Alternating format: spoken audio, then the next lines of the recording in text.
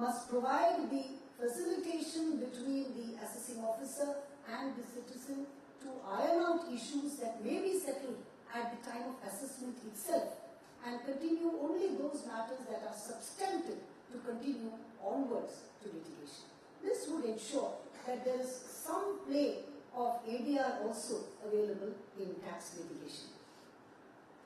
Today we have tax morality and fairness on the part of the citizen, and tax transparency and fairness that is important as far as the state is concerned. You will see that I use the term fairness both for the citizen and for the state.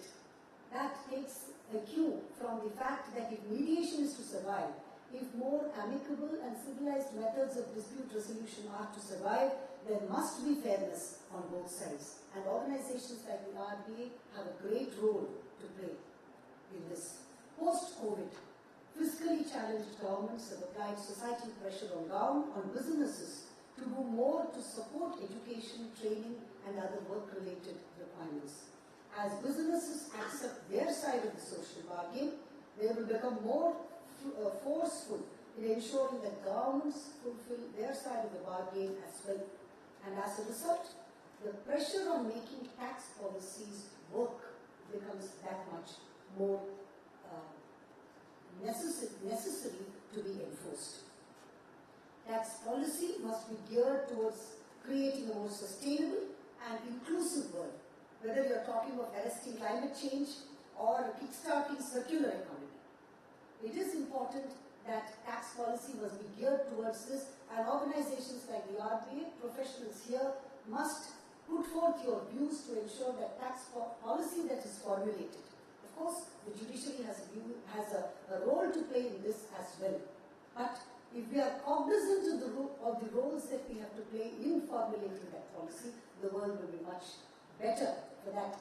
And when we are looking at embracing the future, we are looking at guiding tax litigation to embracing a future that is more sustainable, ecologically, and in every other way possible. We are racing against time, so I just take a few minutes more. We are today in the world of data and the transparency of data, and this has to be married with the Digital Data Protection Act that India has also enacted last year. It is a nascent and virgin area, the marriage of data and transparency with the application of the Act. And I leave it for the young and fertile minds here to work out how that is possible. Artificial intelligence is playing a big role today, and I think a couple of sessions in the conference are also curated towards presenting the initiatives of Indian entrepreneurs towards artificial intelligence. The world over, there have been great strides taken. In fact, we have what is called BlueJay, all of you may be aware, which is a generative artificial intelligence tool that allows for AI to give solutions for tax disputes. This, they say, is going to take the world by storm, and we look forward to such initiatives coming from our entrepreneurs as well. I read somewhere that when you talk of embracing the digital transformation, there was a quote in the New York Times which said, quote, "Move too slowly and risk getting left behind. Move too quickly and neither the staff nor the technology will be ready."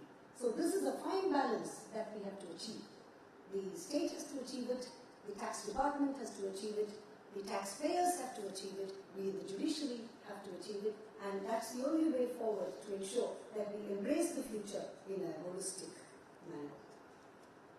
I'll again end with a quote. They say, "Once a new technology rolls over you, if you are not part of the steamroller, you are part of the road." Today, we are all part of the road. The steamroller of technology has rolled over all stakeholders in the tax world, and we must equip ourselves in order to ensure that we embrace the future holistically and in an appropriate manner. Thank you very much. It was a pleasure being here.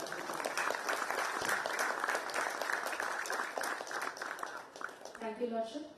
I now request Advocate D. Anand, Chairman of the Conference Committee, to present a token of appreciation to Honorable Justice Dr. Anita Sumanth.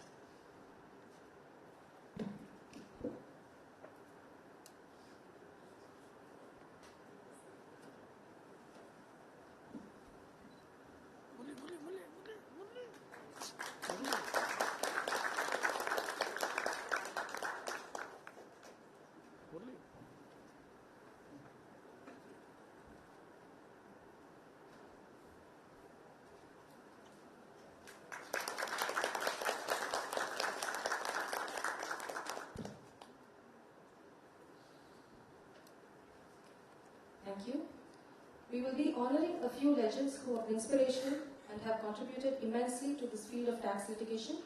I now call upon Advocate Vikram Vijayaraghavan to say a few words about the legends to be honored today. Thank you. Salutations to the legend. Salutations to the legend, Shri T.N. Sitaraman Advocate. Yes.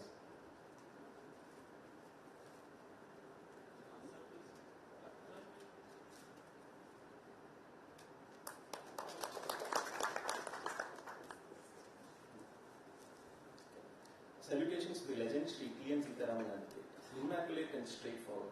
The Revenue Bar Association has a glorious existence of 61 years, and the doyens of the legal profession, specializing in income tax laws, have been members and part and parcel of this great and impressive journey. The Revenue Bar Association Chennai, with profound admiration and respect, and to commemorate Shri T.N. Sitaraman, a pillar of the Revenue Bar Association, whose legacy of diligence, leadership, deep-seated belief in the power of law to empower and protect is unparalleled. Shri T.N. Sitaraman joined the Indian Revenue Service in the year 1957, and thereafter he began his practice as an advocate in the year 1971. He has served as the president of the Revenue Bar for the period 2001-2003. The Revenue Bar Association, in this two-day tax conference, Tax Litigation Embracing the Future, seizes this opportunity of honoring his achievement and his enduring impact in the tax litigation sphere. To Shri T.N. Sitaraman sir, on behalf of the Revenue Bar Association, we extend our heartfelt gratitude, our admiration for your unparalleled dedication and contributions to the field of income tax. May your wisdom continue to guide and inspire young tax professionals.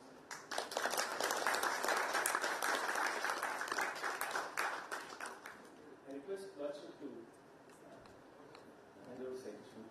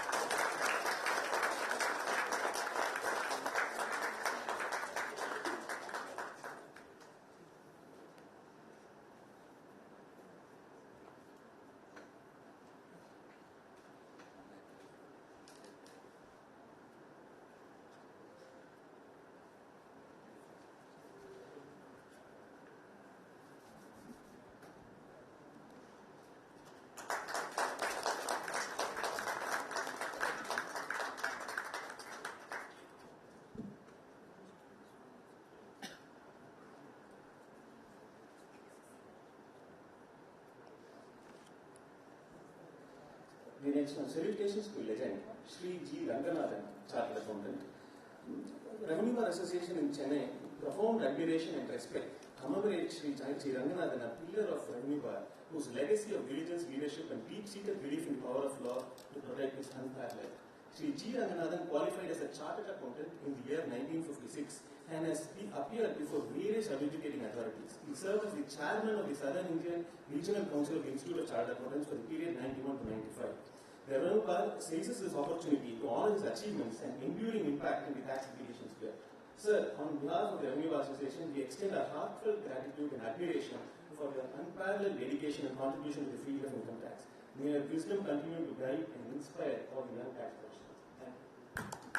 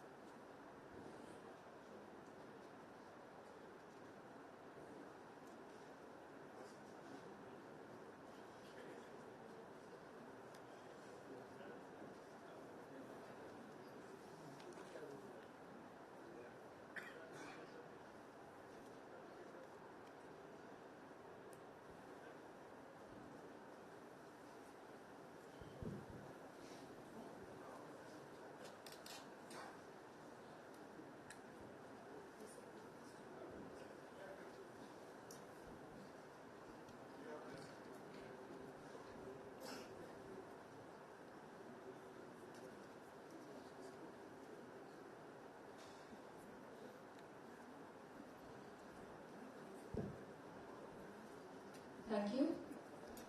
We are very happy to see that the families of these legends have also joined us today.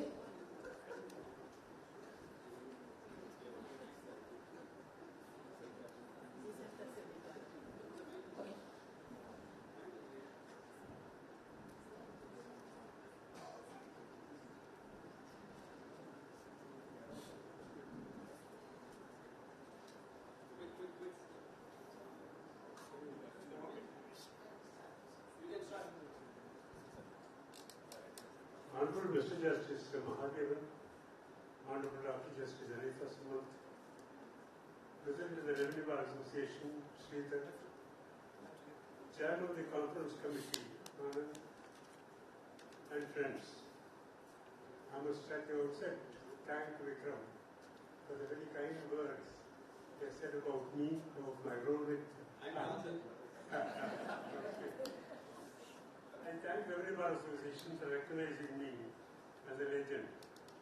If longevity is the criterion for a legend, I qualify for the recognition. After graduation in 1956, I sat for the UPSC examination. Upon selection, I was asked to give my order of preference out of various central services. I opted for railways, audit and accounts, etc. Income tax was my last choice. I got income tax. I joined service in December 1957. On completion of training at Nagpur, I was asked to choose the first place of posting. In the order of preference, Calcutta was my last choice. I got Calcutta. During my 6-year stint at Calcutta, between 1959 and 1965, I obtained my law degree. The next best thing which happened during that period was I got married to Vasanta in 1963. Between 1965 and 1971, we led a nomadic life, being posted in Bombay, Coimbatore, Chennai, and Trivandrum, where I served as an upper assistant commissioner for 2 years until March 1971. In July 1970, with the guidance and help of Mr. V. Ramachandran, I enrolled in the Madras Bar while still in service. In March 1971, I left service for the sake of my children's education and settled down at Madras. 50-odd years have gone by. I have done my job as an advocate to the best of my ability, ethically. I have not done anything spectacular. I developed a passion for income tax and have enjoyed every moment. I hope to continue the good work. With these words, I once again thank RDA for recognizing me as a legend in the presence of the honorable judges. Thank you, RDA.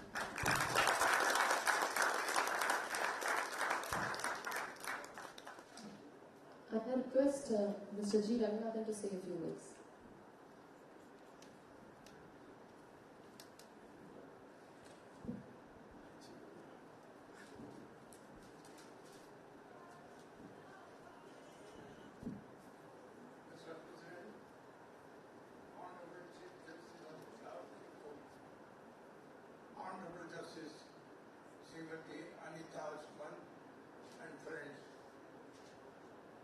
Twice blessed today in that I have been honored by the Revenue Bar and that it was so fitting that I have received it from Justice Anita, whose father, P. Ramachandran, and I had a long association.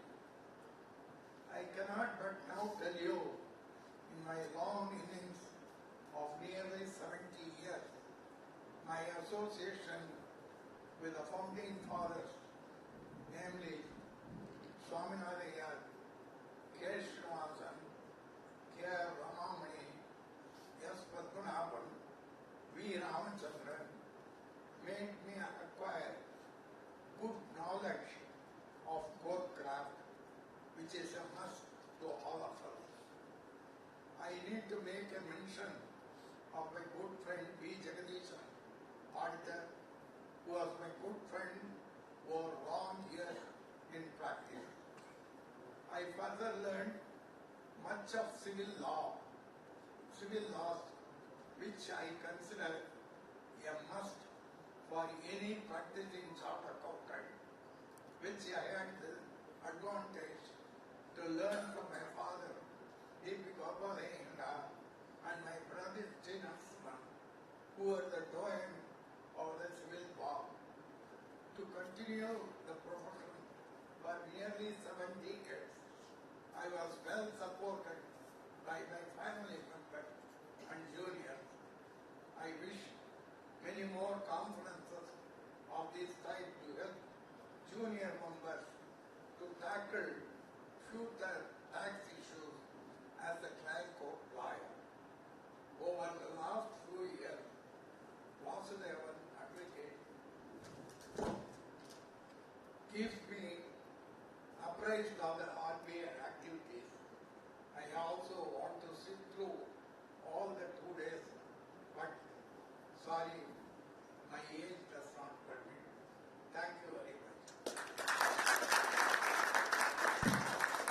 Thank you, sir.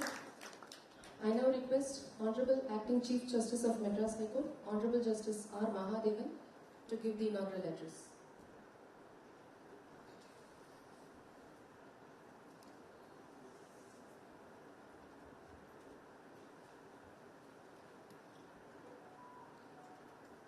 This conference is destined to have the blessings of legendary personality Sri K. Parasaran, as well as the blessings and presence of Sri Sitaraman and Ranganathan.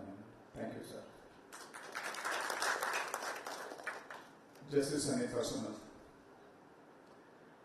Swaminathan, member, Central Administrative Tribunal. Mr. Sridhar, Sir Anand, Vasudevan, and other members of Revenue Bar Association.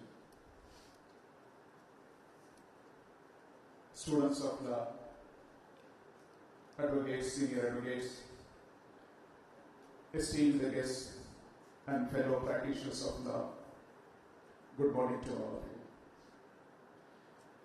you. It is my honor to inaugurate this 2-day tax conference on tax litigation embracing the future, a pivotal moment in the field of tax litigation.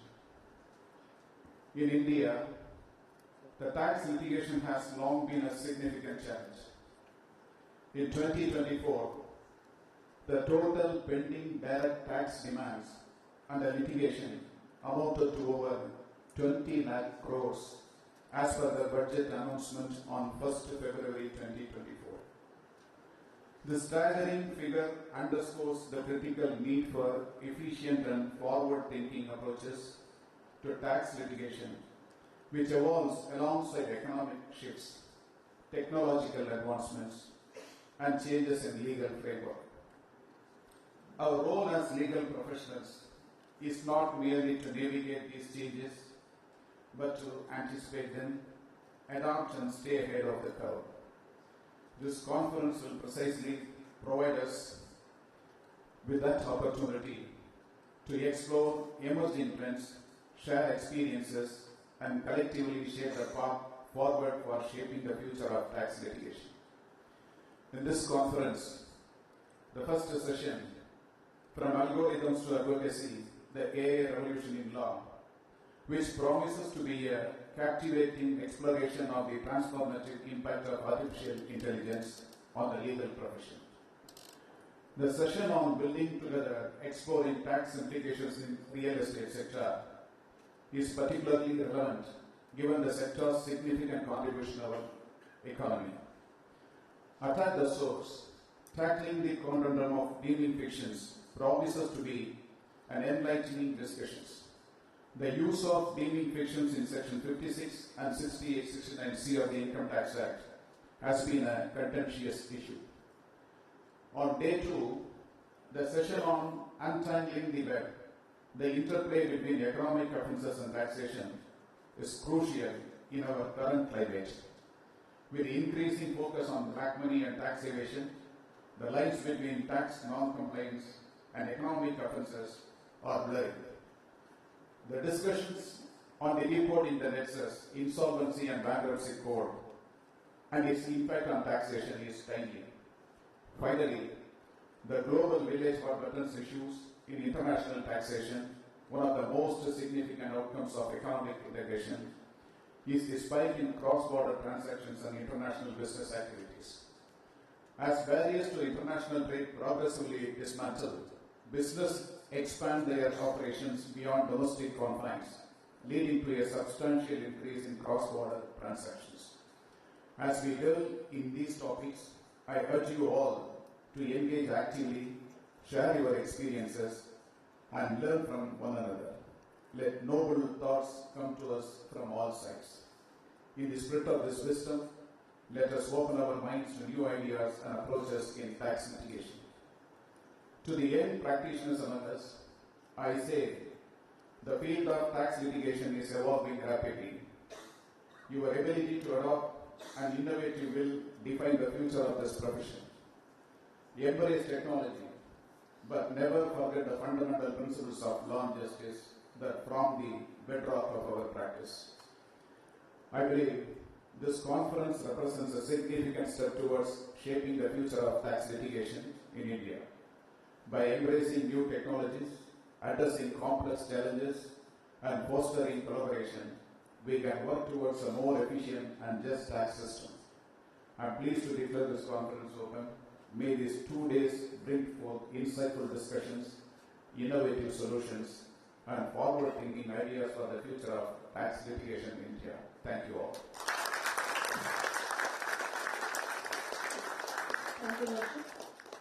I now request Chartered Accountant Mr. B. Ramakrishnan to present a book to Honorable Lordship.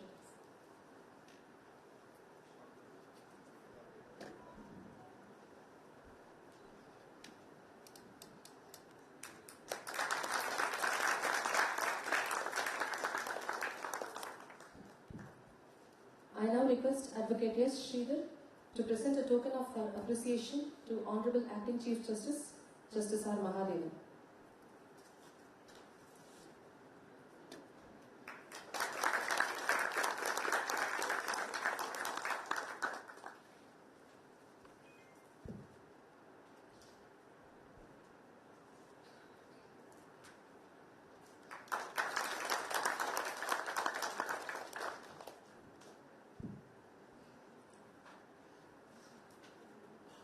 Thank you. I now request Advocate T. Vasudevan, the Secretary of Revenue Bar Association, to render the vote of thanks.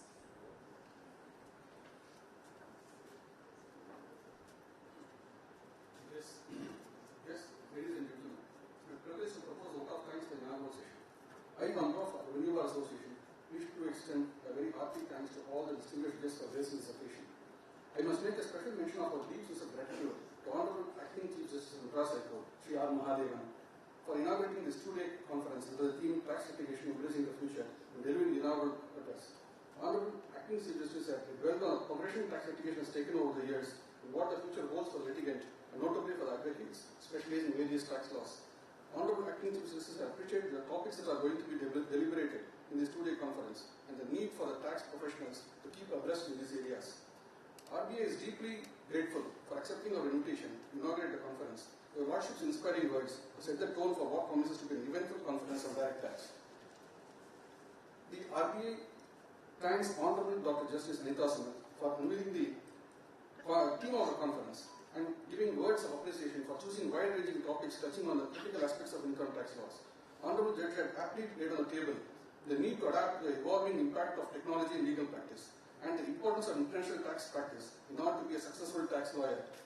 We wholeheartedly thank your leadership for accepting the invitation of RBI and being in our midst and giving words of encouragement.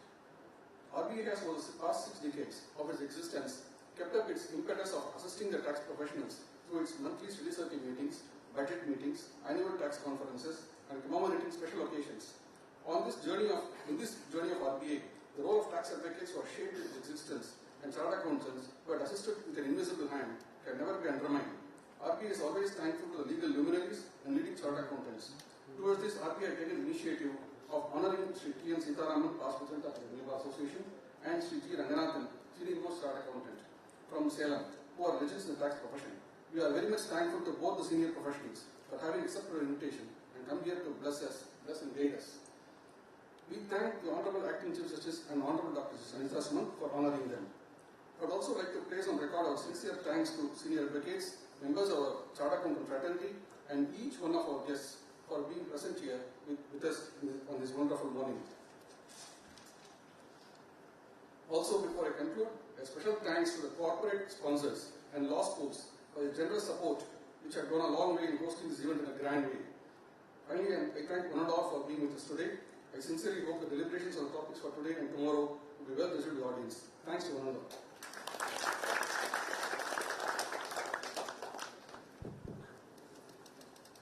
Thank you, ladies and gentlemen. We will have a short tea break, post which we will commence our first technical session at 10:30 a.m.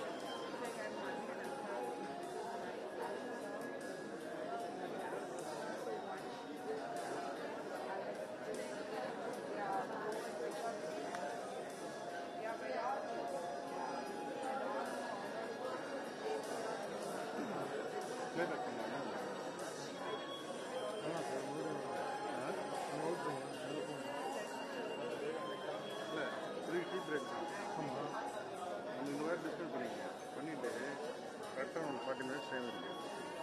Flavour போட்டுக்கலாம். போட்டால் நான் தண்ணி அப்படியே உள்ளே எடுத்து half an hour time இருக்கு உங்களுக்கு.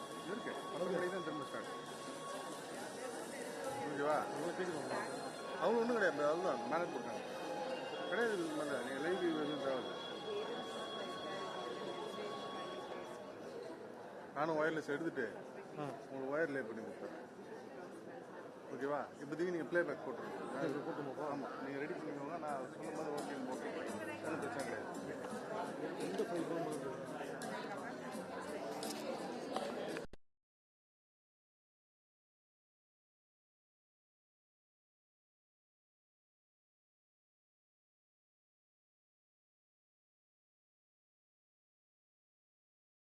here. On behalf of the Revenue Bar Association, I take immense pleasure in inviting you all to the 2-day conference on tax litigation, embracing the future. I now kindly request the honorable dignitaries to take the dais.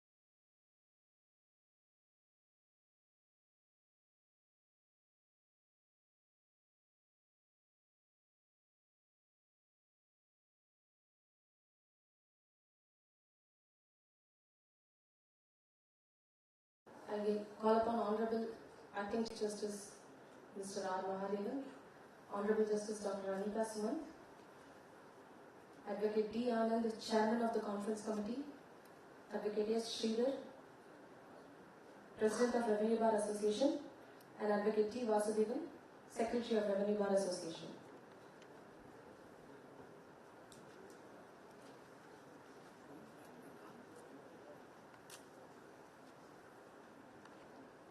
Thank you. We will begin today's program with an invocation song. I request you all to rise for the same.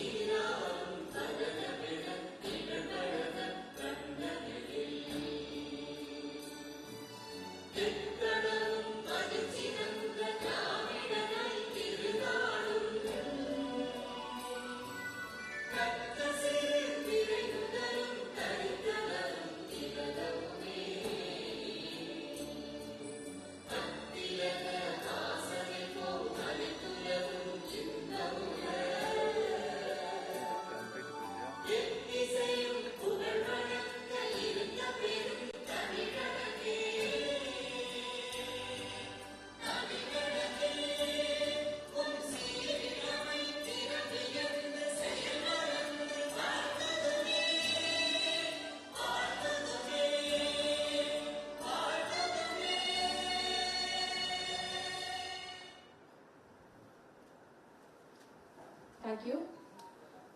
I now invite Advocate D. Anand, the Chairman of this Conference Committee, to address and welcome the gathering.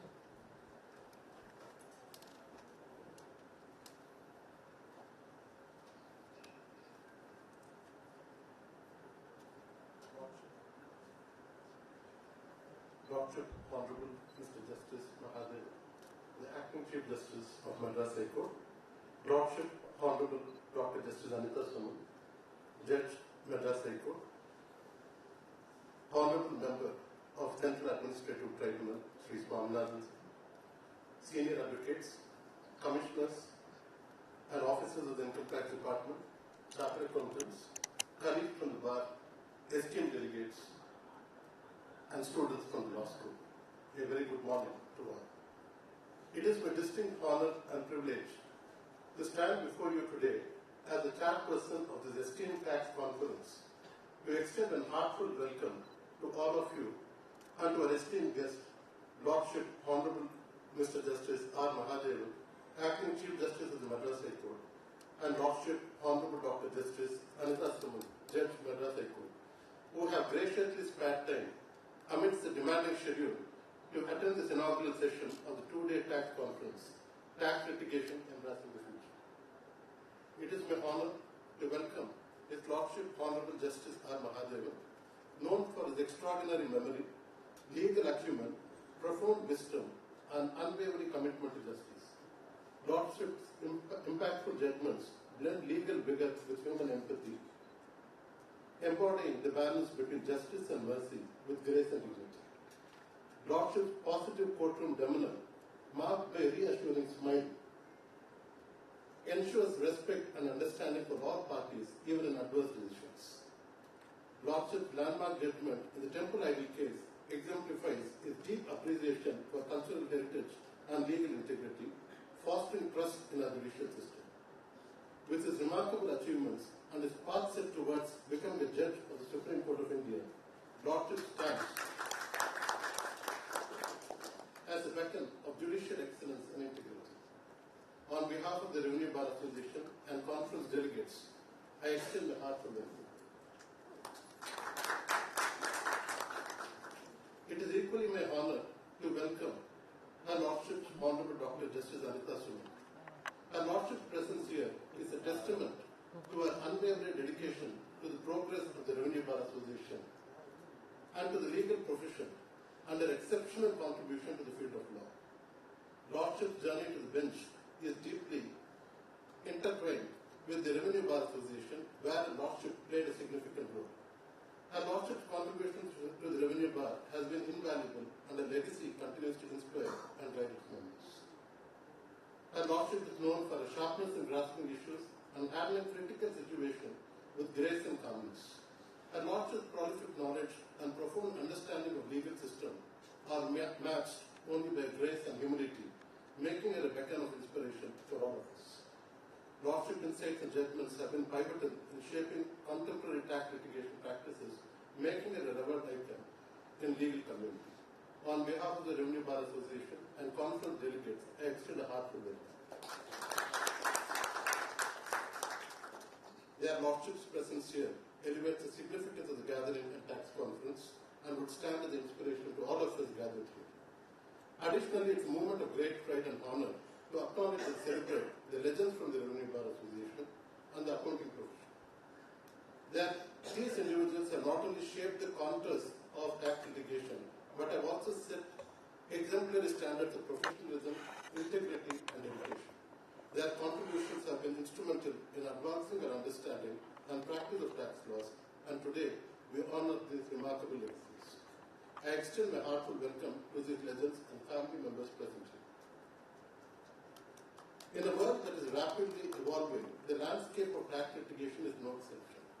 Tax litigation, once perceived as a conventional area of practice, is now undergoing a transformation.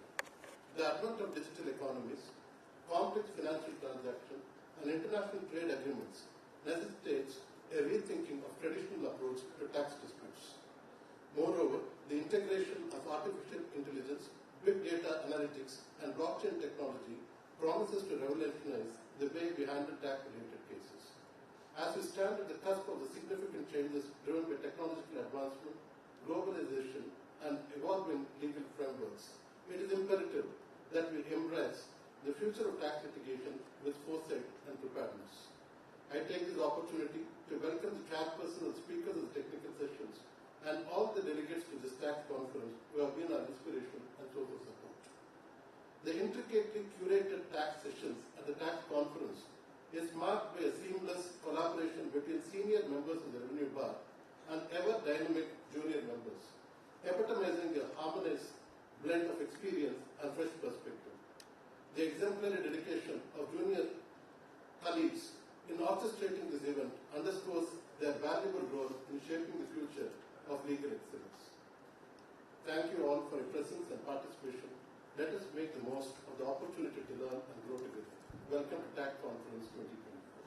Thank you. Thank you, sir. I now invite Advocate S. Sridhar, President of the Revenue Bar Association, to address the gathering. Good morning to everyone. It is with immense happiness, pride and privilege that I welcome you all to the significant two-day tax conference hosted by RBI Chennai. The theme of this conference is dedicated entirely to young tax professionals, including lawyers, CAs and ITPs. On behalf of RBI Chennai, I extend heartfelt thanks to Honorable Acting Chief Justice of Madras High Court for graciously accepting our invitation to inaugurate this session. We are deeply grateful to your Lordship for gracing us with your presence, which underscores the strong bond between the RBI and the bench. I also extend warm greetings to Honorable Justice Dr. Anita Suman.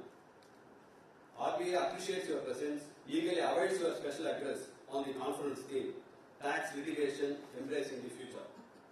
In the illustrious journey of RBI, there are several legends whose commitment to tax litigation practice remains unparalleled, making them integral members of our esteemed RBI family.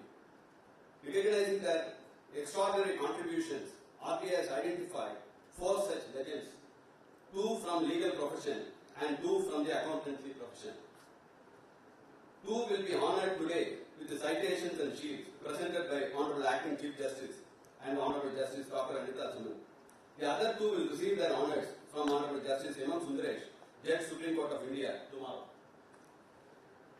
It gives me great pleasure and privilege to announce the names of these 4 undisputed tax legends, recognized for their experience, brilliance, and success in income tax litigation practice. In this inaugural session, we honour Mr. T. N. Sitaraman, Advocate, past President RBI,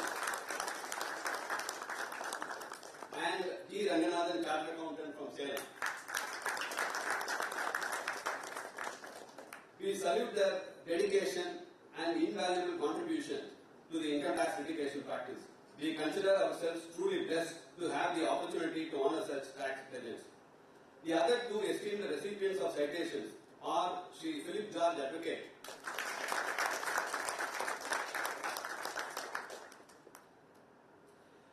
past President of RBI, and Sri E. Sitaraman, Chartered Accountant, and past President of ICAI. They will receive their honours from Honourable Justice M. M. Sundaresh and Honourable President of ITAT tomorrow. Before concluding, it is RBI's duty to uphold the honour of the Madras High Court, and our efforts at RBI are on ongoing commitment. I would like to highlight to the Honourable Acting Chief Justice of the Madras High Court that there are deserving, experienced, committed tax lawyers among the audience today, including several senior turned lawyers. With this, we look forward to opening a new chapter in the history of RBI. Thank you all. Thank you, sir. We take great pride and privilege to say that Senior Advocate Shri K. Parasaran is a founder member of this Revenue Bar Association. He has been kind enough to send us his warm wishes through a video. We will now play the same.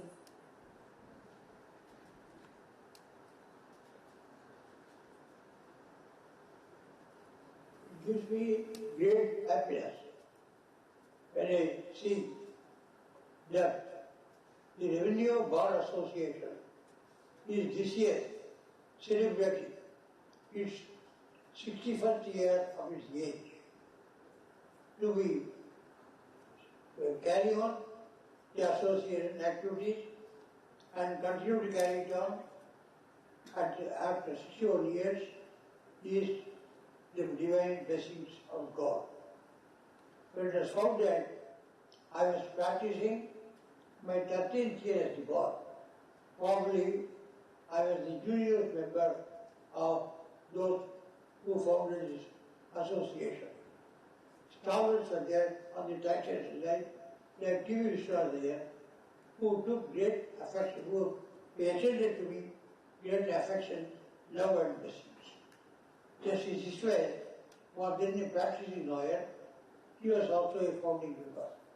He used to appear as federal government lawyer in list of interpretations, and I used to appear in a number of interpretations arising out of the Madras Estate abolition and conversion in 1948. That brought both of us together, and our friendship lasted till he retired.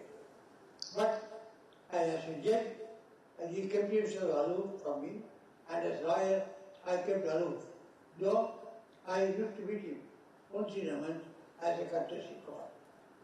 That I have been able to say a party word in this year's function is also again the blessings of God. Together, I am now running my 96th year completed, running 97th year again. This is the blessings of God that I am arrived to see this function and say a few words about on this occasion.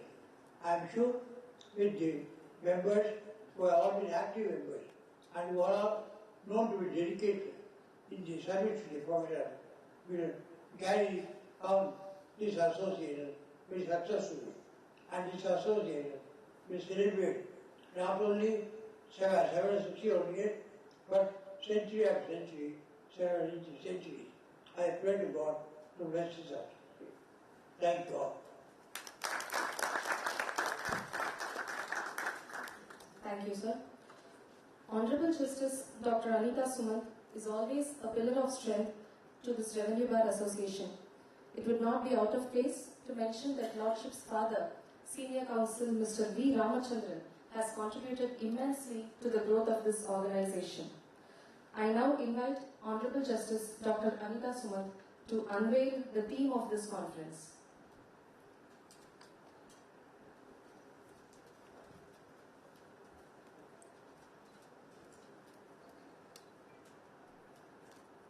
Respected Justice Mahadevan, Acting Chief Justice of our court, Mr. Sridhar, Mr. Vasu, Mr. Anand, respected seniors in the audience, members of the RBA, chartered accountants, my dear friends, good morning to all of you.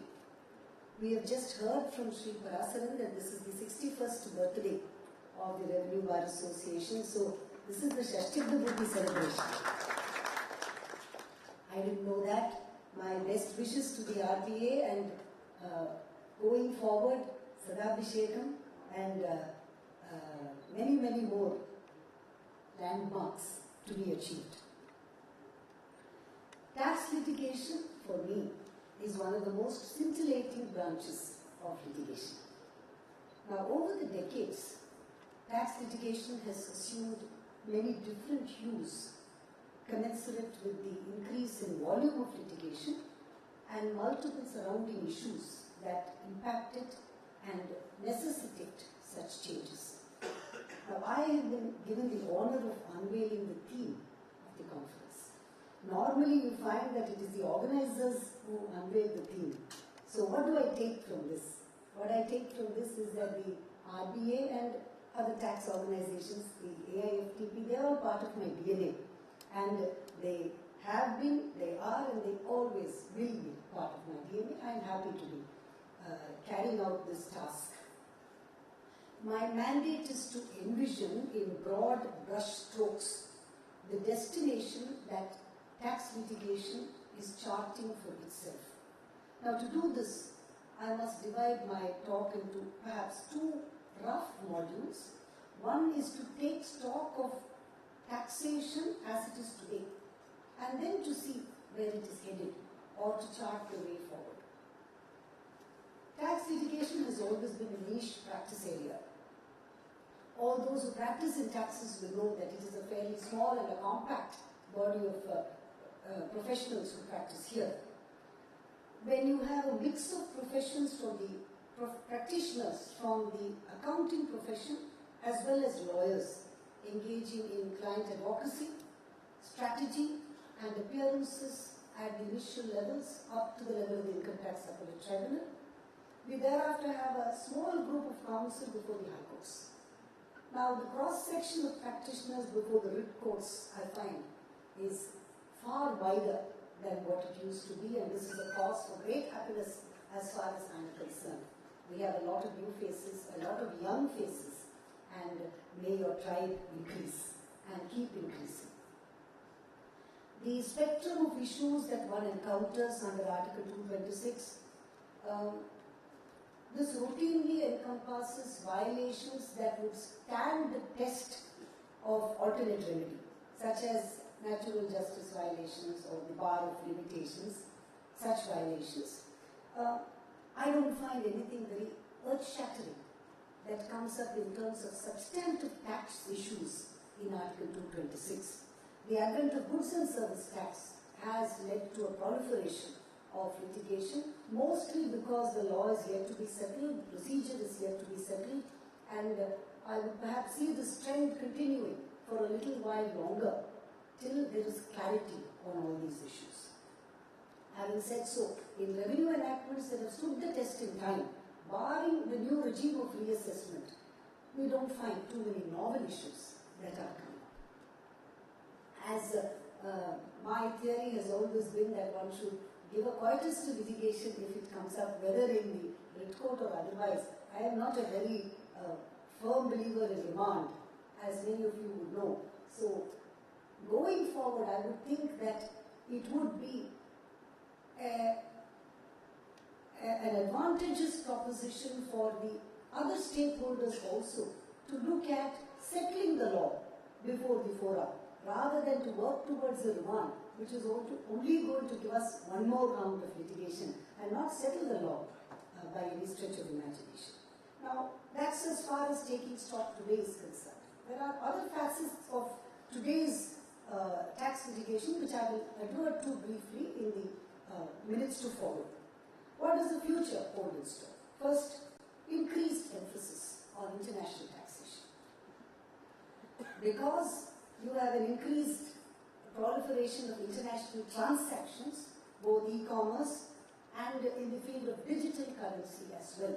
One would have to be equipped with the modes of digital currency that we have, cryptocurrency, etc., and we will have to work out modes and methodologies of how to tax them, whether to tax them and how to tax them. The reckoning of a permanent establishment thus becomes critical. Of course, this has been an ongoing exercise for many decades, and those in tax practice are not strangers to the place of effective management rules and the other methodologies that have been devised to arrive at or to reckon a permanent establishment. But that saga continues and becomes more critical in the years to go. Practitioners desirous of keeping abreast with concepts with international taxation must concentrate on double taxation avoidance agreements, BEPS, base erosion and profit sharing concepts, safe harbor rules, rules of transfer pricing, and here my information may be a little dated, but I have always found a clear demarcation between domestic tax practitioners and international tax practitioners. And my fond hope is that going forward, this gap must be bridged. How does one bridge this gap? This can only happen with increased exposure.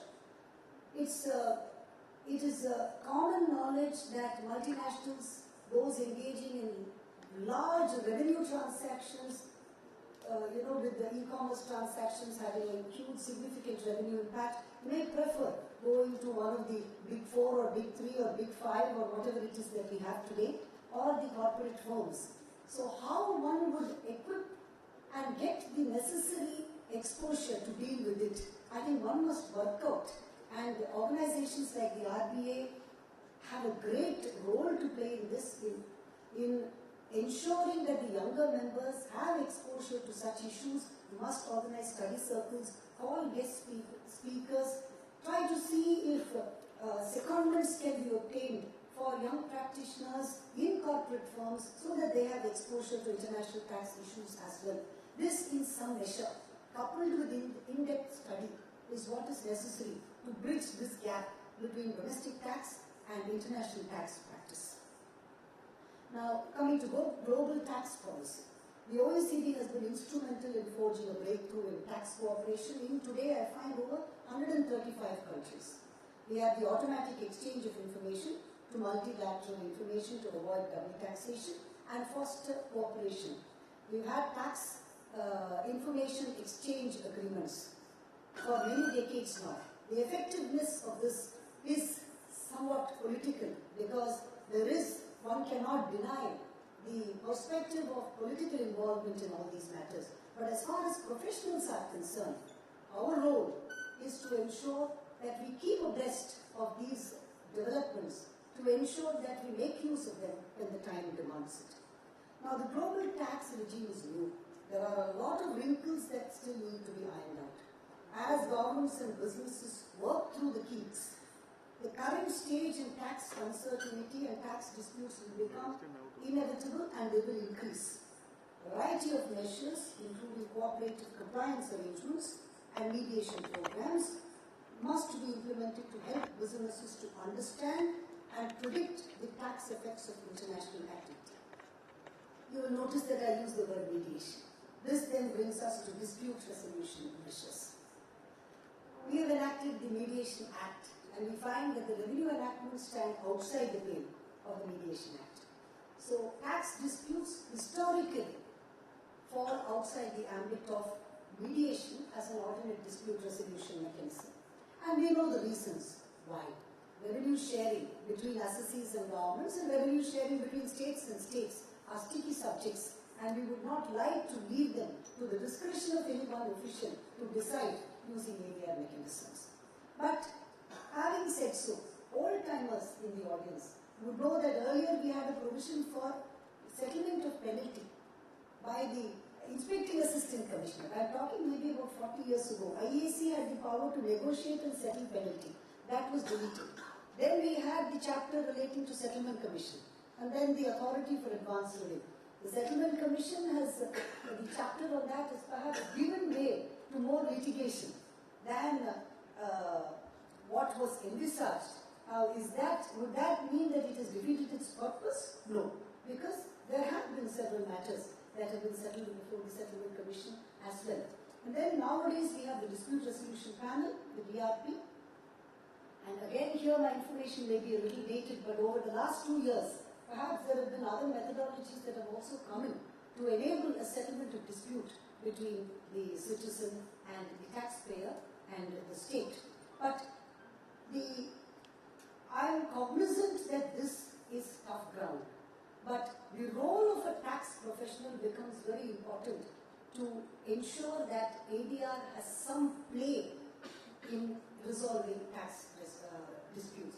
And where this happens at the first stage, where it is the tax professional, the income tax practitioner, the chartered accountant must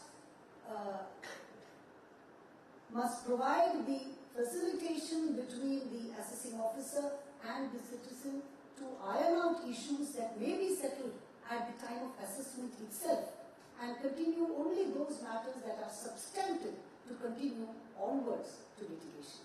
This would ensure that there is some play of ADR also available in tax litigation. Today we have tax morality and fairness on the part of the citizen and tax transparency and fairness that is important as far as the state is concerned. You will see that I use the term fairness both for the citizen and for the state. That takes a cue from the fact that if mediation is to survive, if more amicable and civilized methods of dispute resolution are to survive, there must be fairness on both sides. And organizations like the RBA have a great role to play in this. Post-COVID, fiscally challenged governments have applied societal pressure on businesses to do more to support education, training, and other work-related requirements.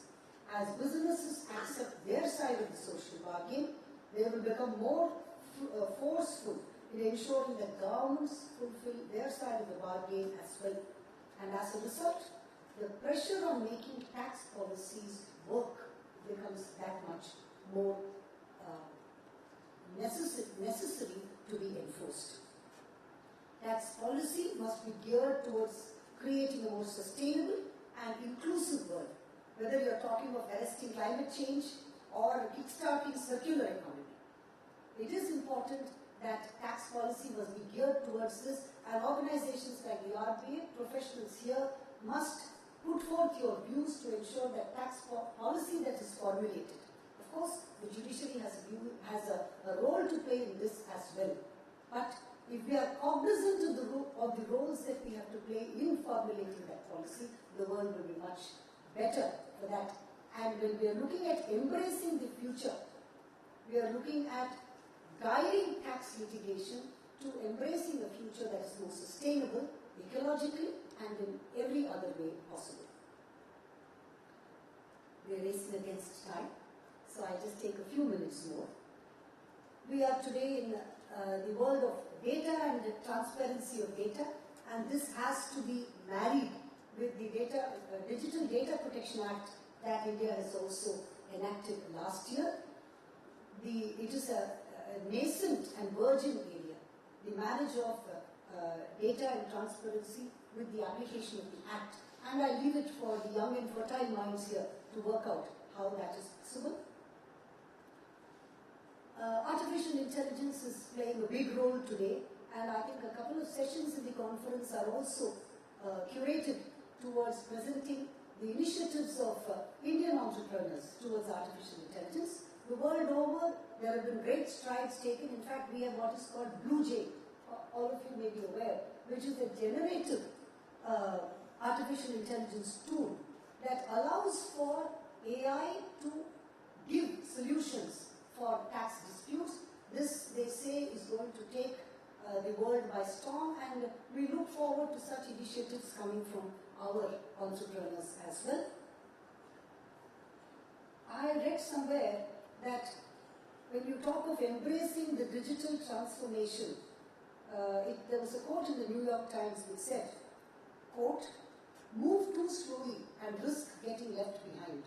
Move too quickly and neither the staff nor the technology will be ready." So this is a fine balance that we have to achieve. The state has to achieve it, the tax department has to achieve it, the taxpayers have to achieve it, we the judiciary have to achieve it, and that's the only way forward to ensure that we embrace the future in a holistic manner. I'll again end with a quote. They say, "Once a new technology rolls over you, if you are not part of the steamroller, you are part of the road." Today, we are all part of the road. The steamroller of technology has rolled over all stakeholders in the tax world, and we must equip ourselves in order to ensure that we embrace the future holistically and in an appropriate manner. Thank you very much. It was a pleasure being here.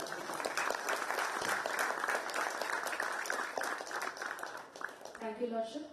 I now request Advocate D. Anand, Chairman of the Conference Committee, to present a token of appreciation to Honorable Justice Dr. Anita Sumat.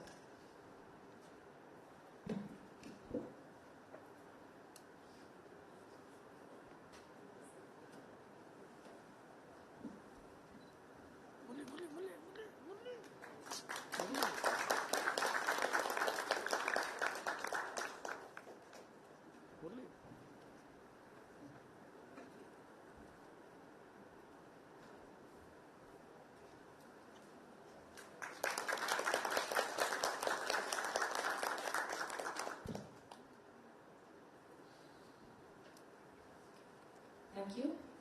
We will be honoring a few legends who are inspirational and have contributed immensely to this field of tax litigation. I now call upon Advocate Vikram Vijayaraghavan to say a few words about the legends to be honored today. Thank you. Salutations to the legend. Salutations to the legend, Shri P.N. Sitaraman Advocate. Yes.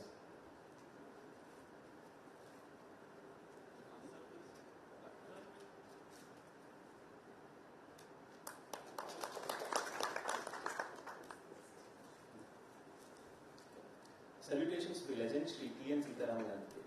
In my immaculate and straightforward. The Revenue Bar Association has a glorious existence of 61 years, and the doyens of the legal profession, specializing in income tax laws, have been members and part and parcel of this great and impressive journey. The Revenue Bar Association Chennai, with profound admiration and respect, and to commemorate Sri T.N. Sitharaman, a pillar of the Revenue Bar Association, whose legacy of diligence, leadership, deep-seated belief in the power of law to empower and protect is unparalleled. Sri T.N. Sitharaman joined the Indian Revenue Service in the year 1957, and thereafter he began his practice as an advocate in the year 1971. He has served as the president of the Revenue Bar for the period 2001 to 2003. The Revenue Bar Association, in this two-day tax conference, Tax Litigation Embracing the Future, seizes this opportunity of honoring his achievement and his enduring impact in the tax litigation sphere. To Sri T.N. Sitharaman sir, on behalf of the Revenue Bar Association, we extend our heartfelt gratitude, our admiration for your unparalleled dedication and contributions to the field of income tax. May your wisdom continue to guide and inspire young tax professionals.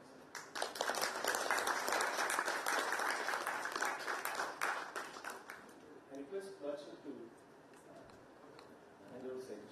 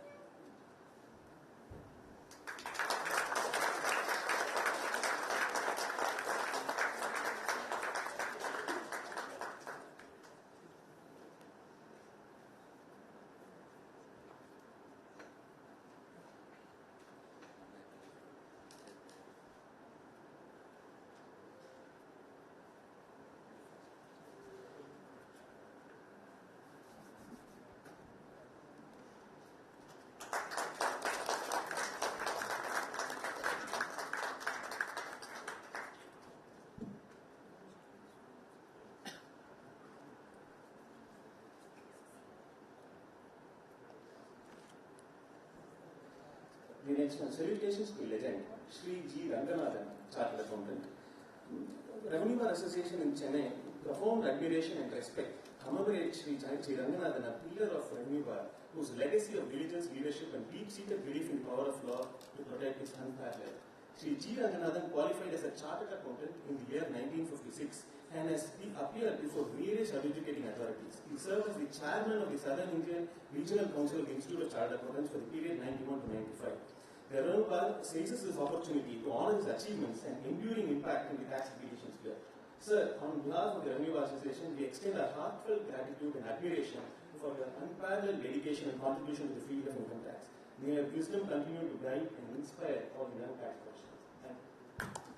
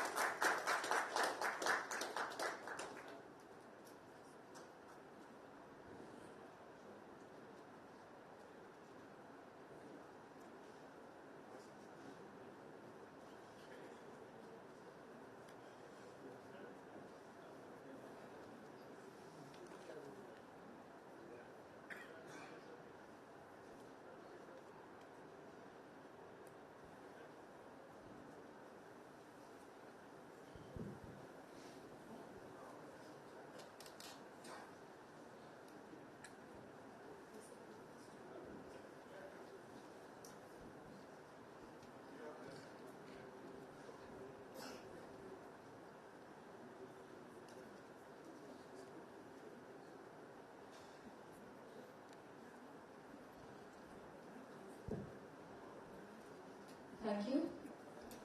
We are very happy to see that the families of these legends have also joined us today.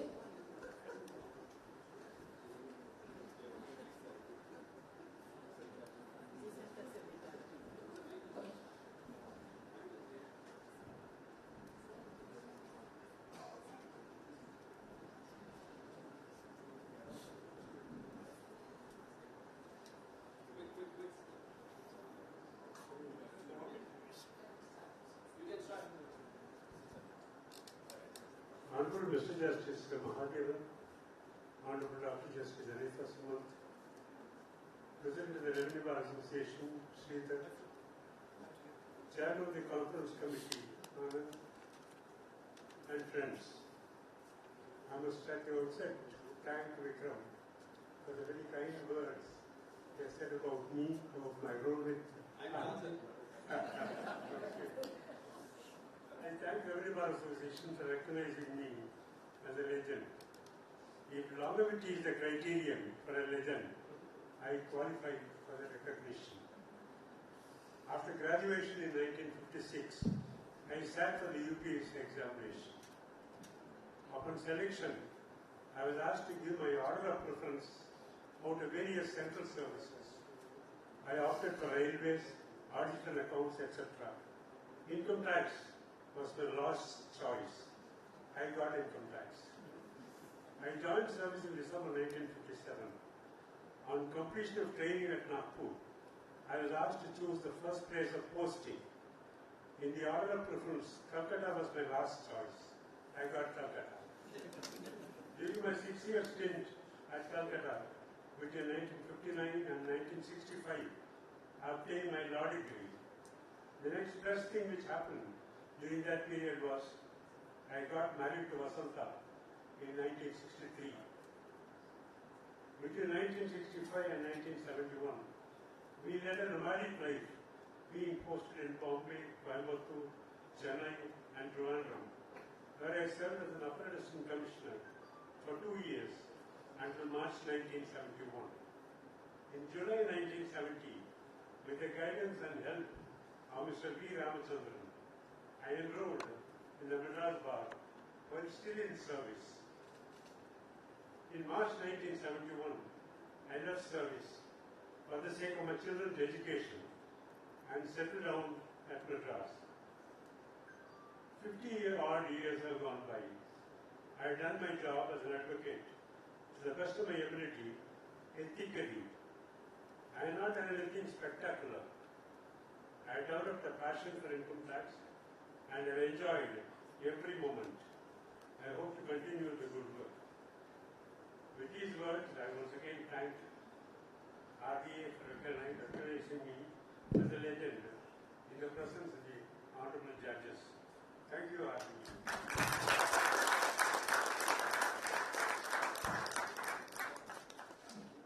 I now request Mr. G. Ranganathan to say a few words.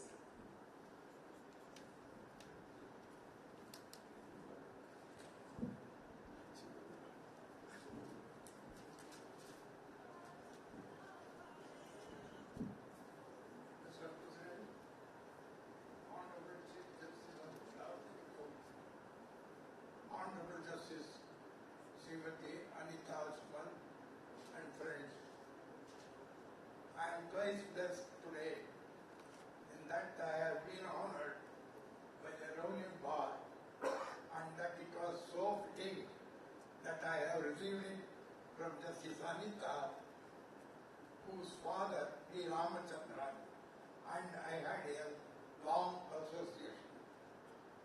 I cannot but now tell you, in my long innings of nearly 70 years, my association with the founding fathers, namely Swaminathan Iyer, K. Srinivasan, K. Ramamani, S. Padmanabhan, V. Ramachandran, made me acquire good knowledge of courtcraft, which is a must to all of us.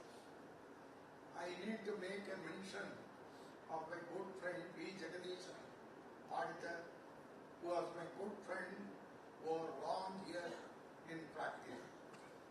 I further learned much of civil laws, which I consider a must for any practicing chartered accountant, which I had the advantage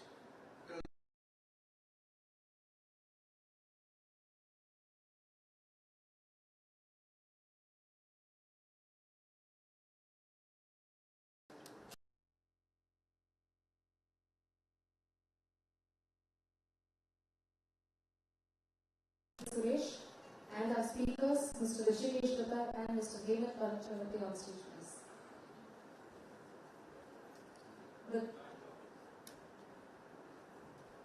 Mr. Rishikesh Datta will join us shortly. The topic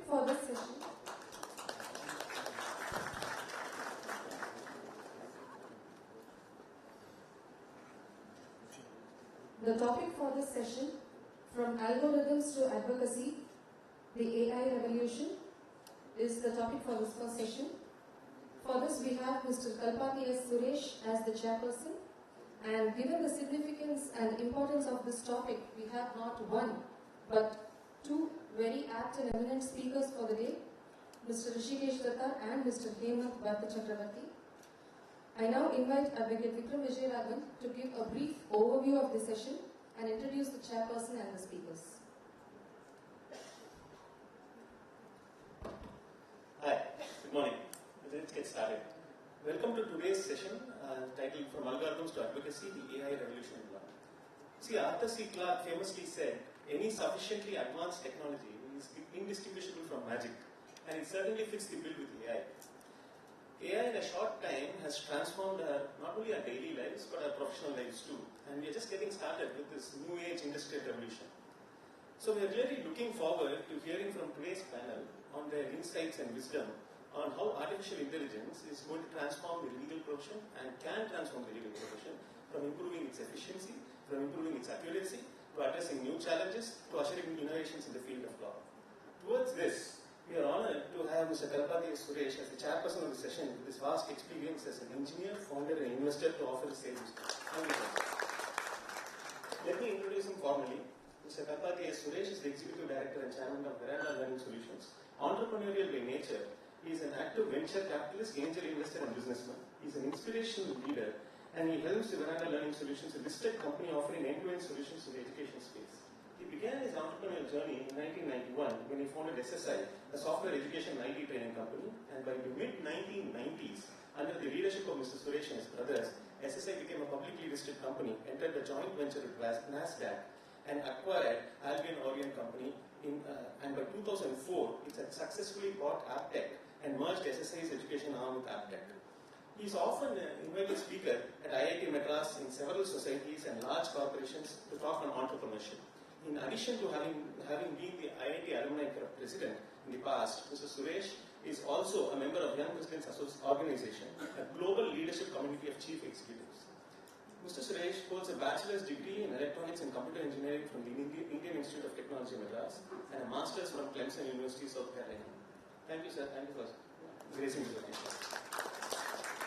We have two eminent speakers here today who will provide the unique insights from the ground, the battleground of AI.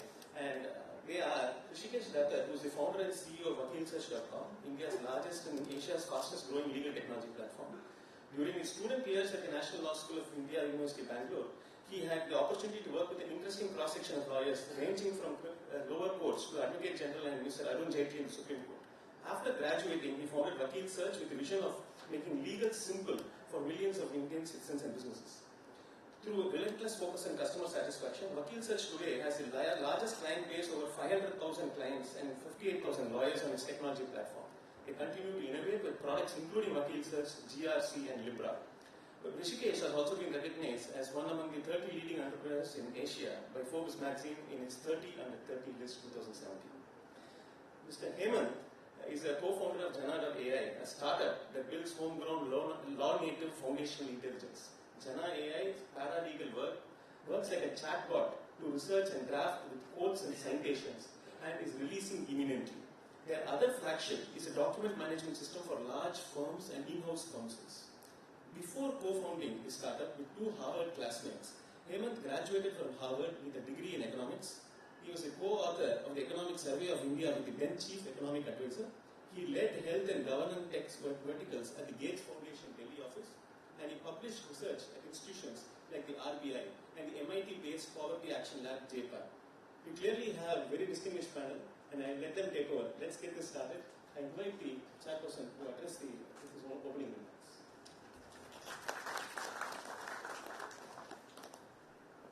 Thank you. It's an honor to be able to talk to and eminent group of lawyers. I think many of them I know in my various walks of life. Great to have a couple of people on the podium who have built something in technology, but both come with a background of law and economics which I do not have. I will probably just sort of mention from a technology perspective the type of changes that have come. Before something like Vakil Search, I remember days, and sometimes it might even be very cinematic, but days when a senior lawyer counsel that when you walk into that room, you would typically find lots of big books. And here is somebody who would say that, for this particular case, you should take a reference of this case in 1926 from state of Maharashtra versus Raghuvanshi Mills. And by just quoting it, the case gets won. And that person is a senior counsel. This is Vivek. Something like Vakil Search can do it in an instant. And so things changed. I know of a very eminent Supreme Court counsel whom I have heard can review a case history of 100 pages in less than half hour and dictate as to how this should be argued in the court in about 15-20 minutes. A ChatGPT, not 4.0, but a ChatGPT 1.0 can do it in a few seconds. And so it moved on. I think the changes that AI is bringing into the field, in many fields, but also in terms of law, is going to be very significant. And I will, before the other two of my eminent people on the dais start talking, sort of in some sense throw the cat among the pigeons. There are many questions of law that will have to be fundamentally understood with the progress that AI is making. And I will talk of a few instances, and that will be a great food for thought, and probably set the stage for the discussion that we will have today. Many of us who have become great authors, who write, journalists, eminent authors who write books, literary and non-fiction books, we learn at the school. We read books like Thomas Hardy, we learn books from eminent personalities, Jane Austen, we build our knowledge, and then we become great authors ourselves. People, in fact, often comment say that a particular author's style of writing sort of depicts the influence of a certain author. And that was seen to be okay. Today, when AI can read all of those books and write a book exactly as how Mahatma Gandhi would have written, cases are being filed. In fact, one of the cases that happened in the US which brought the entire film industry to a halt in Hollywood was because exactly of this being called plagiarism. There are script writers who are saying that scripts that are written by an AI tool, because it has reviewed a lot of other scripts written by people, will actually have to pay royalty to the people whose copyright that it read. The case was won. And it was passed that if AI has reviewed a set of books and basis which it has written something, then the authors of those books will now be paid a royalty. And today an AI tool creates an audit trail of where this information came from. But if you sort of just look back to the example that I gave you, all authors who have come in this world did not grow up and learn in isolation. They learnt in school, they learnt in college, they learnt the Shakespeares, and that molded them to write the books they wrote. And no case in the past until AI came has ever been made against the people who wrote in the style of a Shakespeare. They never paid royalty to the Shakespeare estate at all. And the law did not see it as an occasion to even think there has been a violation of law. Now that has got to be rewritten. If an AI tool can be asked to pay royalty because it picked up a scientific knowledge from a few journals, why aren't human beings being asked to pay that royalty? So far in this world, the law was not there to charge. That law will have to now be fundamentally investigated. So it might lead to even people going back and saying what we thought was not a violation of law might have to be pondered upon. It might actually be a violation of law that we were okay with because it did not move at that speed. A person from growing up to be able to become a mature author and write took 30-35 years. And that was an assimilation of knowledge which was historically available, but over such a long period of time. And the law seemed to connive such a violation. When AI started doing it in a few seconds, everybody is up in arms. That's a case one has to investigate. The second one, as all of us know, in a court of law, any digital evidence is really not accepted. A recorded voice, a recorded video can be provided to substantiate, but it's not a primary evidence. People look for physical evidences. The way the world is going, it is possible that in many of the cases, majority of the submission will be in digital form.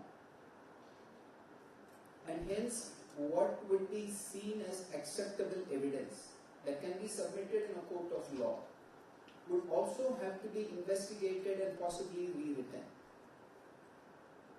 And the third is, if AI, not just AI, but artificial general intelligence, and people are saying an artificial super intelligence which is typically defined as 10,000 times faster than the human, will they be considered as an entity in front of law? Or will it just be human beings? So if a driverless car hits somebody, will the liability be on the person who made the car, who made the software, or on AI? And it goes on. Very recently, about 2 weeks ago, I came across a company that can actually produce an entire business all by itself. An example was a company that trades in grains.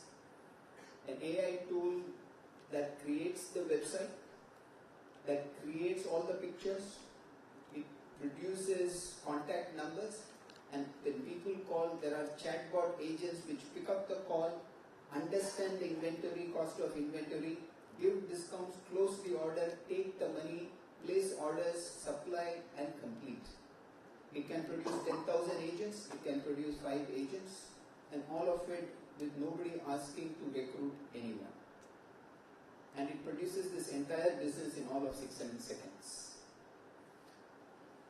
If that business does something which is against the law, then will the case be made against their software or their AI or the person who wrote it? So I think AI is bringing things at a speed that we have never seen before. And that's also the reason why the adaptation by humans has become very difficult. I'll sort of, give an example from an industry that we are involved in. All of us see the recent edition of Raiders of the Lost Ark as a movie. And Harrison Ford comes as a young person that we saw in the first edition of Raiders of the Lost Ark. Majority of that was produced by AI and de-aging software. It was never Harrison Ford. And Harrison Ford was actually paid for that call sheet, though he never acted. And that was also part of the contemplation in the cases that were filed on Hollywood, that if one can use AI to produce a personality and complete an entire movie without the involvement of the physical person, what is the royalty to be paid? And how much should be paid? In movies we have seen before, it is often common where we see somebody talking and behaving in mannerism of another famous actor. And it was all seen as in jest and in humor. People laughed at it. When AI does it, not many of them are laughing. They are running to the courts and filing cases. Right? So AI will lead, and with the progress that it is making at that speed, it will lead the entire legal fraternity to go back and think fundamentals of what is an entity in front of law, whether a human and an AI are treated the same. Will there be a separate set of law books for AI and separate set of law books for humans? What would be accepted in a court of law as evidence, and in what types of cases? I think it is going to lead to so many fundamental aspects that I wouldn't be surprised like when Ambedkar endeavored to go and write the constitution. We might have to go back and write a lot of the law books all over again. And with that I will close my remarks and sort of hopefully set the cat among the pigeons for very fundamental questions, and hopefully my eminent panelists on the dais will address them in their presentation. Thank you once again for the opportunity and a very good morning.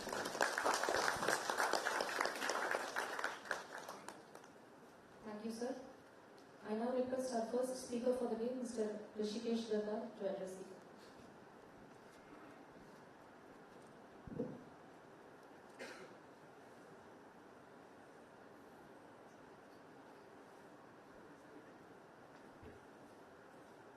Very good morning, guys. Real pleasure to be here. See some very eminent personalities in front of me. Humbled by the people in this room. So the focus of the discussion today is really going to be around what are we seeing as a company at Vakil Search in terms of AI. What does the future hold? So naturally, as an individual, I'm very excited about the prospects of AI and machine learning in our industry. Our industry meaning finance, accounting, compliance, tax, and legal. So we look at it as one unit, we call it FACT. So in finance, accounting, compliance, tax, and legal, what is going to be the impact of AI? The common resistance of us lawyers when we think of AI is resistance. Because we think that, okay, it's going to disrupt everything else, but is it really going to disrupt the law? And most lawyers, if you ask them honestly, they don't believe it's going to happen. They don't genuinely believe that tomorrow there's going to be a robotic process happening in courts, allowing for justice to be dispensed in minutes. They don't believe that cases can actually be heard and disposed of by sentient robots in a matter of days as opposed to years and decades, as is the case today. But as someone famously said, magic is just science which is yet to be discovered. So I think, genuinely, based on what we are seeing today, it's a brave new world, it's an exciting new world. And what's the real difference, if you ask me, is that in the past, the role of a human being was to connect the dots. When I joined law school, as Suresh rightly pointed out, the biggest skill a lawyer could have is just the accumulation of knowledge. Anybody who had the most number of cases and arguments stored in their memory, they were the leaders of the pack. That very slowly evolved over 5-10 years to analysis. So the ability to not just know the dots, but connect the dots. But what is happening with GPT 3.5 and GPT 4 is that the dots are now being connected by machines. And what the role of us as human beings, and specifically as human lawyers, is going to be is to imagine the next dot. And I'm going to talk you through some of the things that we are doing. This is, in the context of what is happening in the Silicon Valley, this is very pedestrian. This is not path-breaking, revolutionary stuff in context of what's happening in some of these deep tech firms sitting in Tel Aviv and San Francisco. However, in our industry, I believe that we have a lot of room to grow and improve. And I'm going to show you some of the stuff that we have done. Maybe the next slide, please. So, this is basically the core of what an AI engine does. This is the core of what an AI engine does. So if you look at it, if you ask it, can a non-director give a loan to a company? So what the AI bot will do is it will break this sentence up, which is just the English sentence, into necessary components. So it will identify that, okay, there is a non-director here, there is a loan here, and there is a company here. So it will then look at the knowledge base. It can process hundreds of millions of judgments in a second. It will look at the knowledge base of all the acts, all the bare acts, all the judgments available to mankind in India and across the world. And it will identify what the answer to this question is. Right? The GPT-1, GPT-2, this was still very basic. But the GPT 3.5 and GPT 4, the AI bot has begun, the AI engine has begun to become very, very, very efficient. So it will then start reading out not just the law, it will give it to you in a summary, but it will also give you case laws supporting its point. So this is actually what is already happening today. So the knowledge base, this is the foundation of AI. So you can feed billions of pages of inputs over a matter of a few days.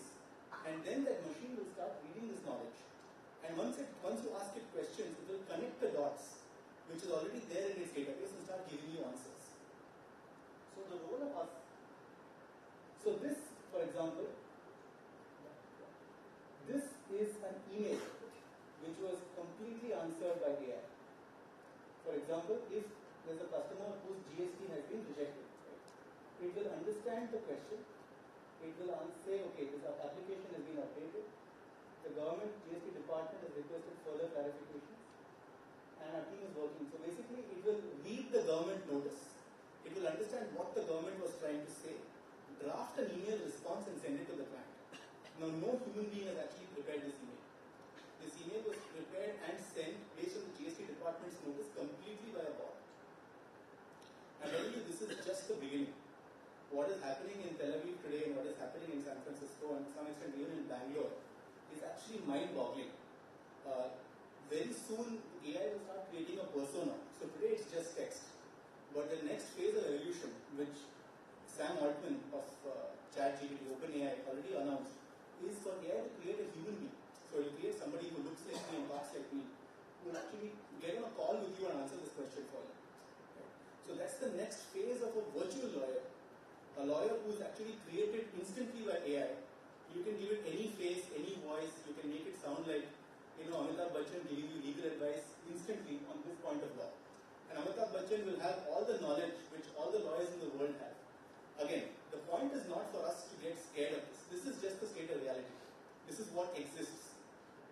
And regardless of what we want to do or don't want to do, this is going to keep getting better and better and better. The question really is, how do we therefore take advantage of this?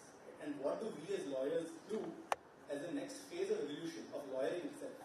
I think that the answer, like Mr. Kalpati Suresh rightly pointed out, is to reimagine what it even means for the legal profession and what should be the goals of the legal industry in India. Now, we have very ambitious goals of being self-sufficient, of being a developed nation by 2047, of being a $5 trillion and then a $30 trillion economy. So for those objectives to be achieved, right, with a 130 or 140 crore population, which is where only 10% of the population actually accesses courts of law. Now imagine if we are able to actually start solving disputes in 6 months to a year. Imagine the kind of velocity of cases which will then be filed. Today only 10% of Indians or 90% of Indians don't have the courage or the money to go to a court of law. That's the reality. They stay away from it, they go to all kinds of shadow justice and behind the table justice forums to access justice. That's the reality of India today. There are many ways in which people get things done. 90% of people don't go to court. My belief is that if we are able to actually democratize justice and law by empowering lawyers and therefore bringing down the time and the cost of justice and justice delivery in India, from 9 out of 10 people staying away from courts, that number can actually be reversed. All of us have problems in life, whether it's a consumer issue, or it's something at home, or it's something at work, all of us have issues in life. We choose not to go to courts today. In America, it's the opposite. They go to courts and they demand justice. The same in the Western world. We will change that dynamic when this happens. I genuinely believe that this will actually be the biggest benefit that the legal system has had in the last 80 odd years since independence, 75 plus years. Like Lenin said when the tanks rolled into the Red Square, he said sometimes decades take weeks and weeks take decades. The weeks have taken decades for us. It's taken 7, 8 decades for us to get to this place. But from here on, it is very possible if we are not going to take a tone of resisting change, but actually embracing change as it exists and pushing to the next level. I think in our industry, in the legal industry, in finance, accounting, compliance and tax, it's very realistic that decades will actually take weeks. We'll be able to do in a couple of years or in maximum half a decade what has taken us 75 years to do. So I'll walk you through some more things which are happening in the world over there. So this is actually a robot which was trained to talk like a human and answer queries about trademark application. I don't think I'll be able to share it because this is a secure link. But what this robot does is it actually knows trademark law, knows the basics of trademark law. And if the customer asks questions on trademark, it's actually able to listen, understand the customer's query and answer the questions. It's a self-training robot. Now this is again GPT 3.5. In GPT robot can actually predict the question, just the way a human can. So what's the difference between a human and a machine today? The difference is if you are a very highly experienced lawyer, even before the client asks you the next question, based on your knowledge of the client, the history of the case, you'll be able to predict what is the next question that's going to come and answer that question. Now what's happening in GPT-4 and GPT-5 is that's becoming the domain of the machine as well. So where we see this affecting and impacting advocacy in a very positive way is that the basics of client counseling, discussions with clients, answering routine queries can actually be done by the robot itself. A client, a lawyer, who has 5 juniors in office will have a 6th junior, and the junior will be a robot, answering all the basic queries, answering all the routine questions which clients may have. Right? Getting those answered. Whenever there's a complex question which the robot cannot answer, then the lawyer gets involved. So it's like having a junior available to you 24 hours a day, 365 days a year, who is constantly learning and training himself or herself. You can give this robot any personality. You can make it a 20-year-old man, you can make it an 80-year-old woman, and anywhere in between, any accent, any language, any dialect. It's completely language agnostic. So it can learn Swahili and can give advice on trademark law in India in Swahili to a customer in Kenya. It's very good. So this is more simple. I think many of us have already seen. This is basically machine learning. So you can extract information from any document. So you give the PAN card of any individual, you give any other document, it will immediately extract. This is one of my colleagues. So you can, for example, Abdul Rahman Khan. So his entire data can be extracted in a second. Now this is very rudimentary today, so I won't dwell too much on this. So the last application which we have applied machine learning and AI in our organization is in routine automations. For example, if you want to file a trademark, if you want to incorporate a company, both of those get done in seconds. Now this is another area where I believe lawyers and lawyering particularly can take a big leap forward. An inordinate amount of time, both of the judges and the courts and us as lawyers is taken in repetitive routine tasks. All of us have seen that about 70-80% of time before a judge in court actually goes into any stuff other than the dispensation of justice. This can eliminate all of that. This is again basic. This is evolving every day as we speak. So processes like adjournments, passovers, right, listing of matters, calling, all of that can be replaced by AI. We do not need humans, we do not need to waste the court's time, we do not need to waste the litigant's time in that process. It can be completely done. Even matters in criminal law, like you want to see whether you want to bring a prisoner to court, that entire process can be done with augmented reality with the prisoner in jail. So you don't need to have the burden of transporting them. It's uncomfortable for them, it's a consumption of time and consumption of cost for the system. All of that can be done with simple implementation of machine learning tools. So let me come back to where I started this conversation with. Sometimes weeks take decades and decades can take weeks. We need to look at, as a country, as a legal fraternity, as a system, finance, accounting, compliance and tax system, if our ambition is to keep up and in fact beat the pace of growth of this country in economic terms, if we have to become an advanced economy by 2047, we cannot enter into a first world with a third world legal system. The legal system cannot hold back the country anymore. The legal system has to in fact advance the country to the next level. If cases can be heard and disposed of in a matter of 6 months to a year, there are calculations back in the Dutch Foundation which show that it will triple the number of people entering courts and it will add between 2 to 4 percentage points to the GDP. Adding 4 percentage points to the GDP literally means lifting 100 million people out of poverty.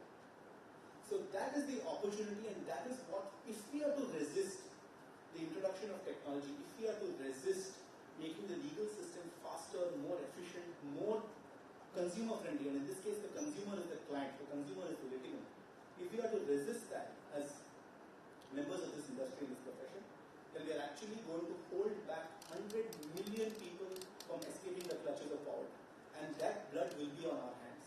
There was a very unfortunate judgment of the Madras High Court a couple of days ago, where the judge in very socialist tones pointed out that the legal industry is not a business, but it's a noble profession. Now, I have no dispute with the fact that the industry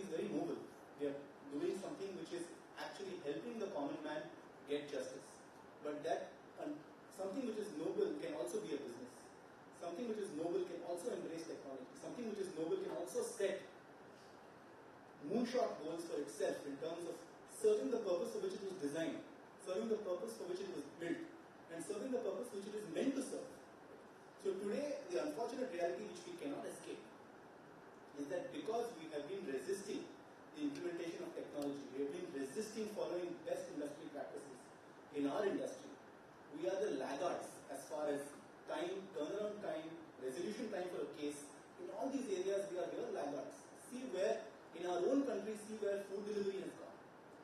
Could you imagine 10 years ago that I could press a button and my groceries would be delivered in 7 minutes? Was it even imaginable for us? But if that same country can do such magic in other areas, why are we content with such abysmal rates of justice delivery in this department, which is in our control, which is in our purview? So the question I'm really leaving all of you with is that the technology is here and the ability for us to make change is here. The decision to make change lies in our hands, and how quickly we adopt it is really going to make the difference between whether we continue to let decades take decades or whether we can actually make decades take weeks. So with that, I'll take a pause. I'll let my next speaker take over. Thank you so much.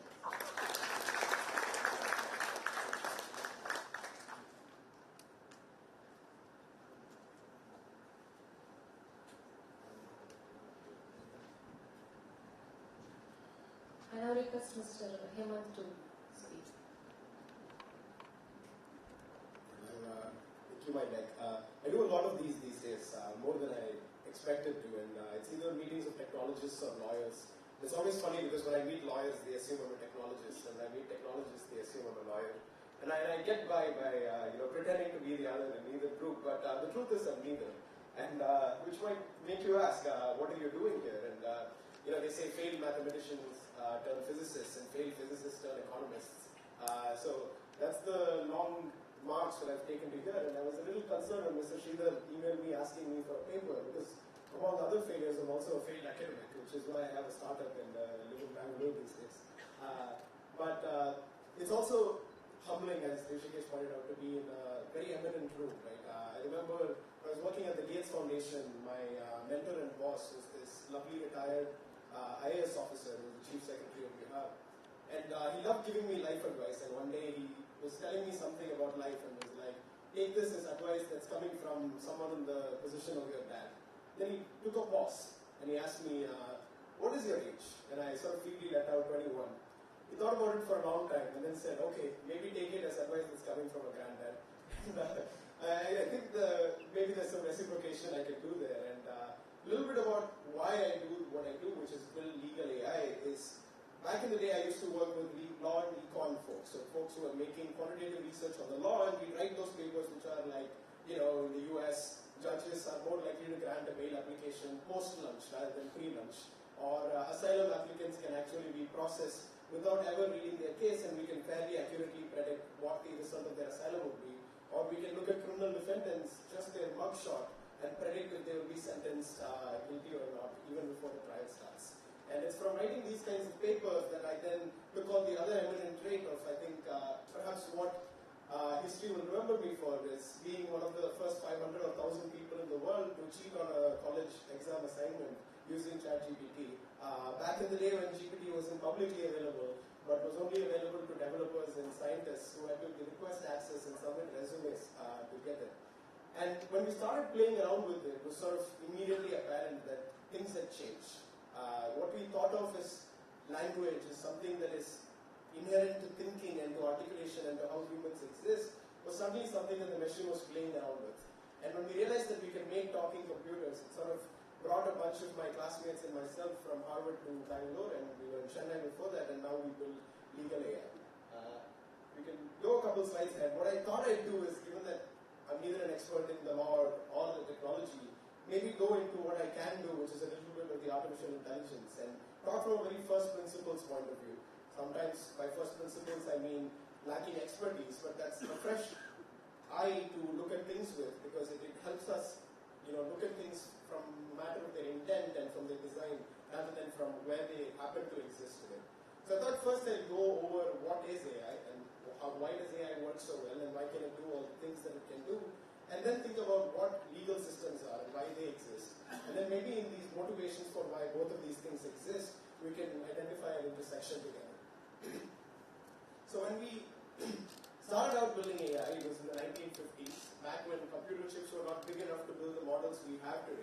but we looked at the synapse in the brain and we thought, hey, we can build a neuron like that in the machine that fires or doesn't fire when a particular input is given. So the same way when I see something, a part of a neuron that's attached to my vision system fires and that allows me to process the image and build a sight out of it. The AI does something similar, and that was the invention of the neuron, a perceptron, as Rosenblatt called it in 1957. And it's funny that it works so well, because in some ways it's a parrot. And you might also want to get used to this format. I'm going to have a lot of slides with seemingly unrelated and nonsensical images. But in many ways, AI is a parrot, right? And it repeats what we say. And it does that by mashing together things that it heard from different places. But the funny thing is, so are humans. I remember this early article that came out in this wonderful AI blog back in the day when GPT-2 was released to scientists and researchers.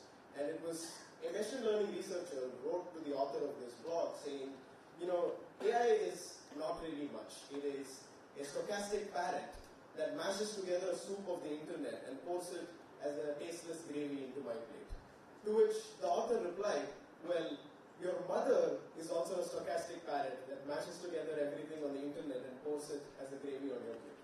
And it's a crass joke, but it really explains how humans learn. And we again and again find these examples in early childhood development where humans who are simply exposed to more words, more sentences, or just watching and listening more things in the first few years of their life have lifelong gains in IQ, employment, achievement, attainment, and so on. And it's because perhaps the best way to imitate is to learn. So a couple of folks have talked about GPT-like models, and this is a little GPT auto-completion when I was writing the About page on our website, and I was writing about my colleague Pranav who's here, and I wanted to show how the AI works and why it fails the way it does and why it succeeds the way it does. And the truth is, the same thing that allows ChatGPT to write poetry is also the thing that allows it to invent cases and to take a petitioner from one famous case, a respondent from another famous case, an entirely different third date, and put it together and propose it as a solution to you. And it's because these models are trained on predicting what we call the next token, which is the next word or the next sentence in a given body of text. So really what the AI has been taught to do is to imitate humans so well that it's predictably always going to be believed as something a human wrote. And so when I started writing Pranav's name and started writing that he was going to start an LLM, it immediately wanted him to have gone to Harvard and before that to NLSI. And Pranav is an overachiever himself, but the pressure that AI puts on us is because, again, the most likely thing that you would believe if I told you someone went to an LLM at Harvard is perhaps then they went and did their BA LLB at NLS. So then I clarified to the AI, I start typing LLM candidate, UC, and immediately now it's updated itself and it says, okay, he's probably going to UC Berkeley, then again picking the top University of California from a dozen options, and then still maintaining that Pranav should have gone to NLSIU. But it's this one magical trait wherein to finish a sentence, you start behaving the same way a human does, the same way a child repeats back words from its parents. But in the process, as you apply more and more parameters to the AI and give it more and more data and computations, as you burn energy onto it, it sort of realizes that the best way to pretend to be a human is to be the smartest human in the world. And it sort of realizes the best way to lie about topics is to actually know everything about them, and to say something plausible is more likely established when you say something true. And this is the world we exist in, right? When AI started out, right, in the 2000s, people used to say, if you're an artist or you're a programmer, you don't need to worry about AI, because programmers are going to be making the AI, and artists are going to be making art, and these are the things that AI is going to do last. Turns out that it was the first things that AI did. Today, 50% of lines of code written by all software companies are written without any human touch. And every artist, graphic designer, and other advertising agencies are threat. In fact, entire movie makers are under threat because we're developing models that when, as a client, I describe, say, a piece of art, it commissions it itself and produces it in a matter of seconds. And really the reason I wanted to show these two images is because they really show the edge of artwork. Maybe we'll do a show of hands thing. If someone can tell me, I'll first say left and then I'll say right. One of these is a work of Escher, who's one of the most famous contemporary artists in the world, and the other is generated by a machine. So maybe those who think the Escher is the one on the left can give me a set of hands. Okay, small minority. And what about the right one? Is that the winner? Okay. And another small minority as well, but we'll take it nonetheless. So the one on the left is a painting by Escher that was thought to be groundbreaking because it shifts perspective several times. So based on the axis of perspective you take, it is actually an entirely different art piece. And the work on the right has learned to do this. And we think, creation is something that is unique, that involves this sentience and this human application and exertion to produce. But really it's something that's a little bit more reducible.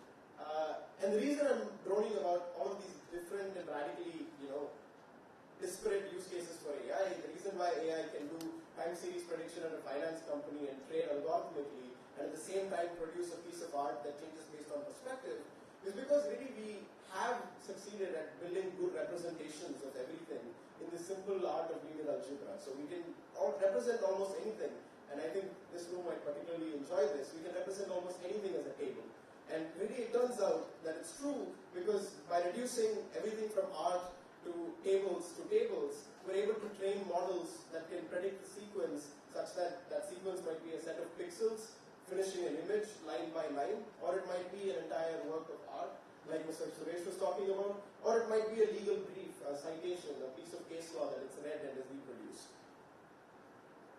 And the concluding thought I want to have in this first AI segment of what I'm talking about is that, as Rishikesh was pointing out, this is not something to be worried about, but really something to look forward to and to be excited about. So obviously technologists are the earliest adopters of technology, and they are the first ones to have adopted AI and use it in their practice as well. And in this world where a model like GitHub Copilot writes 40% of the lines of code that go into production, the biggest result for me, obviously, people say they're more productive, they're able to get more things done, they're able to do higher quality work, that the timelines are getting shorter and so on. But none of this stands out to me. The real thing that stands out to me in this graph is the thing towards the end. People report way less frustration with their work, way more life satisfaction, and that they actually enjoy going into work day by day after their workplaces get augmented with AI. And it's an equalizer at the same time. Similar study happens in I think it's at Bain, the consulting group, and they give a disparate set of consultants access to AI models and let them use it while producing the materials they're doing for clients. And it turns out that it's an equalizer because the really good consultants remained the really best consultants even after AI was introduced. They were still the first, second, and third best performers in their firm, but maybe they performed a little bit better. The real difference that the firm observed was the entire bottom half of their performers suddenly started competing a lot more with the top performers. And I think to the people in this room, that could be a little threatening in the sense that you've spent a lot of time ingesting case law, as Mr. Suresh was saying, such that, I can ask you for a particular piece of precedent and you will be able to give me the most decisive authority on it.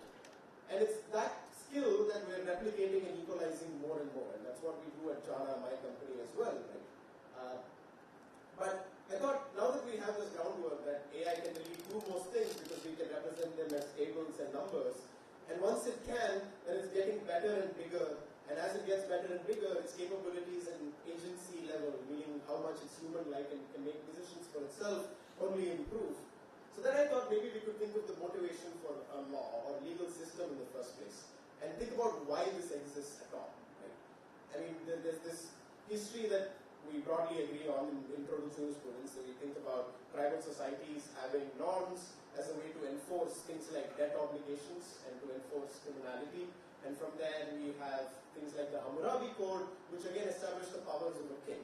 So law arises in a slightly shady manner where it is the source of authority for an autocrat. And it's established as a means of coercive violence against the population in the sense that it establishes a state that is controlled by some plutocrat or technocrat, and in that cleavage enjoys the benefit of the wealth and revenue of that society. But then with Magna Carta and then Locke and this idea of a social construct and this idea that there are natural rights, we get to a legal system we do have right now, which is meant for principles to freely interact with each other with protection. And I think this is where we've had the greatest stagnancy in terms of the evolution of the law, in the sense that for 200 or maybe 500 years since the Mughal courts, or longer since Magna Carta, we've built legal systems as a way for free principals who want to work with each other, who want to protect each other's rights, and who want to enter meaningful negotiations and relationships to do that. But history has made it difficult for a legal system to be, full of flowers and blossoms like that. And through centuries of fraud and malpractice, we increasingly produce more and more procedures so that everything could fall into a well-defined modus operandi. And we thought if we did that then we would be able to protect our clients from both current and potential adversity. But slowly and steadily, we see procedure becoming more and more an end of its own, right? When anytime there's a transaction, there are two parties that are doing due diligence for the longest time, and they construct materials for each other's due diligences and do the report on the other side. And these kinds of systems and solutions are built on a state of no trust, where we have to account for the fact that sometimes humans play zero-sum games rather than positive-sum games, and we have to control for humans who want to be free riders. And through this, we devise legal systems that become increasingly procedural, increasingly hectic, increasingly more paperwork, increasingly difficult to be a lawyer in. Right? And in this transition, we now see the law as a system and end of its own, absent of its origins, where we simply want to facilitate free principles to conduct transactions that are mutually gainful. And this is a paradigm that we can take back to the drawing board now, right? And I want to point out that we go back to the drawing board quite frequently in a justice system. And this is part of what Rishikesh was also saying about embracing change. But we do change legal systems and define them most recently 50, 30 years ago. We have systems that are judge versus jury systems. We have the Commonwealth being a common law system, and states like the US becoming increasingly civil law systems. We have, states like France or Germany that have inquisitorial criminal justice systems rather than an adversarial one. And these are the kinds of decisions and choices that govern how a court or a legal system is run. And I want to really point out that we have to make these choices for courts to exist, and for the law to function, and for the rule of law to be smooth and free running. And we have to remind ourselves that we constantly make these design decisions, because we're going to have to make a lot of them, and some of the more radical ones, like Mr. Suresh was pointing out, about whether copyright has any natural origin anymore, given that everyone takes from the commons and gives back to it, and given the idea that no idea is an original idea, or questions like, once we build an artificial general intelligence, what is the status of that entity? And when we think of these systems of law, we need to be open-minded enough that when we see these intersections, we can then design legal systems that embrace and predict change rather than resist it. Right? So I want to point out that we're just getting started with AI. You might even check out our little kiosk outside, and we have some demos on some laptops where you can play with the AI. And what I'll tell you today openly is that the AI we have right now is the worst AI we're ever going to have. And if you come back tomorrow, the AI we'll have tomorrow is going to be the worst AI we're ever going to have, and so on and so forth. And we see this sort of early dance with this system of AI where everyone by now in this room knows what a hallucination is. And it's because models snowball and predict next tokens that they sometimes predict something that's more poetic and less factual. And we've seen this happen in legal systems already, right? There was a Brazilian city where the senator who produced a piece of law didn't tell anyone that it was end-to-end completely written by ChatGPT until after it was passed without any amendment by the city senate. Or similarly, a New York lawyer, the unfortunate fellow, was fined $10,000 and held in contempt because he produced a brief that was edited by ChatGPT and that included a couple of citations to case law that doesn't exist. Right? But these things are going to change, and we've seen this change in other verticals and other industries. So food delivery, like Rishikesh was saying, but really the foundation of modern day capitalism, assembly lines, have changed from human labor, and that's a part of the transition in India as well, right, is that we're becoming a service economy, leapfrogging the whole manufacturing stage, where typically economists think of growth as an agrarian to manufacturing to service stage. So we have that habit of never finishing building 2G towers and just building 5G straight, and that's what we're doing with the economy as well, right? And we've seen Henry Ford's line become completely run by precision manufacturing robots that can have microns of accuracy, right? However, we also see that some things don't change. The chamber of the CJ at Madras High Court probably looks pretty much exactly the same as it did 50 years ago, except for maybe one important intervention, and this is perhaps the only technological disruption that's happened in the law in the last 80 years, is the introduction of Microsoft Word and the death of the typewriter, right? And it's something that's important to be resistant to change about as well, right? And I think I take a very different attitude to things like whether judges can become robots and settle things, or whether maybe Lok Adalats can be run by these automatic policy checkers that read facts from given sources and then just say, okay, I'm settling it this way. But I do think workflows are going to change. So access to legal information and research is one salient example, right? And we like to think of it at JANA as a rising tide lifts all boats. And that's why the legal industry, as Rishikesh was pointing out, is a noble business, and it's both of those words are important. And when the business does better, everyone does better because it has a noble intent. And a rising tide that improves the access of legal research and legal drafting or arguments that are produced in court improves everyone's quality of life. It improves rule of law, it improves the economy, it improves access to natural rights and justice, right? But I want to be a little bit more creative about what I think our AI future looks like, especially as we transition towards a world with artificial general intelligence, which is basically a human with greater capacity plugged into the internet. So one example we've seen happening already, and this is already happening in more mature economies, is the negotiation of contracts. Everyone knows, if there's an in-house counsel in the room, you'd know that entering a negotiation is a fairly predictable process for you. You enter the template knowing that the other party will pick fault with these exact 5 things, and surely they pick the problems with those exact 5 things. You have an approved fallback that your CEO gave you 5 years ago that you go back to them with, and then you come back and go back and come back and go back, and 6 or 7 times of redlining later, you're done.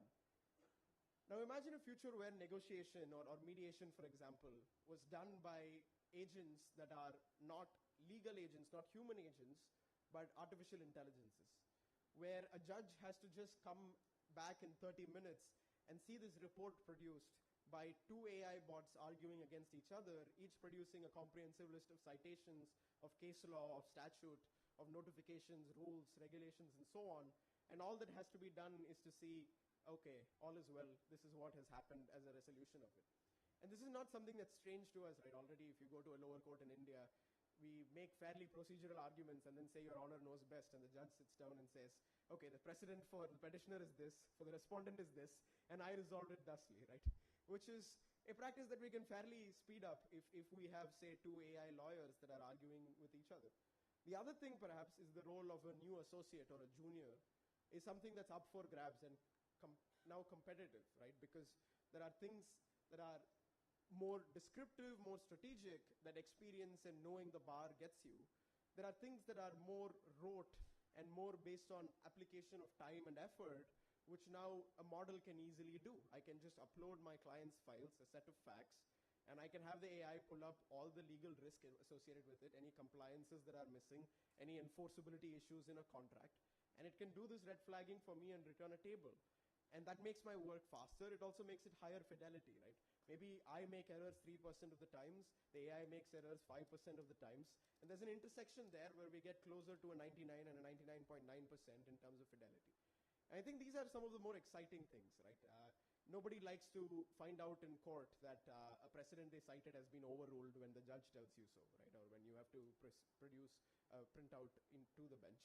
And these are the kinds of things that we can catch earlier and faster. And I think this is already something that's happening for things that are allied to the practice, right? Justice Chandrachud is a proponent of AI. We've launched large campaigns trying to build translation tools, dictation tools, transcription tools, and so on that use models. But that's just the beginning, right? Because AI can do things like risk evaluation. It can do things like producing memos. And in revenue and tax right now, we have faceless audits taken care of by AI, where it can flag something as likely to be scrutinized or needs to be scrutinized, run a scrutiny itself, produce an audit report for me, and then as a human evaluator, I just need to sit there and look at the finished outputs of various AI auditors and decide which ones to take further actions on and which ones to pass on. And this is this evolving landscape we live in, right? And it's confusing because I think as humans, one thing we're very proud of is the right and ability to make our own mistakes and to learn from them, right? And that's why we believe in democratic systems and are strong proponents of democracies, even when they tread down, populist paths or fascistic paths. We'd rather make mistakes and learn from them rather than give away our agency and our right to make decisions for ourselves. So that's why, for example, governments like France have already banned AI from doing predictions of judgments. So in France, you're not allowed to build a model that can sit down and say, this judge is likely going to rule this way, because it erodes your ability to deliver justice in a manner where humans have agency and control over their own lives and the ability to self-determine the nature of their existence. But at the same time, I think some things are going to change. So maybe before you go to arbitration and before you have to spend 3-4 days even getting either client or either party to say what they really want and what they're willing to compromise on, each party can give a robot a list of things that they definitely want, a list of things that are ideal, and a list of things that are aspirational, sort of rank the different things that are under the dispute. And then the two agents can spend time negotiating with themselves and offer to the mediator 3 different compromise solutions that they predict will likely be accepted by both parties. And all I have to do is then make the awards that everyone agrees on from that given list of options. And I think in this changing world, we have to also be careful about alignment, because all said and done, we only understand the AI through metaphor. It's a black box and we can't look inside its brain. It's inscrutable, a lot like our brains, right? All we can do is take an MRI of a human brain and say, okay, when they do this part seems to light up, there's activity in this part of the brain. But that's about as much as we can do. We can't really explain how consciousness works, why it forms, or what makes it so special. And it's the same thing in AI as well, where all I can tell you is these synapses and these neurons are firing for these particular kinds of things. And this allows this concept to emerge where we have this incredibly strong and powerful actor that can do a lot by itself, but really something that we don't understand, right? And I think Richard Feynman said something along the lines of, if I don't understand it, I can't make it. But the problem is we've made it, and we still don't understand it. And he also said, to reinvent the wheel from scratch, you have to first invent the atom. And we've even succeeded at doing that. We just don't understand what we've done and how we've got there. So it's almost this religious process of black magic, right, where we've raised something from the dead, and Nietzsche said we've killed God, but these technologists think we've made God and put it on a server in Hyderabad on an AWS computer, right? So when we deal with this inscrutable phenomena, the thing we have to be careful about is that we have to build systems that ensure that its goals and actions are aligned with human values. And specifically in the justice system, where it's a high-stakes system, right? And it's not just in terms of the liability that as practitioners we take on, but in terms of the outcomes being literally often life or death.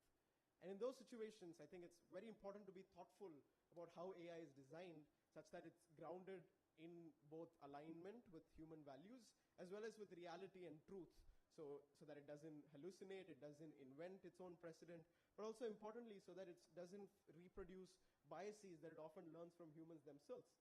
And the AI you're using to review your contracts quite possibly was trained on Facebook, on Reddit, on Twitter. So it's read 400,000 men in Tamil Nadu arguing about Vijay or Ajit, and that has trained it and produced its knowledge base as much as reading 50 books by Mullah has. And you don't know which of those weights are going to fire when, and which knowledge from where is acting when you are working with it. And I think that's why the note I want to end on is we have to be ambitious but also aligned.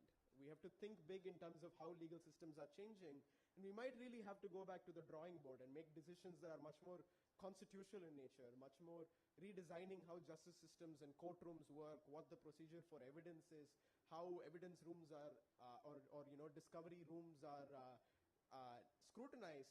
We might have to change how negotiations occur and how much work humans really do. But in the process, I think we'll end up in a world where work is less frustrating, where people are much more happy to go to work, and we're only making the most intelligent use of our times. And at the same time, we should also be able to build AI models that really only want what we think is best for ourselves, where the we is well-defined and best is well-defined. So having sort of ended up at the latter end of 2 long and great speeches, I think I'll call it dibs there. Great. If you could just hold on to the previous slide. Yeah. I thought I'd end on these quotes, which are from the first page of Madhav Khosla's book, which is this lovely book called Our Founding Moment, a book about the writing of the Constitution and about the Constituent Assembly debates. And and I feel this is a recurring phenomena in that people give out condemnations of new things even before they've had time to breathe. famously in 2004, the Nobel Prize-winning economist Paul Krugman wrote in the front page of the New York Times, "The internet is a fad. It has no impact on the economy." And I would say the majority of the economy in Chennai these days comes from internet and the businesses that arose out of the internet. And I think historically, when countries like India have built legal systems as well, it's been written off in the same way. And it might be because back in the day we thought legal systems are best held for men or for white men or for propertied men. And then maybe we thought legal systems are best run only by humans. And that's the juncture we're at. And just like, James Fitzjames-Stephen was proved radically wrong by the working of the Constituent Assembly, and this functional republic we've been able to build out of many countries, stitching them together under one constitution. I think this new world is also something that's going to happen, whether we like it or not. And that's part of what we try to do at JANA, is to be among the people building it so that we can build it in the design and reflection of what is the best of humanity rather than what is perhaps some of the more subliminal parts of it. So thank you so much for having me. It's been an absolute pleasure. And we have a little booth outside, and I'll be more than happy to talk to any of you and keep this conversation going. Thank you. Thank you, sir. We will now have an exciting demo by Jana.ai. Please give us a few minutes to set it up, please.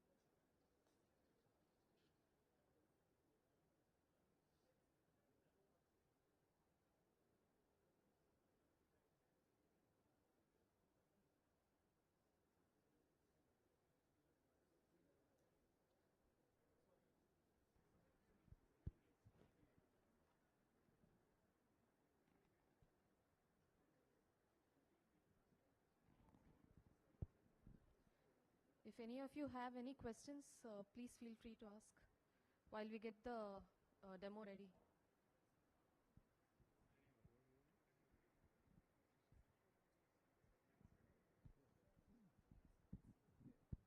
Okay, I'm glad I can show and tell as well. So a little bit about us is we're just about to launch publicly. So a lot of this is things that have been living in a cave for a long time and are now meeting human eyes for the first time often here. So I've just logged into Jhana, and you'll see here that I have two interfaces for the litigation part. The first is this search engine, and I'll show that to you in a second, that works quite similarly to how your Manupatra or your SEC or any of the other ones work, except that they're state of the art and use AI, and you can work with them by just describing a story-like thing in a paragraph or by uploading a file or doing both. But really the flagship feature is this paralegal tool we have. Let the Wi-Fi load for a second, but I'll talk over it. And it's listed right now in this chat-like interface. And what it does is it produces any kind of deliverable you need, be that a draft, a set of research memos, some ideas, brainstorming, strategy preparation, whatever it is, it produces that kind of deliverable. And it does so by querying these various tools that are experts in them each set or part of legal sources. And it does this in a human-like manner, the same way an associate might think, okay, to answer this, I must first learn about what the area of law is, then I should pull out that particular section from the act, then I should find the case law that affects that section, and then from learning about some of the case law, you learn, okay, actually there's this other thing that I need to figure out for this. Then maybe you look at some authorities, some textbooks, you look at some legal blogs and news, and you compose all of this information together to build a convincing repository of information. And that's exactly how it works, in that there's this iterative reflective agent that can constantly phone a friend almost and keep talking to these specialized bots and put together information that is specific and comprehensive. So anything that Jhana produces is quite unlike ChatGPT, for example, is tethered in reality. So it can only make claims that it has a quotation and a citation for. And everything it claims has an inline footnote that you can immediately click in to view the full file, or in the bottom here, when you open it, it'll tell you specifically which section of which act it's quoting and which paragraph from there you're being quoted, right? And you can just go in and look at the rules or some of the subordinates or look at the act itself. And we do this workflow across a number of different tools that you might want, right? So obviously we have statutes, we have judgments where it will pull out the citations you need from different case law. So here, for example, we're looking at PMLA cases, and it's telling you which pages of which criminal appeal with what bench and what court on what date is it looking at, and it will cite the paragraph it's coming from and even give you a confidence score so you can preemptively guess if it's a good source or not. And we simultaneously also allow you to work with your own files and folders, right? Let me just... give me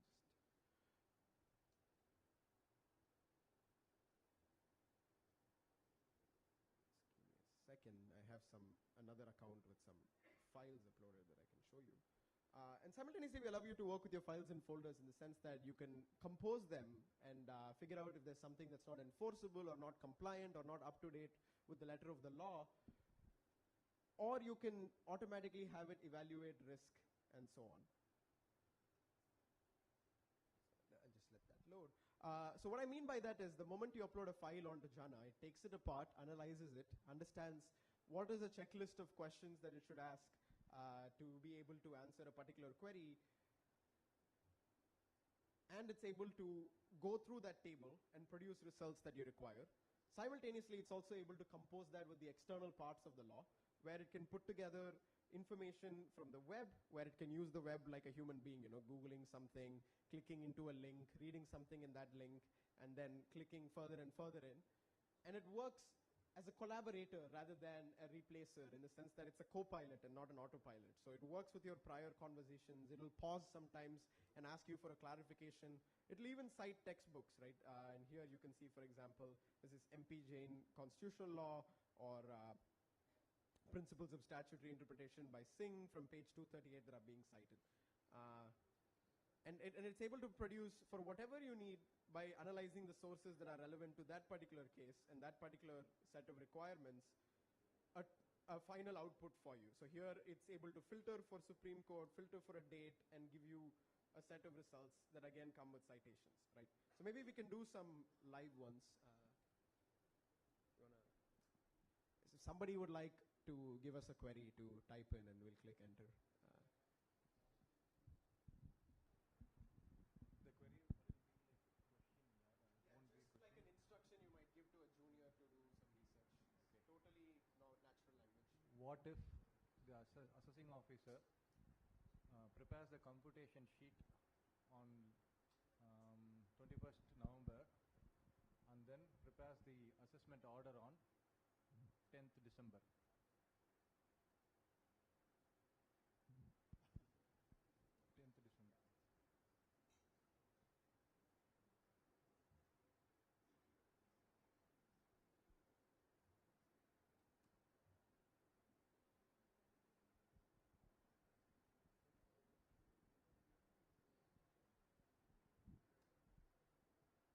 Now immediately Jana is going to start thinking, and it's going to go through this loop where it will have a thought, it will phone a friend and ask for help, it will read the results it got. If it wasn't useful, it will tell you, oh, I made a mistake, so I'm going to change my approach in this way. Otherwise, it will tell you, now that I've learned this, the next thing I need to do is this. And so we keep it transparent and verifiable, because we always remember that the true expert in the room is you. So everything is one click away and immediately back checkable. So now it started by looking at statutes, which is a decision that it made. And it's going through various different tax-related acts, starting from your Sales Tax Acts to National Tax Tribunal Act and so on. There's the Interest Tax Act now. So it will go through a whole comprehensive set of documents and then tell you if any of that was useful. And then it will pick its next step. So now it's finished with the first step, and then for anything that's here, again, it comes with a citation for you to look up if you need it later. Now it's moved on. It said, let me look at textbooks and reputable web sources so that I can actually find the procedural information about the assessing officer preparing a computation sheet. So next it's decided to look at judgments. So it's pulling out a case, Sri Balaji Rice Mill Bellary versus State of Karnataka, for details regarding assessment and penalty. So for each of its particular cases, it's going to pull out what part of it is relevant to you and what is the implication from that case that you might want to take in mind.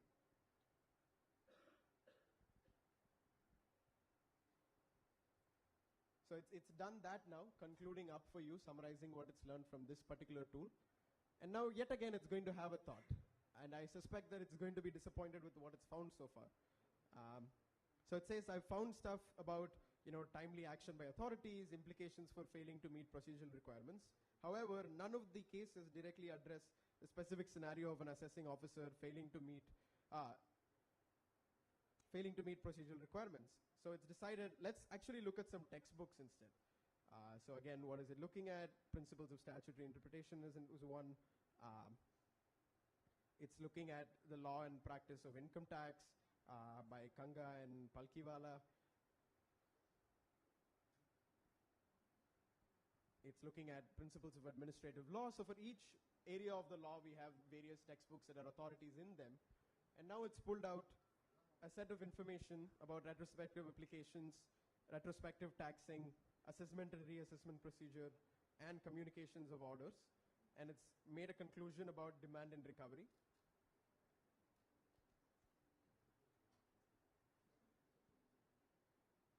So it's having a lengthy thought here, preparing to conclude, and it's finished up. So we'll just give it a second to reload. So the website is faster, if not for the Wi-Fi here. There we go. So that's our finished answer.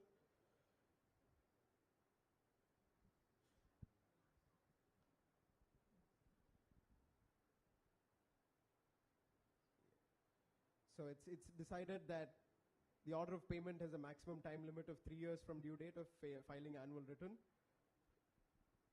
And that for cases involving fraud, willful misstatement, or suppression of facts, the time limit extends to 5 years. But it wasn't able to answer the core procedural issue.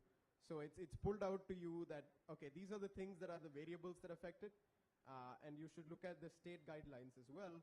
And from reading textbooks and so on, it's at least able to tell me that notice under section 148 might be issued for making an assessment or reassessment and so on.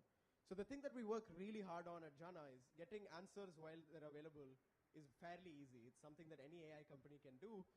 Getting it to say, I don't know, when it hasn't found the right information is actually most of our proprietary work. So we work really hard on ensuring that it will, in the case where it can't find something, give you a follow-up question or suggest a different strategy rather than tell you something that isn't particularly useful for you. Perfect.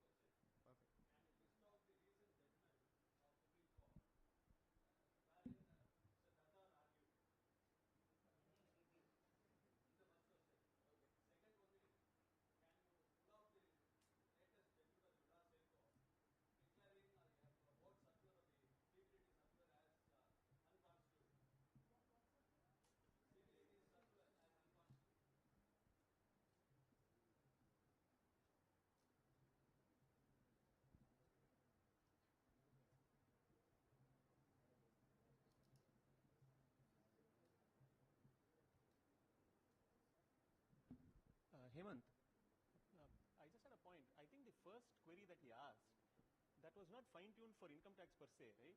Yeah, so we work broadly across litigation, and we don't yet have a particular tax database, so things that are a bit more procedural tend to slip by, but we're always adding new data sets. No, but I think that if the query had the income tax, it probably would have been easier to hone in on it, in a sense, instead of giving all the sales tax act, etc. Right. Query prompt engineering. So we only said assessment. Exactly. Yeah. So prompt engineering would have helped. Found every piece of tax law that it could. Yeah. Exactly. And if I may ask one more question, Hemant. If I may just have one more question, can you give your insights onto how you deal with hallucinations? Yeah. With respect to, like, for example, how do you make sure it doesn't come up with citations which aren't there, right?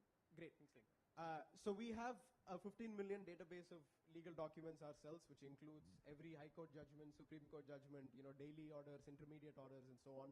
We have every BAR Act, every piece of, regulation, rules, schedules, notifications, anything that's been issued with relation to an act. And then a set of, highly handpicked by librarians, law librarians, a set of textbooks that are authorities on the law on different issues. Along with it can use the web as a fallback if it's not able to find something in its own database. So along with all this careful work on data, what we do is we use a different sequence of models than GPT. And the way it works is rather than just predicting the next token, it has to use these classes of models called extractive summarizers. So extractive summarizers are models which, given a query, find the sentences in a document that are the most important to answering it. So everything it's producing is actually lifted from different parts of, say, a judgment or a piece of statute. And then it's compressing that and rewriting that in natural language using a model that is similar to GPT. So what we end up doing is building these tool experts, which are these white boxes that are appearing intermittently, which use an entirely different stack of models. Models that, as Hrishikesh was pointing out, for example, can pick things like entities.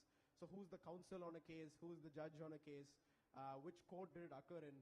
Models that can find the courts and can summarize cases thematically and so on. So as a result of using these sequences, they produce very raw sounding information, which is not very well written. And that's the first pass that we have. But each of that is directly attributable to a source in that we know this is the line that's being put together. And then once it's stitched together, all we do with generative AI is to just rewrite it such that it's skimmable, neatly formatted, much more well written and so on. So here it's listing out some of the cases. And again, each of those buttons that's coming up with the numbers, you can click on them and it will take you to the judgment itself. I'll give it a second to reload.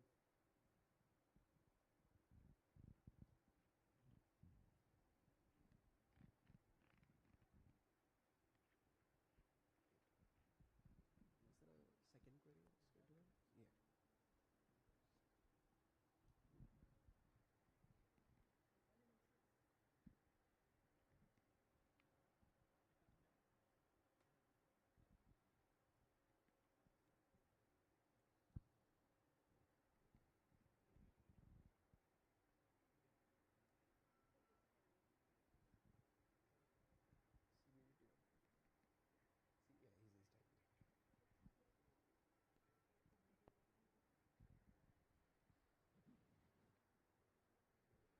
Yeah, he's typing. Okay, we're doing the CBDT query now, and You can tell that it's a real demo because now my hands are off the keyboard, so I can no longer do my magic touch that makes it say the right answer.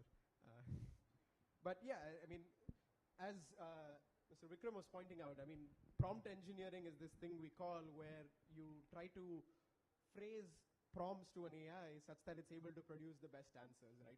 And the AI is learned from humans, so prompt engineering can work in some funny ways. Because it's read a lot of customer support exchanges. If you make a fake promise to the AI that you'll give it a tip, you say, I'll give you 1,000 rupees if you give me a useful answer, it produces higher quality answers. Similarly, on Friday evenings, the AI realized that if it's asked for something that's a really long task, it should reply saying that I'll get back to you on Monday morning. And that's because in the little preamble it gets, we tell it what date and what time it is. And it's read email exchanges so many times that it's realized if someone asks you something long on Friday, you tell them, no, I'll give it to you on Monday.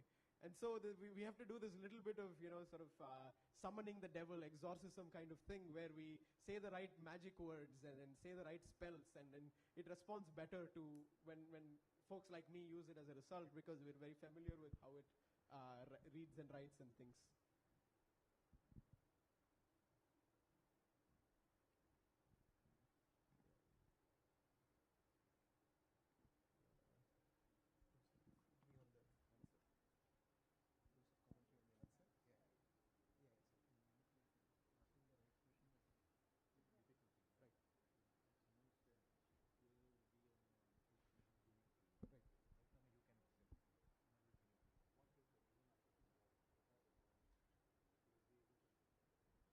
Yeah, Hi. so the question was whether if AI is going to be like another junior to me, and if I give it a assessment order and ask it to prepare the grounds, would it be able to do so? And these are very much the sort of emergent abilities that are getting better and better, and what we're working on as well, right? So here already it's produced a research memo for you in a full memo format.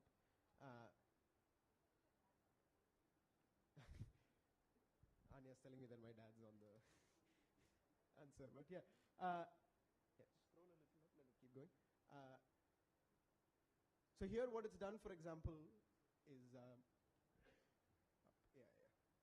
So here, for example, it's put together the Madras High Court judgment, scroll down. And it's, okay, reload, it's okay, sorry.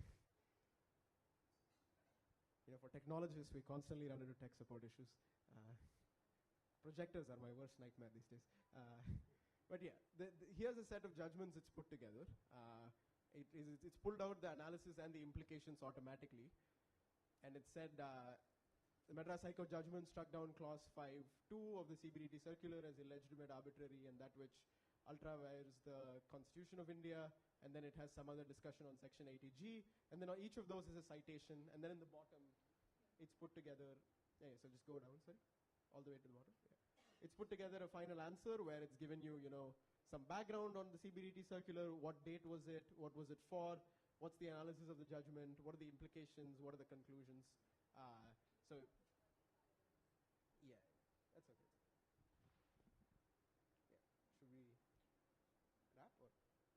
Okay, there's one more thing I'll show you, but it takes a couple minutes to run, so maybe if you want to join us at the booth. But the other thing we're working on is with automatic risk evaluation. Hi, can I have one more question, please? Yeah, thank you.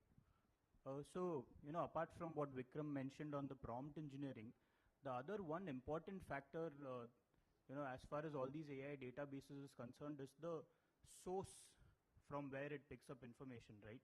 So I just wanted to understand, especially in our litigation framework, wherein, jurisprudences are coming every minute as we speak. So how do we track that, and what is the source that goes behind this? Is it just open-ended and that's why the hallucination, or are there specific sources that go into the database? So as Hemant was mentioning, we have a repository of over 15 million cases and proprietary legal data. I'm a lawyer, and so we've curated a list of all specific textbooks depending on the specific area of the law to kind of curate this database, and we're constantly updating our database as well. So we'll take the most important authorities on specific case laws and put it in. So for example, for statutory interpretation, we've put in GP Singh, we've put in MP Singh, we've put in all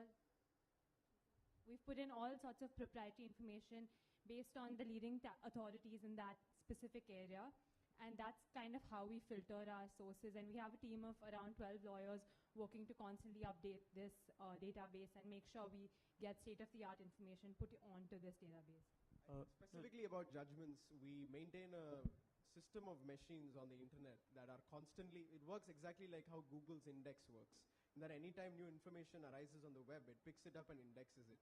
So the same way, anytime, as soon as the court copy of a judgment is ready and posted online, it will appear on Jana. And you'll have actually faster turnaround time on judgments being updated here than you have with your other typical providers, because those are done by hand, by typesetters sitting in a godown, sort of, getting the court copy from a court reporter and then typing it again.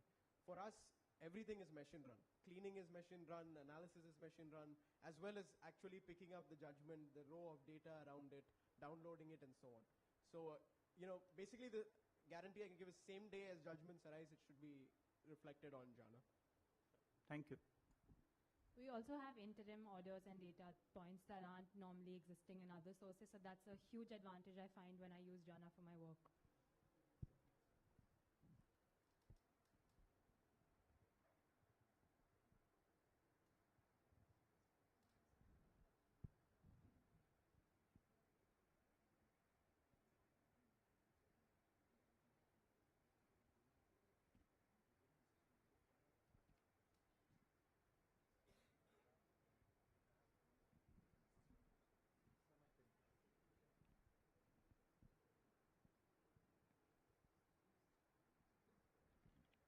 Hi, I am an academician.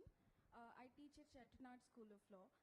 So this is mostly from an academician's point of view.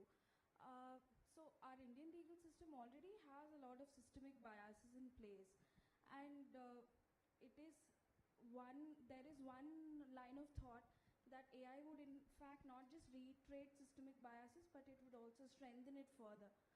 So how are you planning to work with that, or is there any efforts made towards that? That's one question. And second question is also that with the recent rules in the Bar Council, we are required to teach students subjects like artificial intelligence and law, as well as blockchain and law.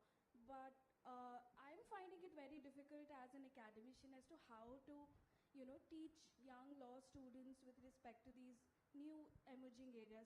Would you have some suggestions for that? Yeah, absolutely. Those are both great questions. Remind me of the first one. First question was biases. Yeah. So we take bias very seriously. So a little bit about our organization as well is that we're a mixed sort of for-profit, non-profit venture, and we do a lot of very transparent reporting. So even on this website, you can go to a service status page and it will tell you all the AI failures that occurred. If there was any critical failure, we maintain a transparent list of it that any user can check in on a weekly rolling average of at any time. Besides that, the main thing that the lawyers on our team do is we build internal benchmarks. So benchmarks are when an expert curates a question and says these are the things that should be in a good answer for this. And these benchmarks include measures of bias, measures of success, correctness, relevance, and so on. So any model we deploy is tested on our internal benchmarks as well as extensively hand tested by our team of lawyers. So we're very careful about it. We take reporting bias openly, very seriously, and we think it's very important as a industry standard that we should. No, I don't think anyone can claim that we have models that don't hallucinate or don't have bias. The best we can do is be transparent about what rates our tests suggest, and constantly work on improving it as an important goal besides, our fiduciary obligations. That's why we have, even as an entity, we are of this mixed structure where we have the simultaneous dance between for-profit and non-profit interests. About teaching AI, I think, even as an AI practitioner, I spend most of my days building talking computers, and I'm still constantly out of touch with what has happened because so much happens and so fast. So I sympathize with that a lot. I think the one good thing is I think the students are already using AI probably, and they will have the exposure and sort of familiarity with it that maybe my generation had with laptops and the generation after me had with smartphones growing up. And we see, for example, ChatGPT has 230 million users. As an AI provider called Characters AI, where you talk to a star or a cartoon character whose persona has been made into an AI, and that gets more hits per day than Google does today. And that's mostly teenagers and young people, right? Talking to a character from a movie or a set of novels that they like. So I think that familiarity will pre-exist, and really all we have to think about is questions like the ones you're asking, which is how are these systems aligned to human values? How are they biased? How do we de-bias them? And just being transparent about the fact that the AI you're seeing today is the worst AI you'll ever see, and it will make mistakes, but it will also keep getting better faster and faster. Yeah. That's a lot of time for me, so apologies and thanks. Yeah, I had a question to Rishikesh, if possible. Yeah, hi. So I just wanted to know, are you seeing AI in the contract space? Because a lot of this is now the reviewing of contracts and the clauses, etc. There are a bunch of AI startups in that. Have you been able to incorporate it, and are you seeing that in the Indian context at all? Absolutely. So I think, like you said, smart contracting was one of the first areas where before even AI came in, it was more machine learning and blockchain that really came into smart contracting. So this is maybe 2-3 years ago, which in this era is a lifetime. So yes, we do. Very few contracts today are actually drafted from scratch by hand. And not just by us, I think by any lawyer today, very few contracts are drafted by hand. Most of it is smart contracted to a different extent because we're sort of in a hybrid between a technology company and a law company. We do a little more of using of smart contracts, but I think that's become the norm. I don't think anyone in this room is not using some degree of smart contracting.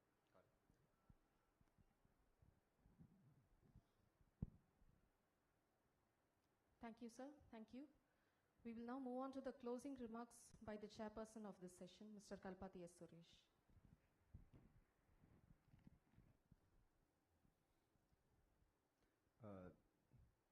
I think this was a very, very interesting lecture, both of them. In one of our businesses, one of the things that we actually teach is AI as to what are the top 10 essential tools that a lawyer can use in AI. And this is one of the programs that we actually teach. We do that to many of the leading law firms because, like one of the persons in the audience mentioned, that it's moving so fast that people are not able to adapt at the speed at which it is changing. Two great lectures.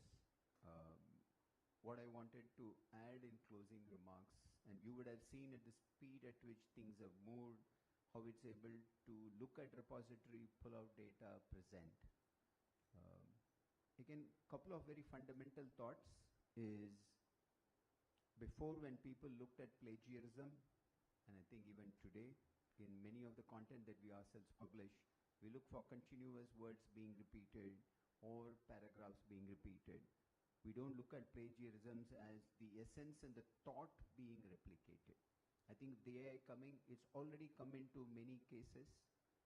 Today, royalty is being charged based on the data that it is based on. And the source of data, source of books, source of knowledge is being paid royalty. This has already come in some of the creative arts fields, and leading judgments have already passed a few months ago. The second one is, as we see all of this progress that is coming, and the key question that always plays in my mind, and I'm sure for people who have and might not have articulated, is what is the end game with the pace at which it is going? I think fundamentally we need to ask ourselves as to what humans do. Right? We are really made up of two parts. One is the thinking part, one is the doing part. And artificial general intelligence, when it comes, will replace the thinking part in full. And today there are some countries in Lapland which are experimenting as to, so what does the human thinking person do when he is completely replaced or completely left behind by an artificial super intelligence, which moves at 10,000 times faster. And humans have no place to play. And as far as the thinking part is concerned, it's not just the legal profession, but it's in all professions. People who teach, we had seen it with ChatGPT 4.0, which was eye-opening when Khan Academy founder took a lesson with his son. Right? It is moving at that speed. And so they are experimenting by crediting 5,000, 4,000 euros as free money by the country to people. And humans are being asked to participate in the economy by just spending the money. And that's all is expected from humans, to be able to spend the money, engage in activities that give them the pleasure and whatever pursuit that they might want. And that's all the expectation from the human. And this is already being experimented for the last 1 year in one of the Lapland countries. So an artificial super intelligence will replace the thinking part of people completely. All the biases, all the hallucinations will go away. And today hallucinations are being detected by AI themselves. Another AI actually works to detect the bias and the hallucination that is happening and alert before it goes out. The second part is the doing part of it, and that's about the humanoids and the robots that are already in play. And when that gets replaced, then we might probably be sitting here deliberating the same way that the apes must have done before they were taken over by the humans. And those days are not too far away. And with that, I'll close this. Thank you very much for the opportunity. Thanks for both of them on the podium to a great lecture. Thank you. Thank you, sir. I now request Mr. Marudu Pandian, Commissioner of Income Tax Exemptions, Chennai, to present a memento to the chairperson of this session.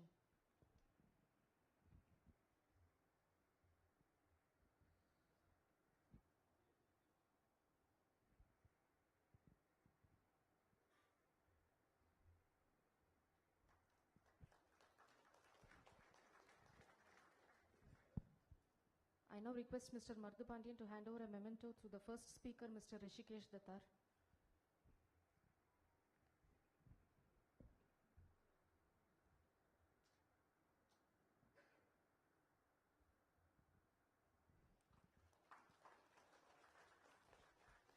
I now request Mr. Marudu Pandian to hand over a memento to the second speaker, Mr. Hemant Bharta Chakravarti.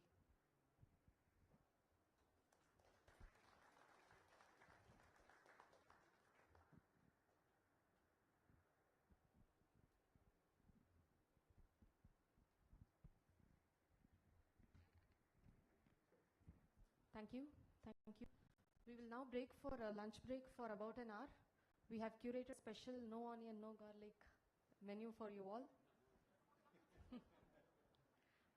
Please join us for the next session, which will begin at 1:30 p.m. Thank you.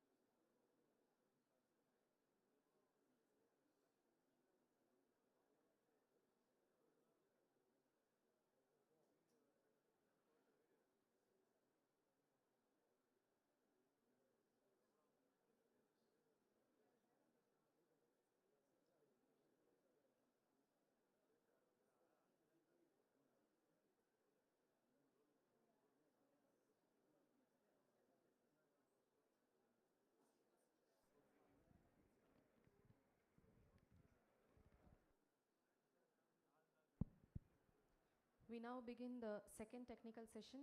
I invite Senior Counsel Mr. M.S. Krishnan, our chairperson for the session, and Mr. Gautam Nayak, the speaker for the session on stage.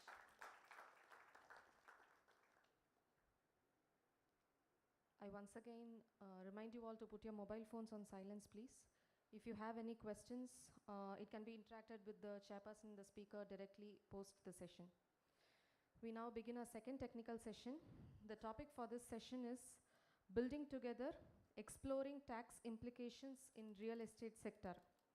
Real estate transactions and their tax implications are something which we all come across frequently as tax professionals. So I'm sure this session is going to be very interesting for all of us.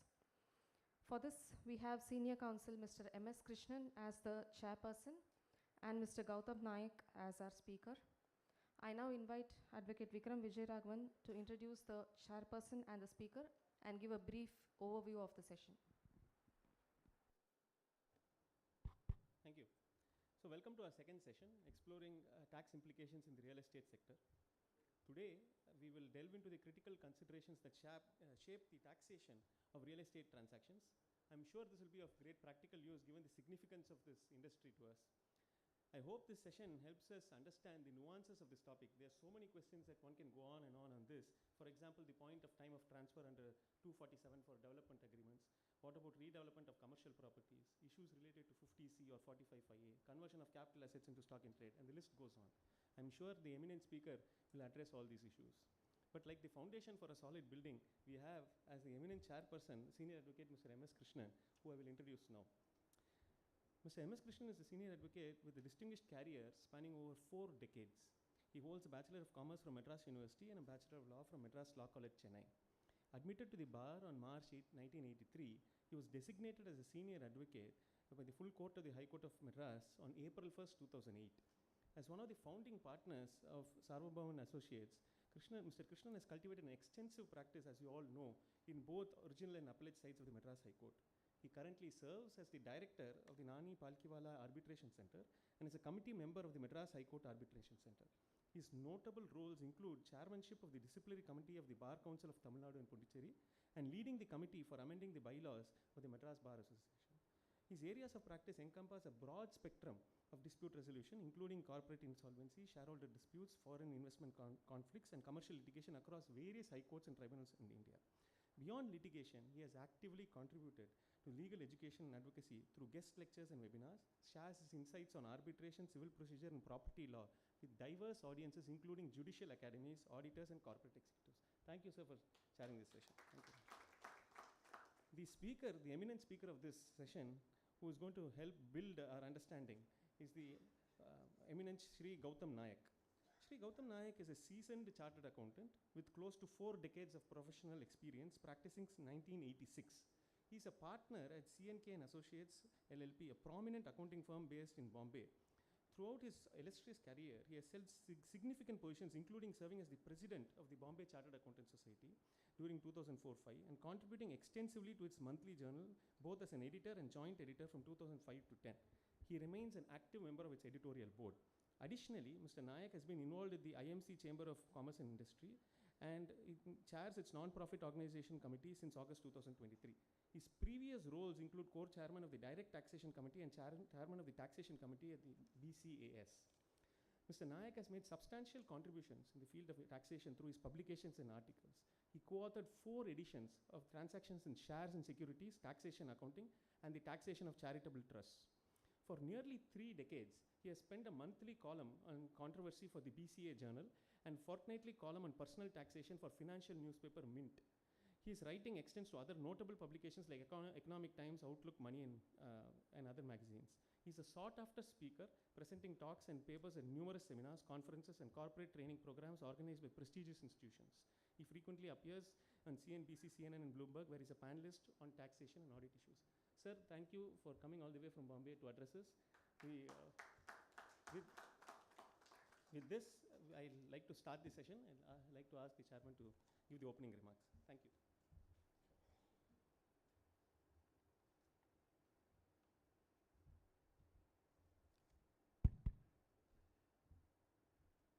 The President of the Revenue Bar Association, Chairman of the Conference Committee, Office Bearers of the Revenue Bar Association, advocates, auditors, cost accountants, and friends.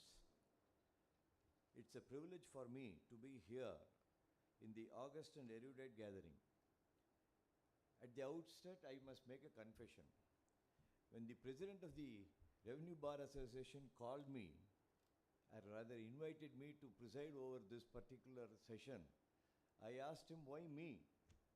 I am one of the very many students who gave a slip to income tax and anything concerned with taxation in law college and even in the beginning stages of our profession. Of course, as a senior counsel, you definitely argue cases. When it ultimately boils down to a question of law or interpretation of a particular provision, it is much easier. But to deliver a lecture on taxation, on the legal aspects, the amendments, etc., you really need to go into it in great depth. So his retort was, no, it's just not taxation, it's the impact of taxation on real estate transaction. You are really an expert in the area of real estate. You have been dealing with land disputes, etc.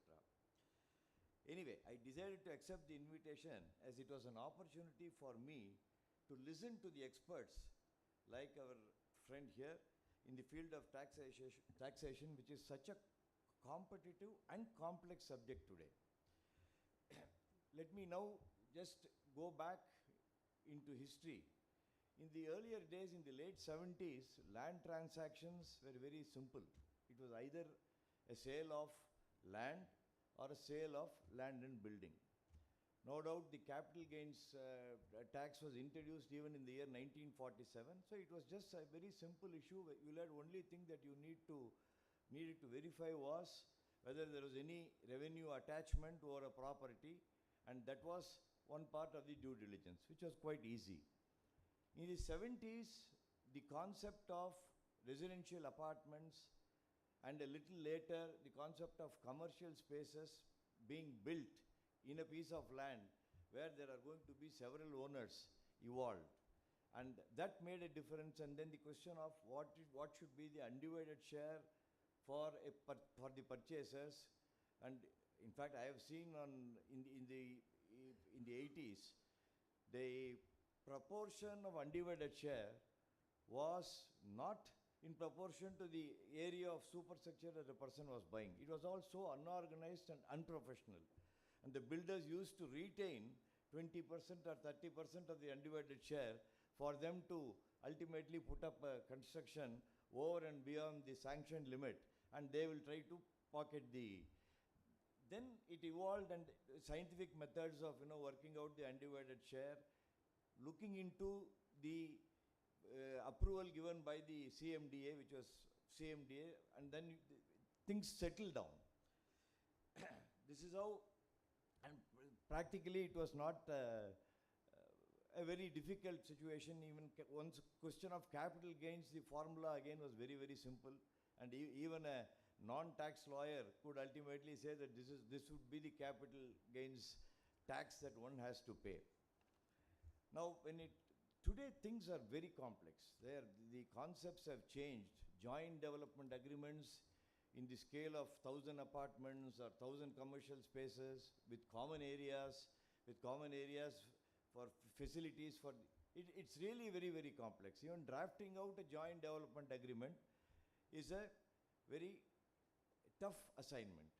But ultimately, many of us, or rather not me, because I am out of regular practice from 2008 as a senior advocate, it becomes just copying one template without applying one's mind. And this is the reason why you find that there is a lot of litigation based on joint development agreements. They don't apply their mind to the facts of that particular development, what is the background. It's just cut and copy, paste, and then give a draft to the developer, which is ultimately thrust upon the house owners and commercial space owners. Now, once this is done, now let me come to the tax angle. Now, there are two areas when the tax liability of the developer is one aspect, And what could be the tax liability or impact on the consumer or the house owner is another thing. Both these things have to be taken into consideration while tax planning is done.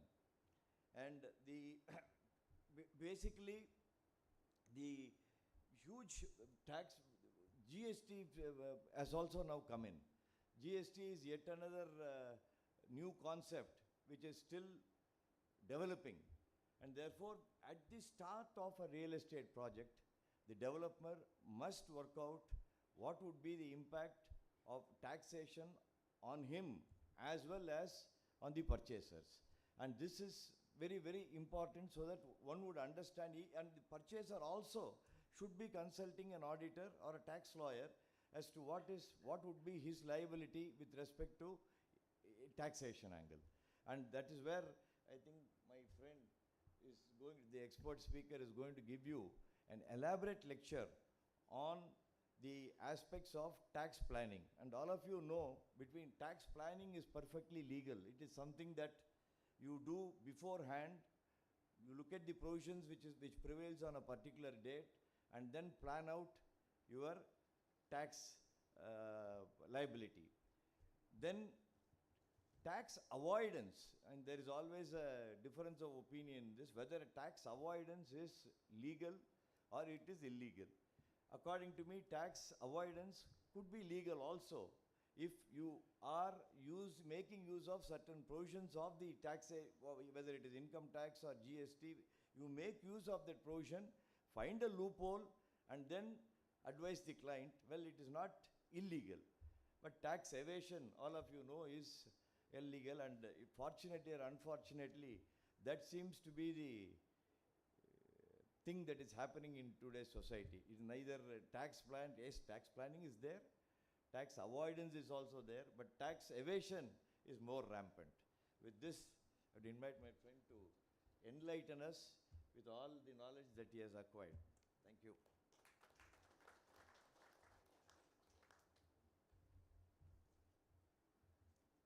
Chairman of the session, Mr. Krishnan, President and office bearers of the association, and my dear friends. It's a pleasure to be here with you today to discuss the subject of tax implication in the real estate sector. One of the things which, of course, which Mr. Krishnan also mentioned was that the law was simple in the older days, and today I think it's much more complex. It has reached such a stage where one is really, trying to leave alone planning. I think one is trying to first figure out what is the law, because you have a variety of decisions giving you different aspects from a different perspectives. And, say for instance, when you come to this date of transfer, you'll see that in the context of 247, there's one view. In the context of exemption under 54, there's a different view, etc. How does one reconcile those decisions, etc., and what is the view which one has to take, how one has to understand those decisions? And that's where I think we need perhaps the advice of senior lawyers like Mr. Krishnan, I think, because very often, we see the Supreme Court taking one view, another bench of the Supreme Court taking a different view, and which we'll come across during the... So what I will try to do is, what I've tried to do is list out some of the most controversial issues. There have been other issues, like for instance, taxation of real estate developers, whether completed contract or percentage of completion method. Now it's driven more by, if you're Ind AS 115 applies, therefore you can follow complete contract. Supreme Court also was there, of course, saying that complete contract was permissible, but others have to, we're following the institute guidance note, etc., where the percentage of completion method has to be followed. So that's more or less, I think, now settling down in a sense. Similarly, there have been various issues on exemption in 54 and 54F. I've tried to take one or two of those controversies, not everything on that, because there are too many controversies on that. But what I've tried to do is, over the next little over an hour, I'll try and deal with the various issues. Yeah, this presentation. Yeah. So these are the issues which I'll be dealing with, and let's go to the first issue, and that is relating to the date of acquisition for computation of holding period for capital gains in case of an under construction property. Now what happens is that when you book an under construction property, there is typically, you would pay some token amount, a letter of allotment would be issued to you, and thereafter you would make payment in installments, because as per RERA, you've got to make payment as per the stage of construction. And ultimately you get possession of the property. In between, the registration of the agreement may take place in between. That's the way it typically happens. Now, the question is, what is the date of acquisition? So, you know, in the context of selling of an under construction property, say suppose you booked a property and you sell it, you know, within a year or so, before the construction is complete, there have been decisions saying that the right to acquire a property is also a capital asset. Bombay High Court in Tata Services, for instance, said that. The question is, does that change? So, when you take possession? Okay. Sure.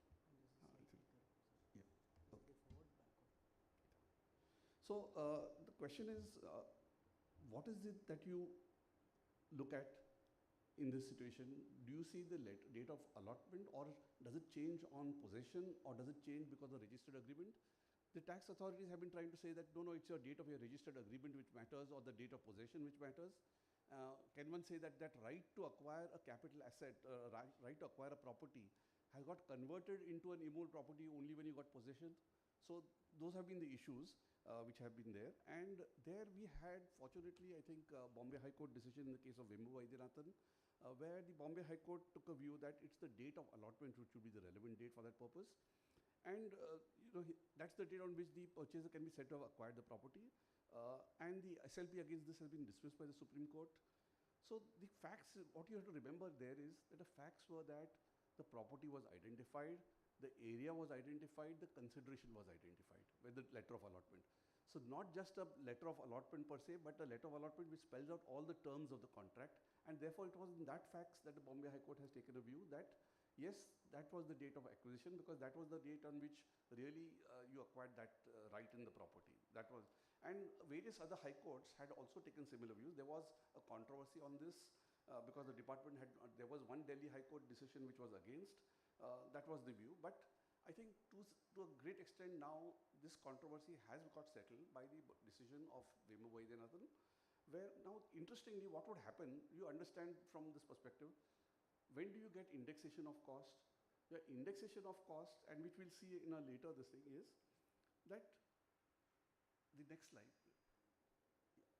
So, oh, sorry, 1 second. Yeah. So then, what would be your indexation of cost? Because you know, if you see the concept of index cost, it says that amount which bears to the cost inflation index in the year of acquisition, in the year in which the property was first held.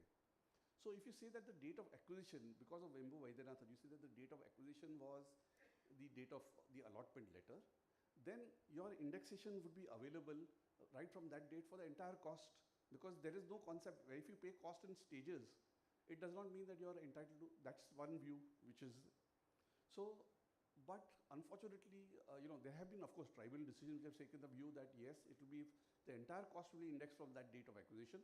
But there have been one Allahabad High Court decision which I would like to just draw your attention to, and which, of course, that decision, unfortunately, the tribunal decision is not there and the is not readily available, because this was at a point of time when all those decisions were not online, and where the Allahabad High Court has just made observations, and they have followed a particular CBDT circular. The CBDT circular was in the context of booking of premises under construction with the Delhi Development Authority. That was Circular 471, where the view which had been taken was that it is the date of allotment which matters over there, because based on the scheme which the DDA has, that you are really become the owner when the plot is allotted to you. The construction happens over a period of time, but the date of acquisition is the date of allotment. That was the view which was taken by the CBDT at that. So relying on that, but they have arrived at a contrary view, saying that you will get indexation for whenever you pay the installments. Now this, frankly speaking, I think is not supported by the language of the section. And if you look at the various tribunals, I think which have taken a contrary view, in fact, there have been almost, you know, so many tribunal decisions, the Mumbai Tribunal as well as you know, it's been primarily, of course, the Mumbai Tribunal, but there have been other decisions also where all of the tribunals have taken a view that your date of acquisition is one, and that is the date from which the asset is first held. So your indexation of cost should be available to you from that date and not from time to time when you pay the cost installments. And this would apply in various other situations also. Look at a state where you acquire a share. The share is allotted to you, but suppose the money is taken by the company in calls. Say for instance, Bharti Airtel, they issued these, you had to pay the money in calls. So what is the date? Now even if you pay the call at a later point of time, the date relates back to the original date of acquisition. And that's the view, I think, which one will have to take. So all these tribunals have taken this view, but I think this is one thing which you need to keep in mind, that this Allahabad High Court decision, but as I said, the Allahabad High Court decision, the logic which is given does not seem to appeal, because they have based it on that DDA circular, and that DDA circular in fact does not say that you will get indexation from this, so that is one of the aspects which one has to keep in mind. Now the biggest controversy which has been there now for the last, I would say almost 30 years, one is looking at this. You had this provision which came in the 1980s, that clause 5 and clause 6 were added to the definition of transfer under section 247. And what is this clause 5? It says, a transaction allowing the possession of any immovable property to be taken or retained in part performance of a contract of the nature referred to in section 53A of the Transfer of Property Act. Now, so therefore, what is this part performance of a contract under 53A of the Transfer Property Act, and when does 53A of the Transfer Property Act apply? So let's look at that. 53 of the Transfer Property Act says, where any person contracts to transfer for consideration any immovable property by writing signed by him or on his behalf, from which terms necessary to constitute transfer can be ascertained with reasonable certainty, and transferee has, in part performance of the contract, taken possession of the property or any part thereof, or the transferee being already in possession continues in possession or in part performance of the contract and has done some act in furtherance of the contract, and the transferee has performed or is willing to perform his part of the contract, then the transferor or any person claiming under him shall be debarred from enforcing against the transferee and persons claiming under him any right in respect of the property, other than a right expressly provided by the terms of the contract. So what does it mean in short? It means that where you have an agreement in writing by the owner of the property, agreeing to sell the property for consideration, and the terms of that contract have been spelled out in that agreement, possession is given in part performance of the contract, and the transferee is willing to perform the requirements of the contract, then in that situation, once the transferee has been put in possession, he can claim a right against the transferor, saying that no, effectively he has created a right in his favor. That is the view. Now, the income tax department, what was happening is that properties were being transferred under an agreement for sale, and a conveyance deed was not being executed. A conveyance or a sale deed was not being executed finally, and therefore the title was not being transferred, but people used to just carry on and not pay capital gains tax for years together. That was the problem which was sought to be plugged by this amendment. Now the question here is that how does this apply vis-a-vis development agreements? Development agreements is one way of development of the property. So what exactly is a development agreement? Let's try and understand. And there we have the Supreme Court decision in the case of Sushil Kumar Agarwal versus Meenakshi Sadhu, where Justice Dhananjay Chandrachud incidentally is the author of this judgment, where he said that this has not been defined statutorily. A development agreement has not been defined statutorily. It's a catch-all nomenclature used to describe a wide range of agreements which an owner of a property may enter into for development of immovable property. It includes pure construction agreements, grant of rights to a developer to carry on development for monetary consideration payable by the developer. So I entered into agreement with the developer saying that, okay, you construct and you give me money for the construction, for giving you the right to construct. Second, the next is grant of rights to a developer to carry on development in exchange for part of constructed area. So where the owner enters into agreement with the developer saying that, okay, you construct on that and 45% of the constructed area you give me, 55% you're free to sell. So that's the other category. And development of immovable property occupied by tenants or other right holders, where the developer takes on the responsibility to settle with tenants and carry out construction. So I may have a property which is occupied by tenants or by slum dwellers, and I may say that, okay, you develop the property, you take over this, and give me X amount. That's the other. And the last category which the Supreme Court discussed was the development of land occupied by slums, where the developer rehabilitates occupants and shares the saleable reconstructed area with the owner. Now this is, I think, something which we're seeing happening because in Bombay, for instance, we see that on slum redevelopment, there's a FSI allowed of 4 times the area of the plot, and therefore this has become an extremely lucrative thing for builders. So they do enter into such agreements for slum rehabilitation, slum redevelopment agreements. That's very category. And there the Supreme Court then went on to say that in category of development agreements, other than pure construction contracts, the developer may have acquired a valuable right either in the property or constructed area. Then the Supreme Court goes on to say, ownership consists of a complex of rights, which are rights in rem. That is, these are rights against the whole world.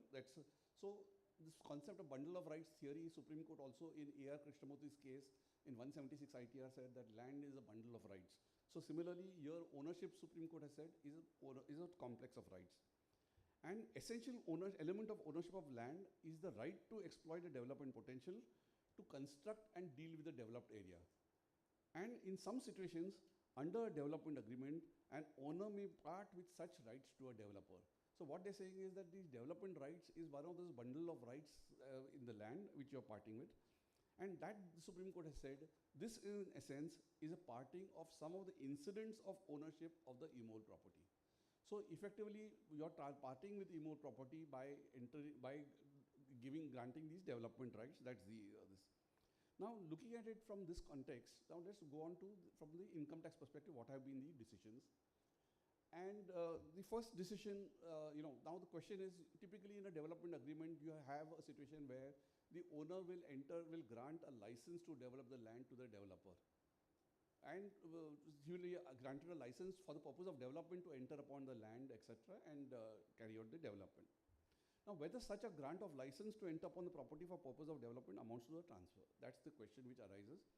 And there we had for many years this decision of the Bombay High Court which held the fort in Chaturbhuj Dwarkadas Kapadia's case. This was the decision in 2003, so which was for almost 20 years, and almost, I think, it's been, and there this Bombay High Court, if you looked at the observations, some of the observations which the Bombay High Court made, they said in such cases of development agreements, one could not go by substantial performance of a contract. In such cases, the year of chargeability is the year in which the contract is executed.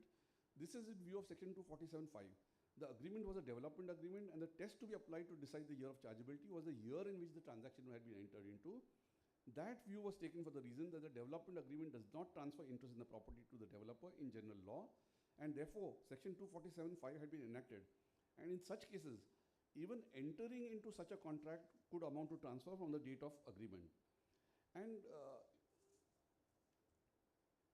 so what the Bombay High Court has elaborated there is that the agreement in question is a development agreement. Such development agreements do not constitute transfer in general law. They've said that.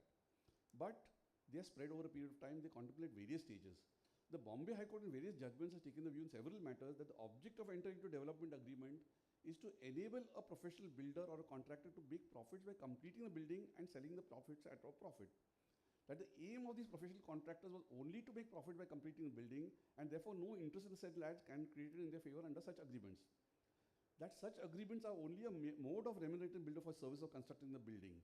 It is precisely for this reason that 247(5) was there. And then they said that in this case, the department has not applied this test of 247(5), why the 247(5) was there.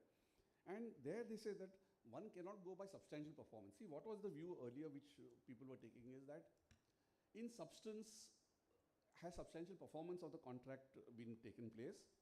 And if so, then only one would say that there is a transfer. The mere fact that I have given a license, that license would not amount to a transfer. That was the view before Chaturbhuj Dwarkadas Kapadia.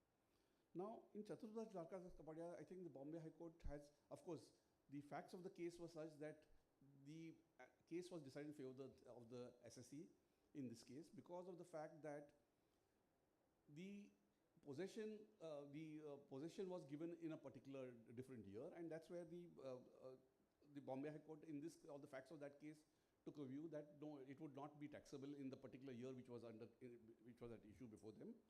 But The problem here really is this, that suppose you enter into a development agreement today, and every development agreement will have a situation where you have to give a license to the developer to enter upon the property for the purpose of development. Without that, how is it possible to carry out the development? It's not possible. And typically also in some cases you give a power of attorney to interact with the municipal authority to get the plans approved, etc. So that's also something which is there. The question really is that if one applies the ratio of the Bombay High Court decision, though I might be getting the consideration much in the future, though the construction may not have started, though the approvals may not have come, municipal approvals may not have come, even in such a case, one was having to pay the tax in this. That was the view which the department was taking following Chaturvedi Dwarkadas Kapadia. And that was unfortunately the view which I think in many cases that was the view which was being taken. So for a long time we had Chaturvedi Dwarkadas Kapadia right from 2003 till 2017. In 2017 we had a Supreme Court decision which diluted Chaturvedi Dwarkadas Kapadia to some extent. And interestingly, this was a case where there was an agreement to transfer land, and this was an agreement which said that it should be done in stages. The development would be done in stages. Approval would come in stages. At each stage when the approval came, then the money would be paid, etc. That was but that agreement was not registered. As and when the approvals were coming, then certain part of the land was being transferred. And there the department said, see, Chaturvedi Dwarkadas Kapadia says, when you enter into a development agreement, you are liable to pay tax. So therefore they sought to pay tax the SSC in that case. But in that case, the agreement was not registered. The development agreement was not registered. And there the Supreme Court looked at the provisions of the Registration Act in that this thing. In that case, the Registration Act was amended in 2000, I think 2001, where such transactions related to immovable no document shall affect any immovable property also. So 17(1)(a) says that documents containing contracts to transfer for consideration any immovable property for the purpose of 53 of the Transfer of Property Act shall be registered if they have been executed on or date after the commencement of this Amendment Act of 2001.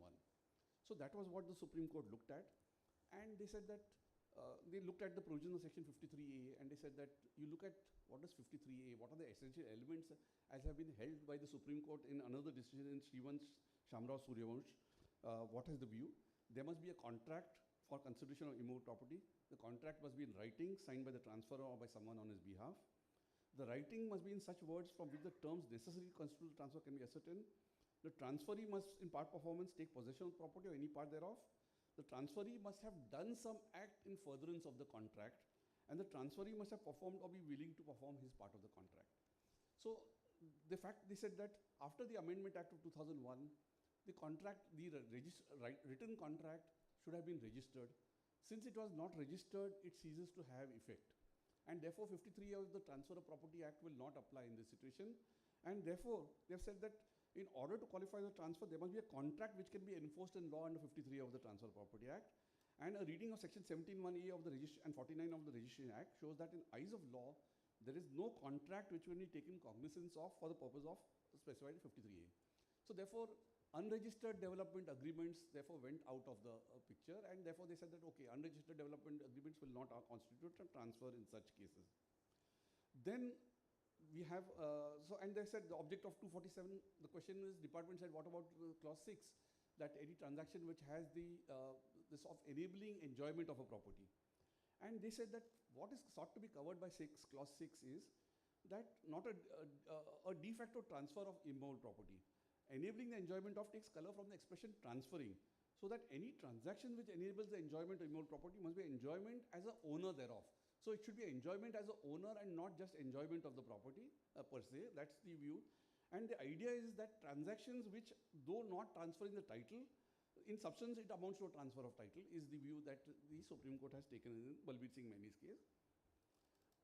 Then we fortunately, I think, had the Supreme Court decision in Seshasai Steels Limited.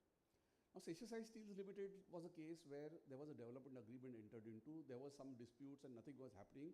After 10 or 15 years, finally the transaction went through, and then they paid tax in that year, saying that the development has happened now, and we've executed the documents, etc. And there the Supreme Court examined this fact about giving of a license. And they said that a license was given in CCI Steels, they said a license was given for the purpose of developing the land into flats and selling the same. Such license cannot be said to be possession within the meaning of 53A, which denotes control over the land and not actual physical occupation.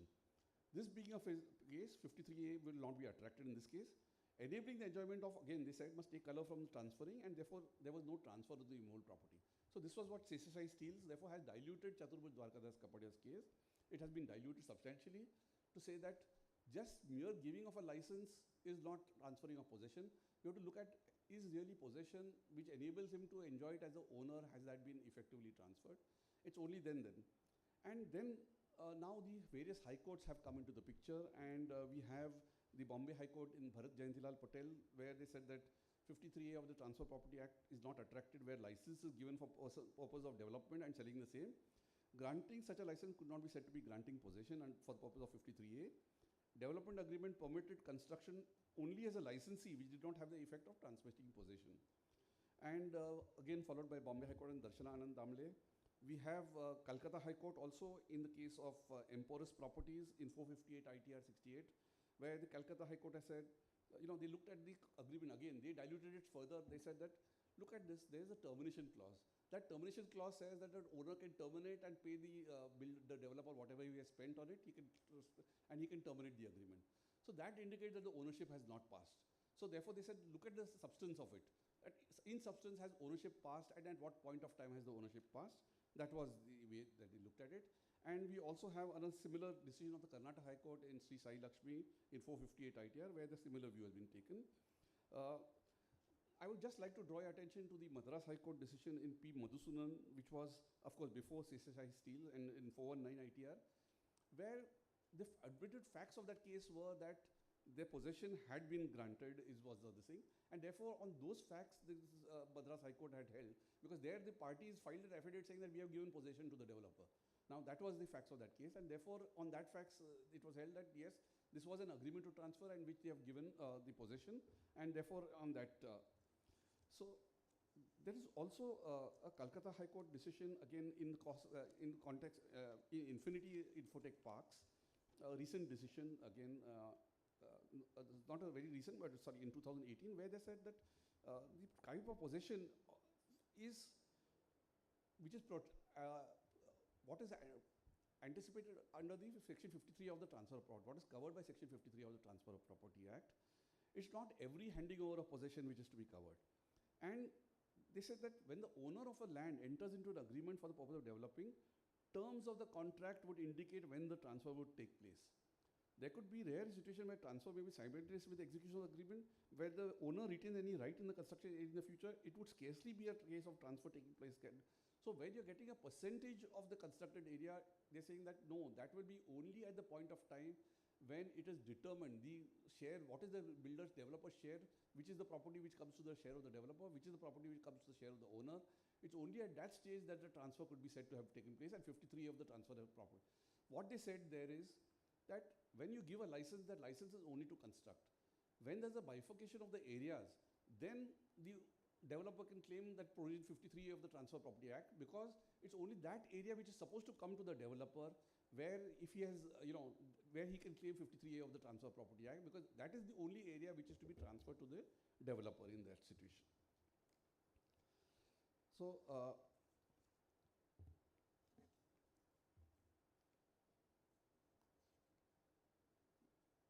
the other, this is that now also for individuals and HUFs, fortunately, this concept of development has got diluted to a great extent. You have a section 45(4) which has been inserted, which is applicable from assessment year 2018-19. And there this question had come up whether it is retrospective in operation or prospective. And most of the tribunals have taken the view that it is prospective in operation and would not apply to past transaction. Now, what does 45(4) say? 45(5)(a) say? It says that when you have a person, when you enter into a specified contract, when there is a specified contract, in that situation, when an individual HUF enters into a specified contract, in that situation, the capital gains will be chargeable to tax in the year in which the completion certificate is received. And what is this specified contract? They said a specified contract is a contract in which the owner of the land enters into for development of that, or for remote property enters into agreement for development, and in exchange he will get a portion of the constructed area, and he may get also money in also along with that. So therefore, what they have covered is a development agreement which is not purely for money, but a development agreement where the owner will get some area also in exchange. So he may get money also, but he will definitely be getting some area. So where, for instance, today you have a development agreement where 100 flats are sought to be constructed, and the owner is going to get 1 flat, it would apply. Where the owner is going to get 50 flats also, it would apply. So it would apply in both situations. So, but he should be getting some area in that. And further it goes on to say that if there is a transfer of that area which is coming to the owner before the completion certificate is received, then the capital gains will be chargeable to tax in the year of such transfer. Now, what is the meaning of such transfer? Which would mean that the year of the, so when there's a transfer of share, so the question here is now under 45(5)(a). So you have the transfer is postponed to the year in which, rather capital gains liability is postponed to the year in which you get the completion certificate. In cities like Mumbai, where the completion certificate takes decades, but you get what they call as the occupancy certificate, it's been interpreted that yes, the occupancy certificate would be the relevant date when it is completed. The property can be said to be completed. It would be either that date in which the capital gains is chargeable to tax, or it would be, if I transfer that area which I'm supposed to get, I transfer it earlier, then it would be that date which would. The question is, what is the date indexation of cost which I will get till which year? I think if you look at it, the language does seem to indicate that you will get indexation of cost right up to the year in which it is chargeable to tax. Unlike section 45(2), where you convert a capital asset into stock in trade, where the capital gains is deemed to accrue in the year of conversion, but taxation is postponed. In this case, in case of 45(5)(a), according to me, it would be tax. You can claim indexation up to the year of the completion certificate. The second is, what is the date of transfer for the purpose of section 54 and 54 EC? Again, here, if logically the capital gains is chargeable to tax in that year, so it should be in that year that, from that year, the 3 years time limit should be counted from that date of completion certificate, that the 3-year time period should be for the claiming the exemption for reinvestment in a residential house or for reinvestment in capital gains bonds. Now, so far as transfer of share in the project is concerned, when I transfer it, is taxable in which year? Does it say, because it says, and the provisions of this subsection shall not apply. Does it mean it goes back to the original year in which, say, the development agreement is entered into and in substance the property is transferred? Or would it mean that the year on which I transfer that area which is supposed to come to me? The view is that it would be the area, when I transfer that area which is supposed to come to me, that it is be from that year. And then indexation also, etc. will happen till that year. That's this. And when I say, one of the things in 45(5)(a) says, what is how do you calculate the capital gains? They say that you take the stamp duty valuation, whatever is the valuation as per the stamp duty purposes, on that date of completion certificate, that is to be taken as the value of the property, plus the monetary consideration, that is your total consideration. So in this case, suppose you transfer the property earlier, then whatever is the stamp duty valuation in that year, that will have to be taken as the consideration so far as that is concerned. Now the question is, and if you see, the explanatory memorandum, they've clearly brought out this. The question is that when I transfer, suppose a part of the share, suppose I'm entitled to 40 flats in the completed project, and I transfer, say, 2 flats out of those 40 flats. What would be taxable? Will the entire capital gains be taxable in that year, or would it be pro rata? That's the question which arises, because the language is not very clear, unfortunately. It just says that the subsection shall not apply.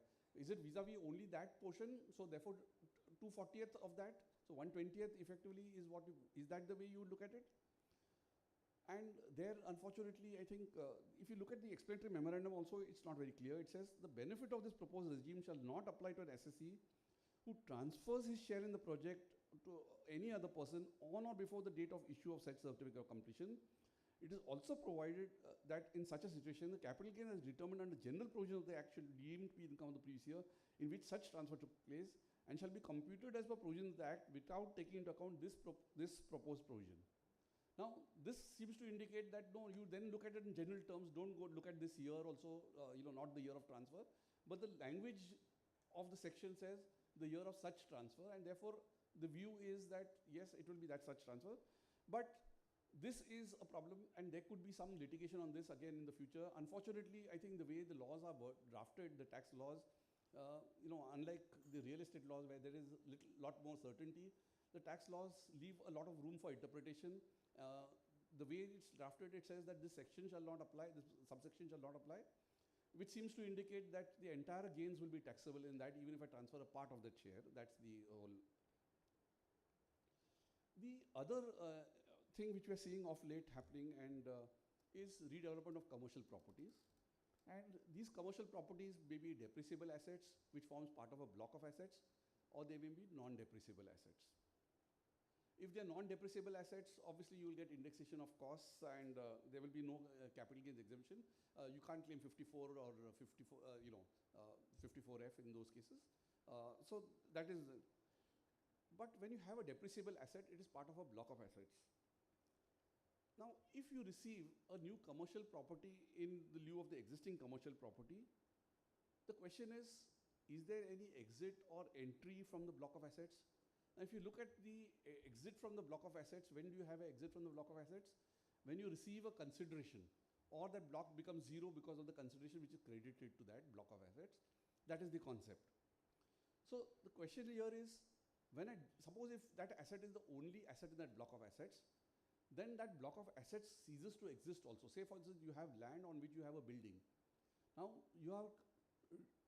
what you have done is you entered into a development agreement whereby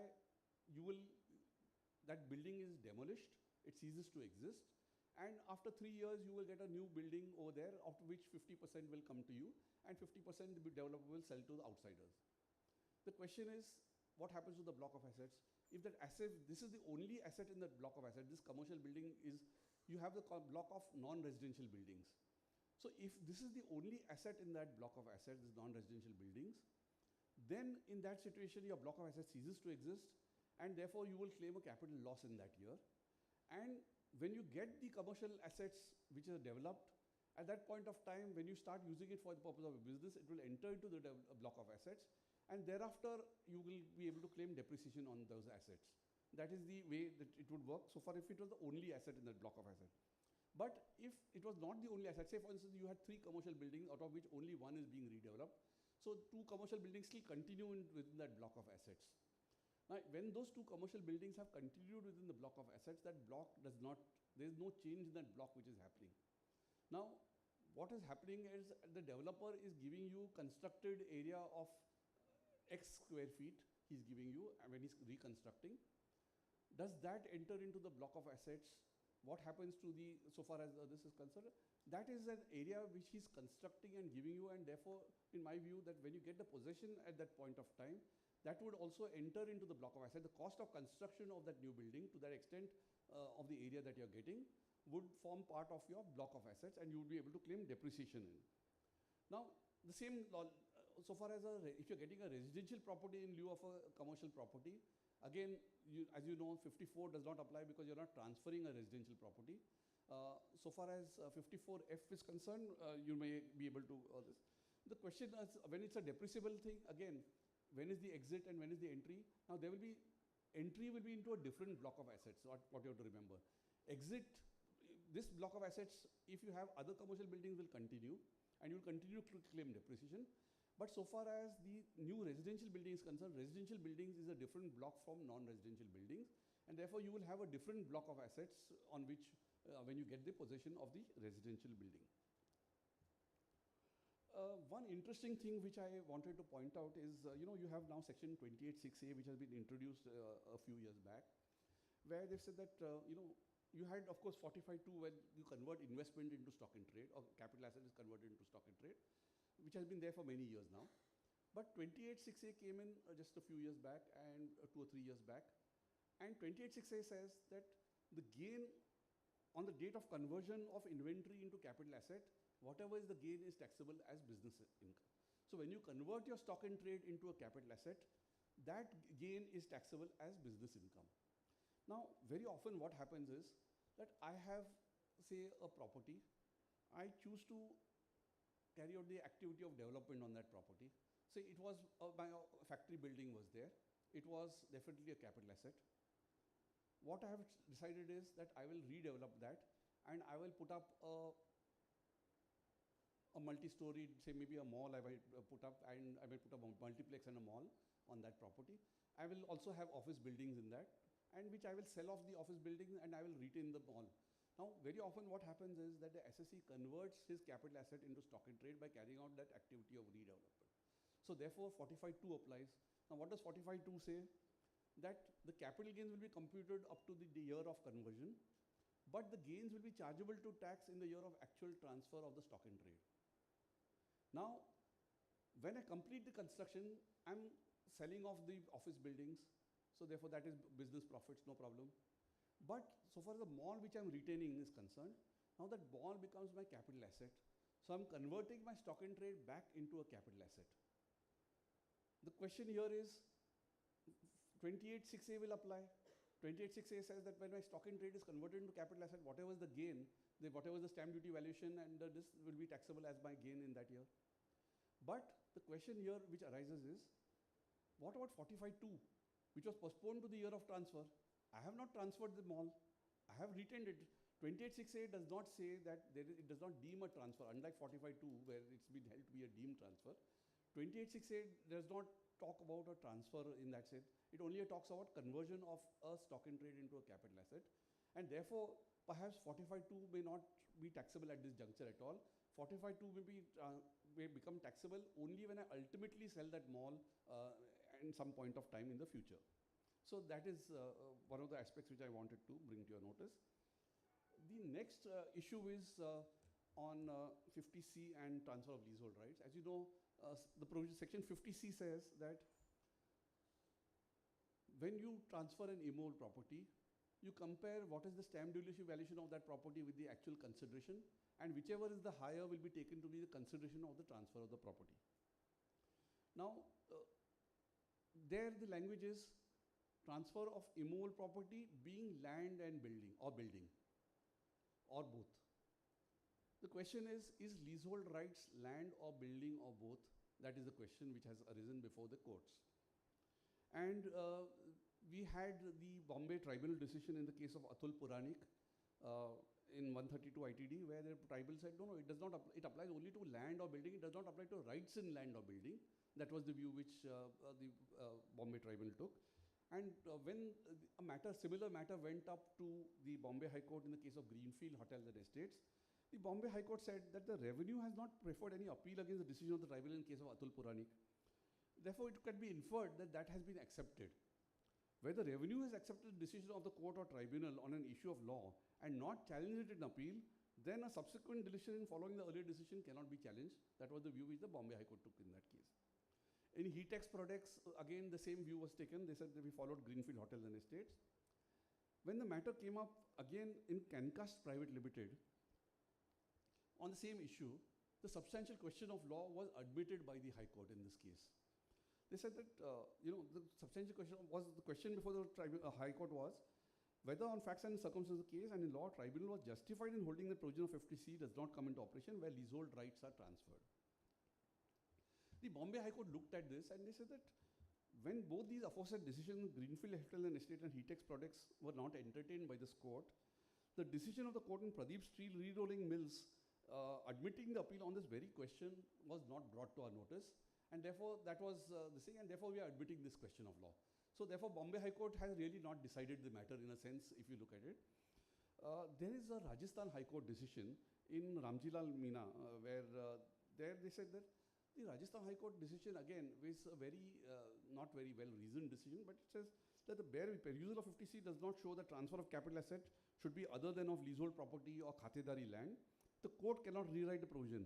If analogy taken by the Bombay High Court in Greenfield Hotels case is applied in general, then 50C would not be applied in majority of the cases as it is not allowed for leasehold property. 50C is applicable to transfer capital assets for consideration. Bombay High Court has not referred as to how the land was in the balance sheet as a capital asset or not. Thus, we are unable to apply judgment of Bombay High Court in case of Greenfield Hotels. So, not a very well-reasoned judgment in this case. So, that was the Then now we have the Karnataka High Court decision in the case of V.S. Chandrasekhar, where they have said that the expression 1 to section 247 uses the term immobile property, whereas 50C uses the expression land instead of immobile property.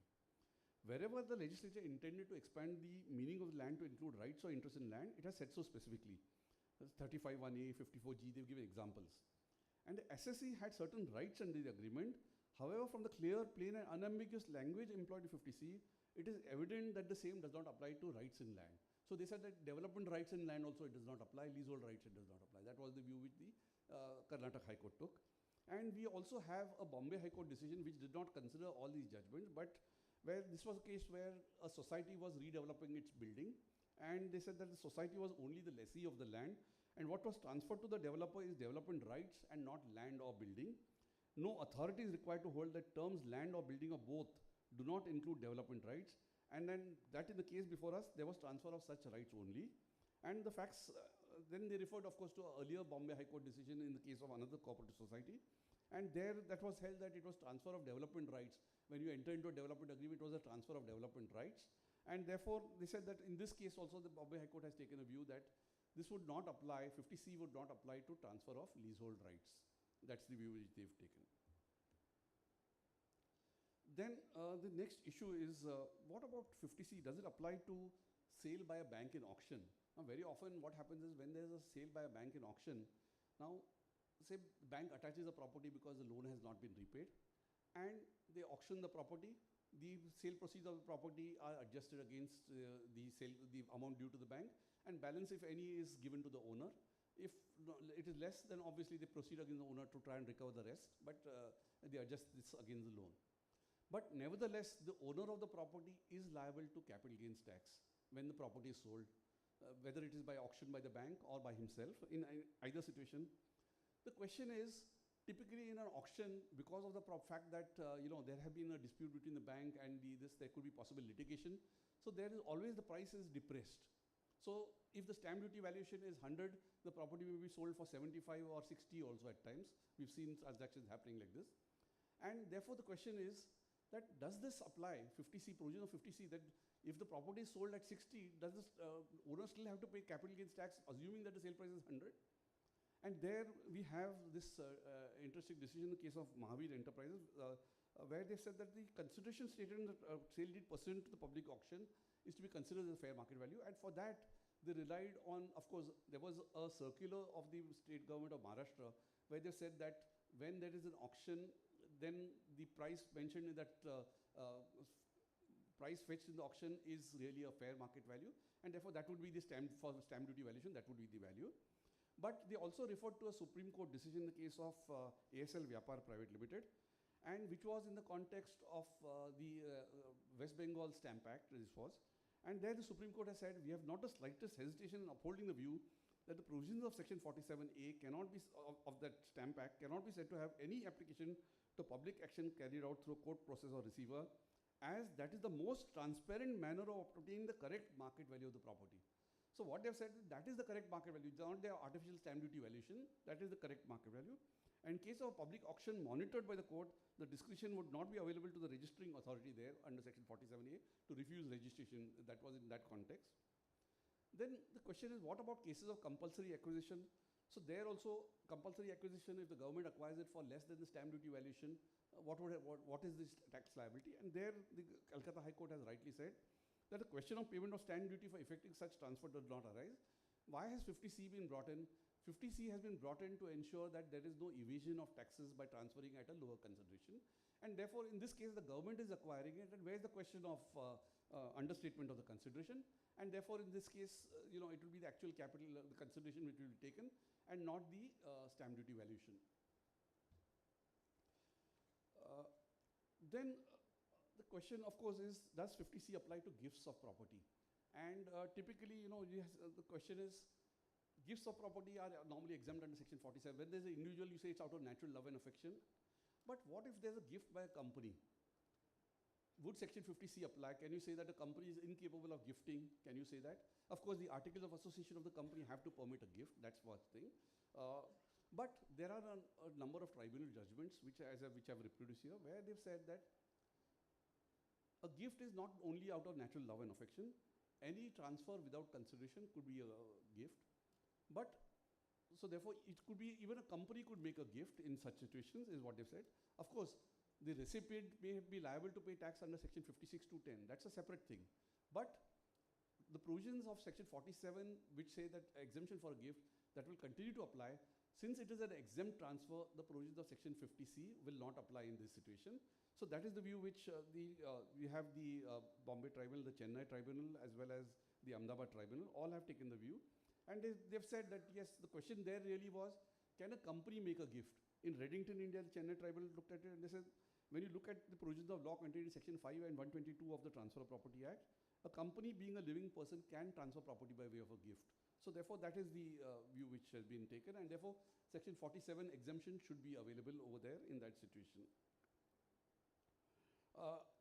What about the 54F exemption? You know, under section 54F, when provisions of 50 and 50C apply, what is the consideration, because it is the net consideration which has to be invested into a residential house. What is that consideration? Is it the stamp duty valuation or is it the actual sale consideration? And there they have earlier decisions which took a view that, you know, it will have to be only the stamp duty valuation. One Jaipur tribunal decision was there, but then I think now the provision is more or less, I think almost all the tribunals, including the Visakhapatnam tribunal in Mallikarjun Rao's case, they said that the difference, if the assessee invests the net sale consideration, it's eligible for exemption, even though the full sale value, of consideration is more than the result as a result of transfer. The deeming fiction of 50C in respect to the words full value of consideration is to be applied only to section 48. You can't apply that deeming fiction to the provisions of section 54F. For 54F, it is the actual consideration which has to be considered.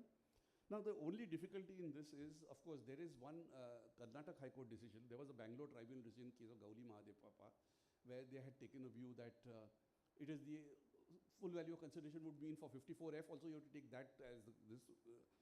But the Karnataka High Court, when it went to Karnataka High Court, it was partly affirmed, and they said when the capital gain is assessed on notional basis, whatever amount is invested in new residential house within the prescribed period, entire amount should get the benefit, irrespective of funds from other sources. So they decided on this issue. But on the major issue of this, it does not seem to have decided that. And that is where I think there could be some litigation on this, because as I said, the Bangalore Tribunal had taken a contrary view. But it's practically impossible. If I have sold a property for 100 and the stamp duty valuation is 150, my capital gains will be calculated on 150.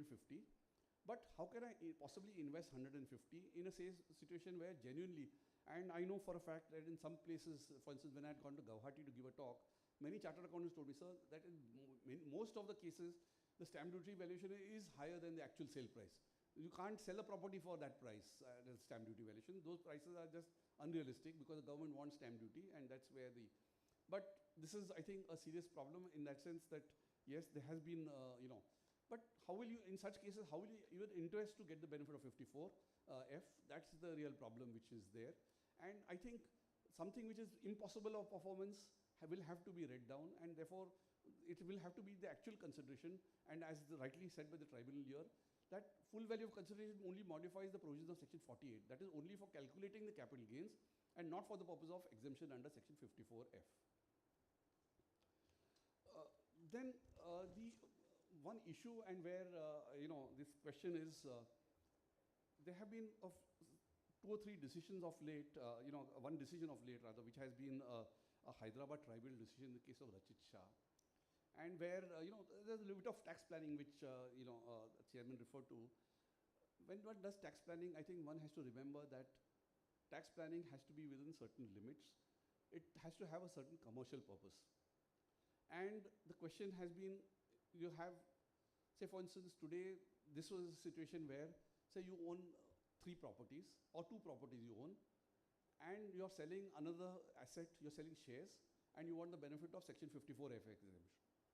Now, as you know, the benefit of section 54F exemption is available only if you own not more than one other residential house on the date of transfer of the asset. On transfer of the shares, I should own not more than one other residential. Because I'm owning 2 houses, so before sale of the shares, what I do is I gift one property to my wife or to my father or mother, and then say that I have only one property. That is the fact. fact pattern in this case. And there, of course, one needs to keep in mind that today you have the provisions of GAR, the General Anti-Avoidance Rules.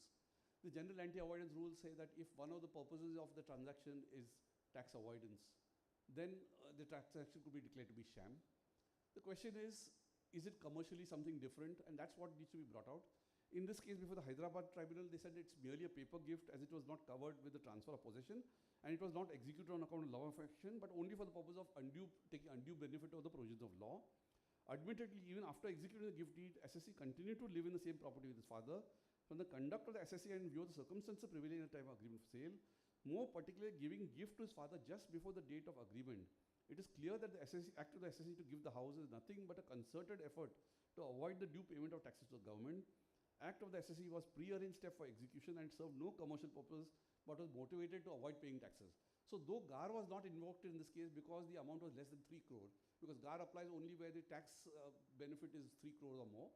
So in that case, but still, nevertheless, this seems to be a judicial GAR which seems to have been applied to say that no, this is a sham transaction. But this decision has not considered various other decisions where a contrary view had been taken. The Bombay Tribunal, in the case of Maya Ajwani, where the Maya Ajwani had gifted the property to her husband before the sale of the asset. And there the tribunal said that the law does not oblige a person to pay maximum taxes authorized disregarding a lawful transaction if it has the effect of reducing his tax liability. The transfer is by no means sham or bogus, notwithstanding that the SSC would continue to reside with the family, including a husband in the house, both before and after the gift. Similar, again in Samir Jasusa's case, the Delhi tribunal has taken a view that even after execution of a registered gift deed in favor of his wife, it cannot be presumed that the SSC is the owner of the house. He will get the benefit of 54F. And in fact, the Bangalore tribunal went a step further. Bangalore tribunal was a case of a Mohammedan who, by oral gift, hiba, he gifted it to his spouse. And the Bangalore tribunal said that it has been recorded through an affidavit and therefore it would amount to a valid gift. And Mohammedan law, oral gift is also a valid gift. So that is the view which is there. I think the point which I wanted to bring out is that one has to develop and bring out what is the commercial substance behind this. What is the justification for giving the gift? Now, there could be a situation where you're gifting to the spouse because the spouse does not have any assets and you feel that there is some sort of insecurity in the spouse that there is nothing, all property in the husband's name and nothing in the spouse's name. And that was one of the reasons, could be one of the reasons. So one has to develop and see that what is the logic.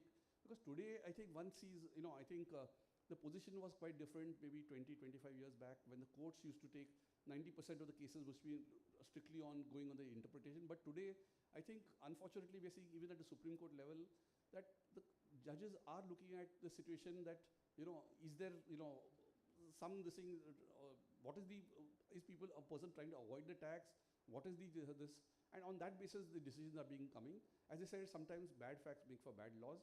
So therefore, sometimes one has to be a little careful when one does such a planning.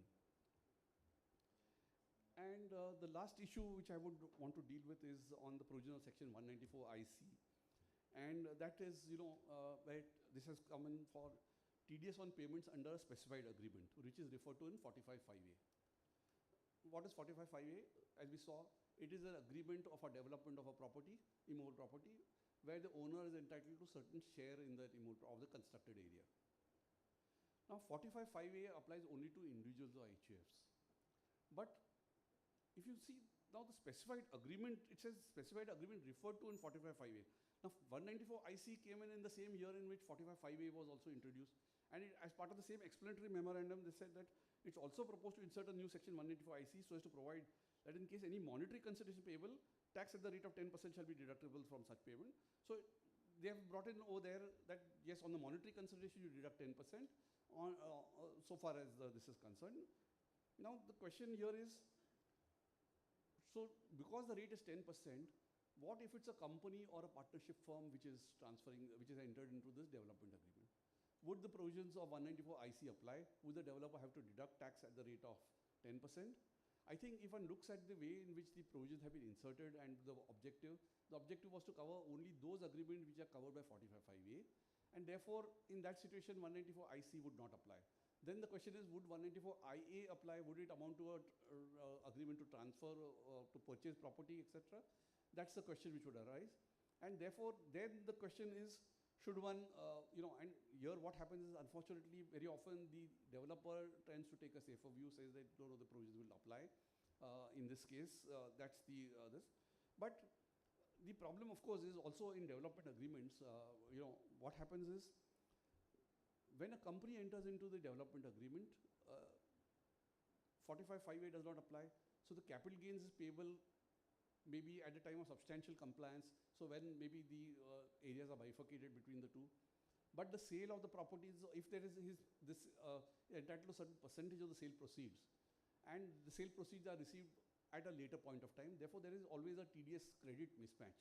Now, fortunately, there is an amendment of section 155. You have subsection 20, which is inserted, that you will have, where the TDS is deducted at a later point of time, you can claim TDS credit for the earlier year in which the income is offered to tax, even though the TDS is deducted at a later point of time.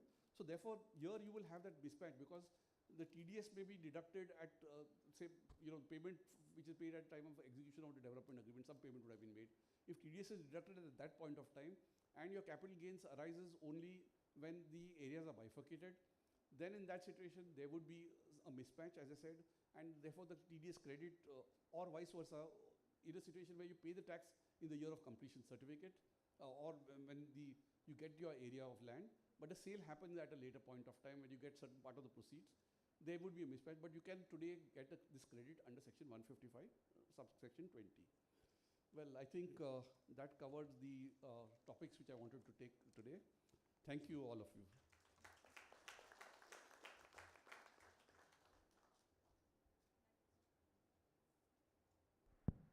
Thank you, sir. I now request our chairperson to give his concluding remarks.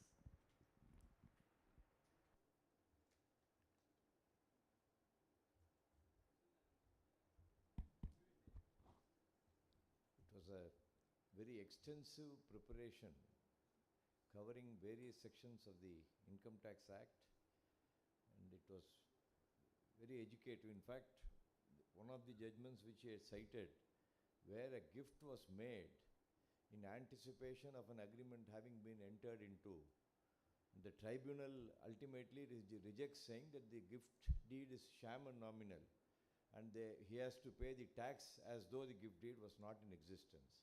In fact, my first question that I am going to put to him is this. See, in the eye of law, a tribunal cannot set aside or annul a sale deed or a gift deed. Now they have disregarded the gift deed and say you pay the tax that is required to be paid. Oh, what happens? Well, fine. Ultimately, they are possibly entitled to levy the tax, ignoring the gift deed. But over the period, under the Transfer of Property Act, there has been a transfer of property under the gift deed which has not been annulled by a civil court. What happens? Will this property be continued to treat as the property of the donor for the subsequent years? Something which I thought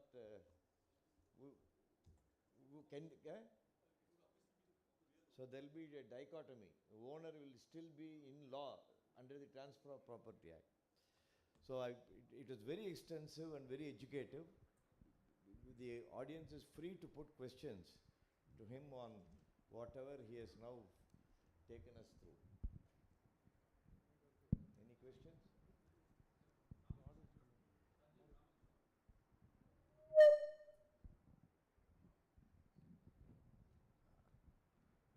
Good afternoon, sir. This is Ramakrishnan, Chartered Accountant. In the slides relating to the gift of shares by a company, you had referred to the Madras High Court decision, Madras Tribunal decision in the case of Reddington. Actually, it has been reversed by the Madras High Court, holding the gift as not genuine. Oh, okay. So that brings out, I think, the risk in this, where genuineness, etc. Genuineness is because when looked from a tax evasion or a tax planning angle, all these are considered as premeditated actions to reduce tax and not planning in the planning sense. Correct.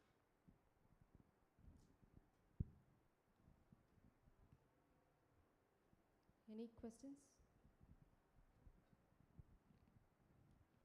Good evening, sir. This is Muthu Abhirami. Sir, when owners are giving away their land with building to the developers, builders subsequently demolish that. But the license for demolishing and everything is taken only in the name of the owner. In such cases, whether they would still be eligible to claim 54 deduction. In these cases, mostly the courts may come and say that you are only eligible for 54F deduction because the land was demolished by you, though the intention was to give the land for development. Some thoughts on that, sir? Yeah. So typically, what one would try to do in such situations is that, say that the development is of the immovable property, which consists of the land and building, is what one would try and this thing. But yes, there have been tribunal decisions also, I think, where they've said that really, in substance, what you have transferred is only the land and really, not the building, because the building got demolished as a part of this process. But if today one says that all the plans, etc., are by the developer. Suppose if the developer is able to get the plan sanctioned in his name, and the demolition is carried out by the developer, then perhaps one can take a view that there is a transfer. So therefore, it's, I think, in the contract stage itself, one has to therefore see that.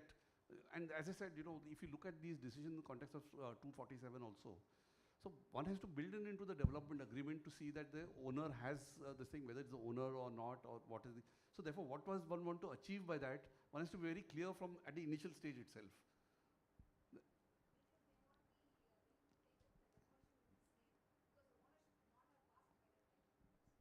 Yeah, okay. No, then I think, yes, there could be possible difficulty. But as I said, there are tribal decisions on both sides. They have taken. You see, the question is, ownership has not been transferred by the landowner or the house owner in favor of the developer. Obviously, that's not very economical.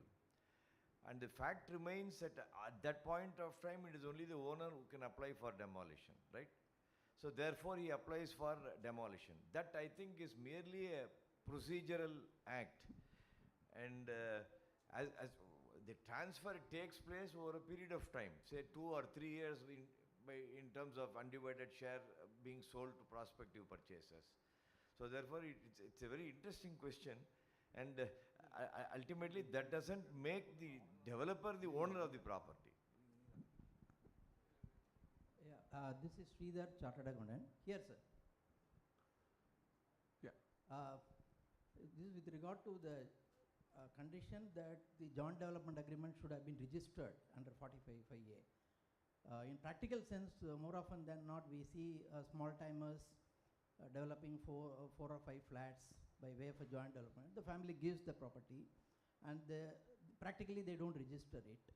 My question is, at the hindsight, when it is offered for the taxation at the fag end as per 45(a), is there a chance that an enterprising officer will go back to the earlier period and start doing that? No, there I think you're clearly supported by the Supreme Court decision in Balbir Singh Maini's case, where Supreme Court has said that an unregistered development agreement is not a valid contract at all. Yeah, that is true. So but in practical sense, for small timers, like they go for a JDA and they never register it. So my question is to us in whether there is a possibility that the enterprising officer will go back and ask the tax to be paid 2 years before when the JDA was entered. No, I don't think so. See, if you look at it, firstly, as an individual or an HUF, very clearly you are entitled to 45(a).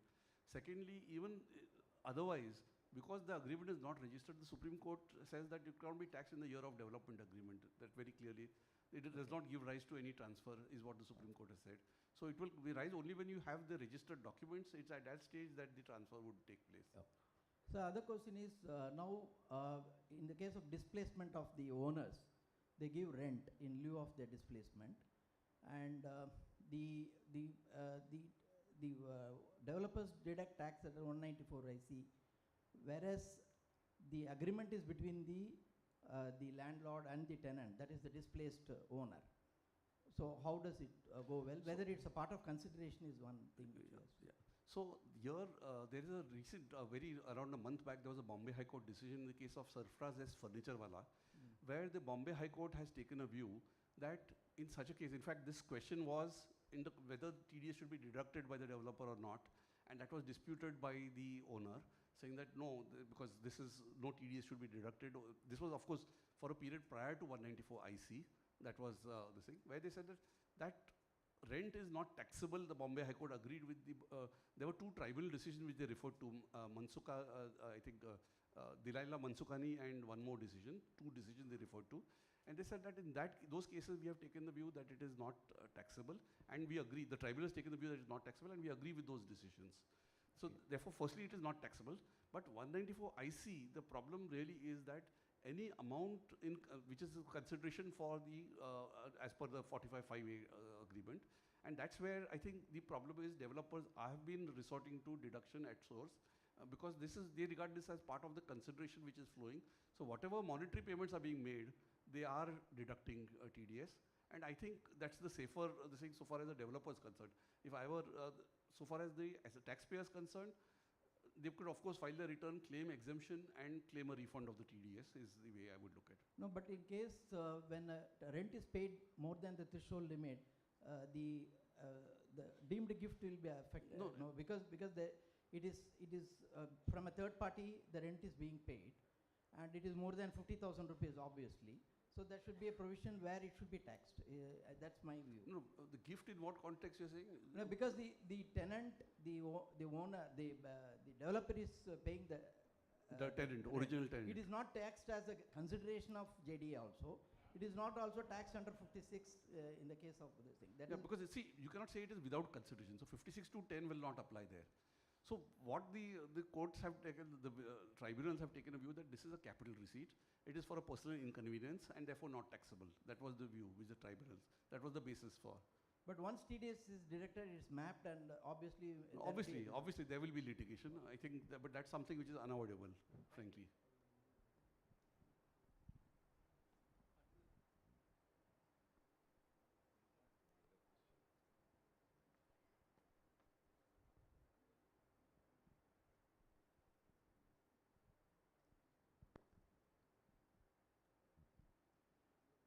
Sir, agricultural land, which is situated about 3 kilometers away from a place where the population is less than 50,000, the government has converted it as commercial land, though only agriculture is being carried on because it's a flood-prone area. When the landlord tried to sell the property at the value really existed in that area, they said you have to pay stamp duty as per the conversion commercial land. Then he offered the property to government to purchase that land at the price of the commercial conversion rate. Government is refusing to buy.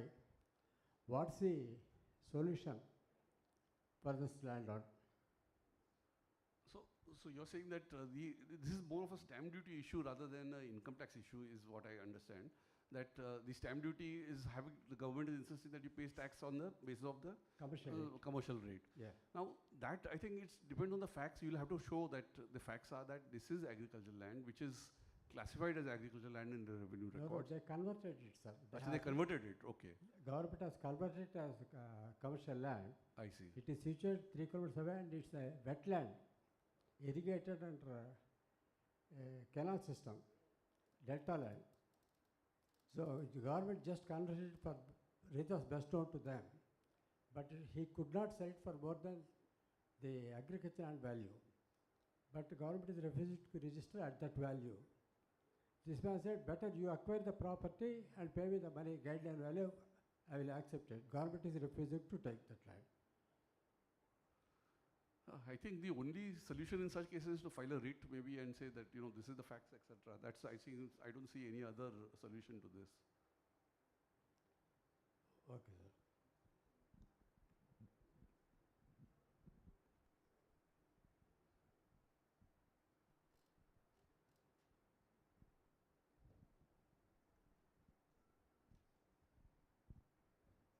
Sir, from what I understand, in Balbir Singh's case, the Supreme Court emphasized on aspect of registration and allowed the benefit to the assessee, treating that it is not a transfer at all.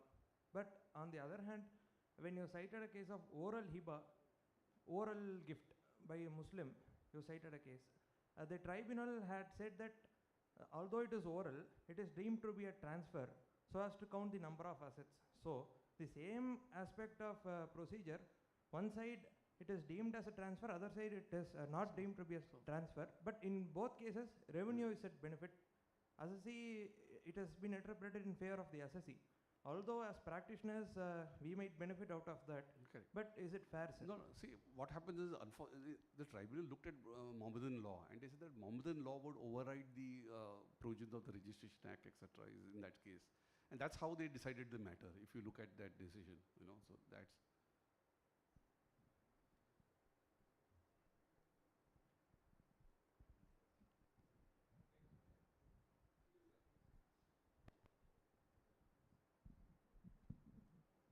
Vikram here. I just wanted to know if you have seen any cases where both 50C and 56.210 have been invoked in the transaction, because it is possible. In as much as 50C says that the guideline value has to be done, you've done lesser. And 56.210, he has got a benefit without paying for the same. So, you're right that technically it can be invoked, but I have not practically come across a situation so far. But, you know, see, there are, actually if you look at it, there are two different aspects of the transaction. Under 56.210, they presume that you have paid some money under the table, and that's why you got the property at a low rate. So therefore, it is your unaccounted money that they're trying to tax. Under 50C, they're saying that your capital gains, you have understated the consideration to pay lower capital gains tax, and therefore we are charging you on the higher capital gains tax. So in one case, they're charging the untaxed capital gains. In the other case, they're taxing the so-called black money which you may have paid to acquire the property. So therefore, there are two different aspects is the way I look at it.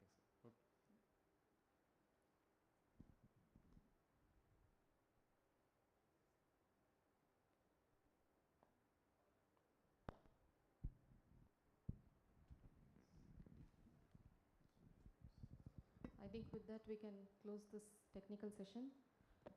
I now request Ms. Vandana Sagar, Principal Commissioner of Income Tax, to present a memento to our chairperson.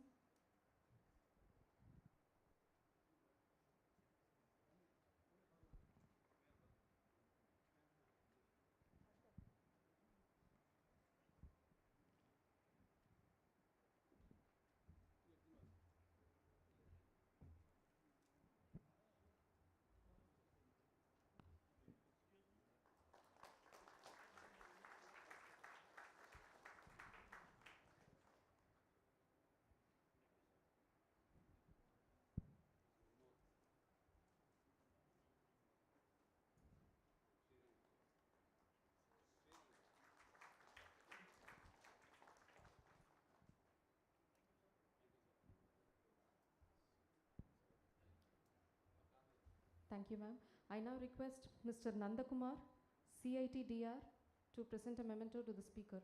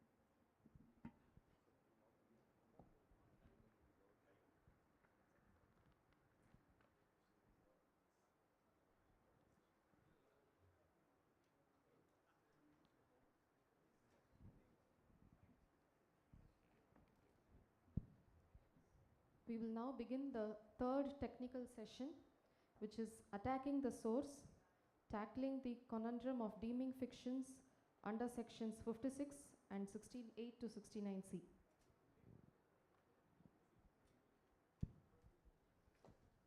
We call upon the chairperson, Mr. Mahavir Singh, Honorable Vice President of the Income Tax Appellate Tribunal, Chennai Zone, and Mr. T. Banashekar, the speaker for this session. On stage, please.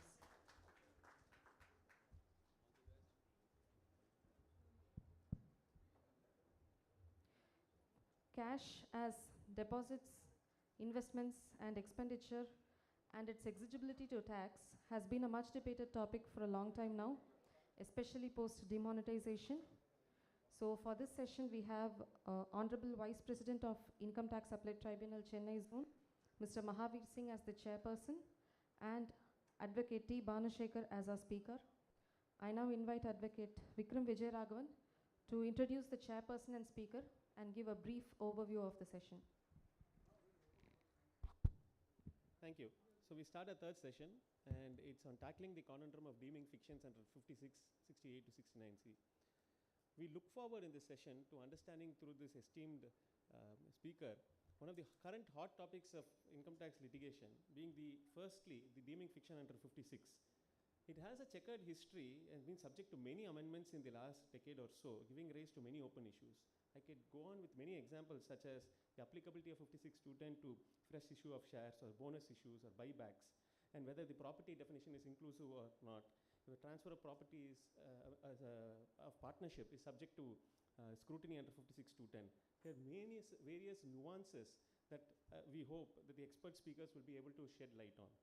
Further, credits, money, investment, expenditure, etc. that are added under section 68 to 69D are also the result of deeming fictions, which have been vexatious issues for long, especially since post-demonetization. Today's session, no doubt, will throw light on the myriad contours of these sections. To chair this important session, it is indeed our privilege to have here the Honorable Vice President of the Chennai Zone of the Income Tax Appellate Tribunal, Shri Mahavir Singh, as the chairperson. Thank you, sir, for gracing this occasion. Lordship doesn't need an introduction, but I will make a formal one anyhow. Lordship was born on 2nd March 1965 in Hanumangarh, Rajasthan, and did his BA and LLB from Punjab University in 1989. Shri Mahavir Singh joined the government service in August 2003. Shri Mahavir Singh, prior to his government service, practiced as an advocate from September 1989 to July 2003 in Chandigarh. Lordship's wisdom, acumen, sharpness, and judgments par excellence as a judicial member of the Honorable Income Tax Appellate Tribunal is known to one and all. His leadership and administrative skills as the Vice President of the Chennai Zone since 2020 has set a very high bar and a worthy example to follow. We are privileged here, sir, to have you as the chairperson. Thank you. Mr. T. Bhanushekhar also does not require an introduction to us all, but I will provide a formal one nonetheless. He is a distinguished professional with a strong background in finance, law, and taxation. He became a chartered accountant in 1994 and subsequently an advocate enrolled with the Bar Council of Tamil Nadu and Puducherry. Additionally, he is an associate member of the Institute of Cost Accountants of India, and he has made significant contributions to the field through his writings, including numerous articles on direct taxes and international taxation for prominent tax journals, as well as authoring books on income tax search procedures and assessment procedures. His wide-ranging legal practice includes arguing cases before various courts and appellate fora across the country. In addition to his practice, Mr. Bhanushekhar is an accomplished author and educator. He has written several books, as well as served as a visiting faculty member at institutions such as the ICAI, the Institute of Company Secretaries of India, and the Loyola Institute of Business Administration. His expertise in direct taxes has made him a very sought after and a very popular speaker at seminars, workshops, conferences, symposiums organized by various professional bodies across India, including the SIRC of Chartered Accountants and other regional branches, as well as many other professional bodies.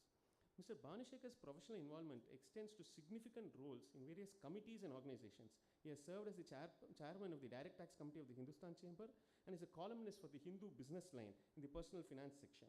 Additionally, he has been a member of the Southern India Regional Council and held key positions in various committees. His contributions also include participating in training programs for income tax commissioners at the regional training institutes and the National Academy of Direct Taxes. And he's been actively involved in brain stress sessions organized by various branches. Thank you, sir, for raising this occasion. With this, I'd like to start this session. Thank you so much. Please come for the opening remarks.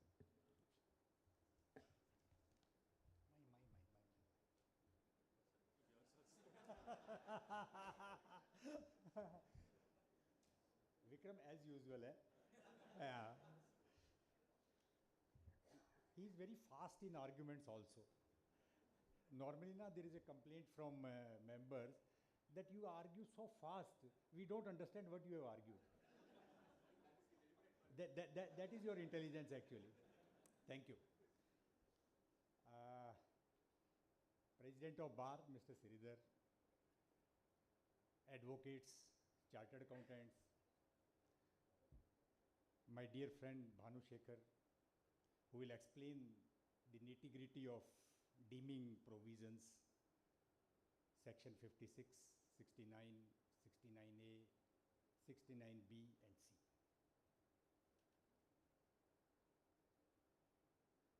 The humanity started, and with the human growth, economics also evolved.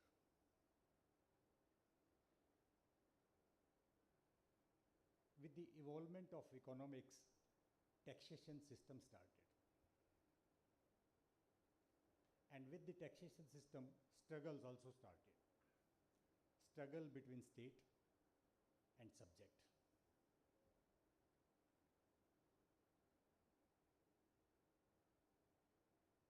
State want to extract maximum tax. Subject want to pay minimum, rather less than that. And for that they plan the things.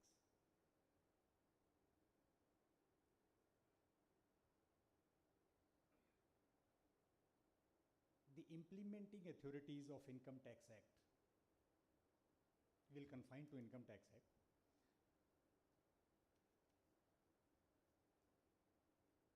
It's a failure for bringing the deeming provisions because they are unable to tax properly. Or it is a vice versa because society is so clever. They plan the things or they conceal.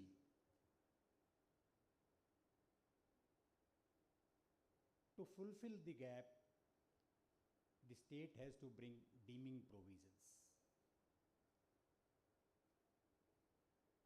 Take example of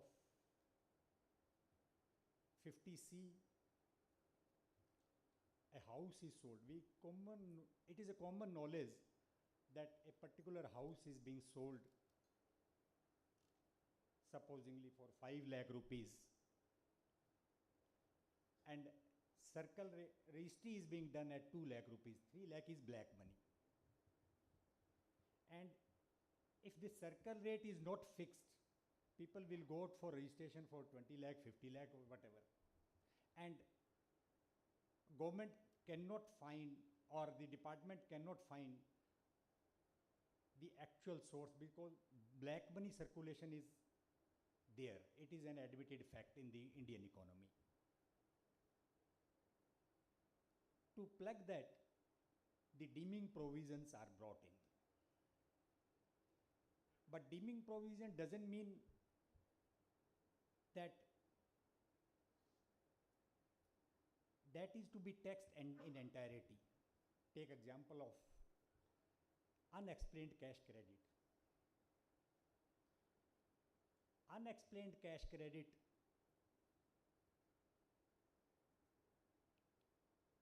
credit is shown in the books of accounts and you ask for information. If you can satisfactorily explain to the satisfaction of the ITO or AO, addition will not be made. No doubt that is not your income. Nobody knows whether that is the cash credit is genuine or not. Sometimes it so happens that genuine cash credit also added, and many a times. But there are many cases where genuinely tax credit is added. Reason being, assessee tried to explain the source but not to the satisfaction of the AO.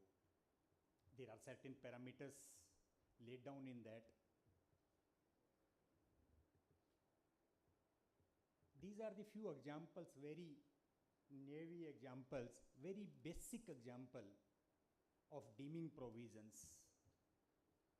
The state has to bring these deeming provisions due to the demand of time, because either the failure of the implementing authorities or the society is more clever. The best example of deeming case law of Honorable Supreme Court is P.K. Noorjahan's case. That is the basic case. a deeming fiction created by section 69 regarding the value of investment explained by assessee from his past savings. That was upheld up to Supreme Court, that edition, because assessee was unable to prove the sources.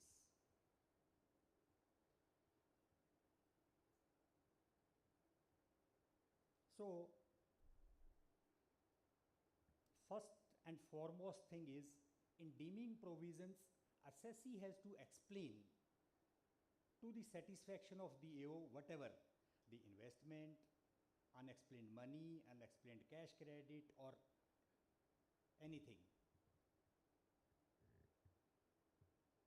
So this is the basic of deeming provision. And one Lord Estate in East Dwelling Company Limited versus Finsburg Borough Council, 2 All India Report 587, has explained this in his own words while explaining deeming fiction. I quote, "You are forbidden to treat an imaginary state of affairs as real. You must surely, unless prohibited from doing so, also imagine as the real consequences and incidents which, if the putative state of affairs had in fact existed, must inevitably have flown from or accompanied it. The statute says that you must imagine a certain state of affairs. It does not say that having done so, you must cause or permit you imagination to boggle when it comes to the inevitable corollaries of that state of affairs," unquote. It means that the government has to take an imaginary thing while enacting this provision. Because imagination is that there in transactions there are tax evasion, so deeming provisions are brought in.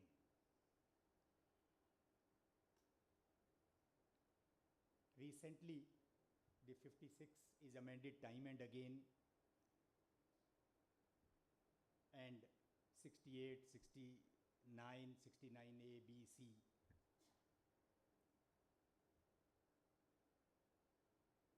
There are many other deeming provisions in the Act, but today's subject is only this.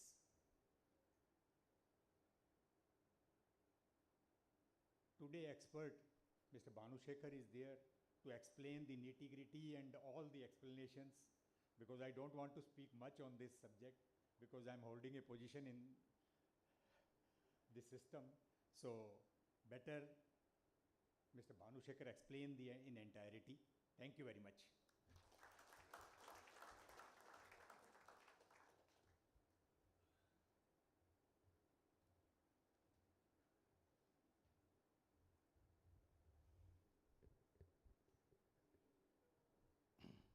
My chairman, the Honorable Vice President of the Income Tax Appellate Tribunal, Honorable Member of the Central Administrative Tribunal, Principal Commissioner of Income Tax, Commissioner of Income Tax, and other friends.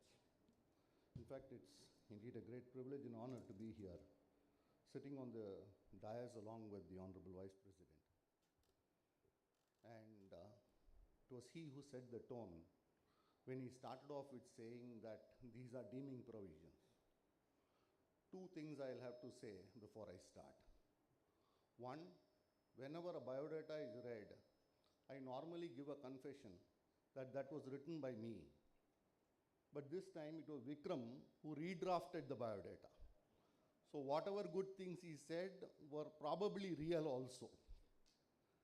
Second is, to the Honorable Vice President, what I say here is not what I argue tomorrow.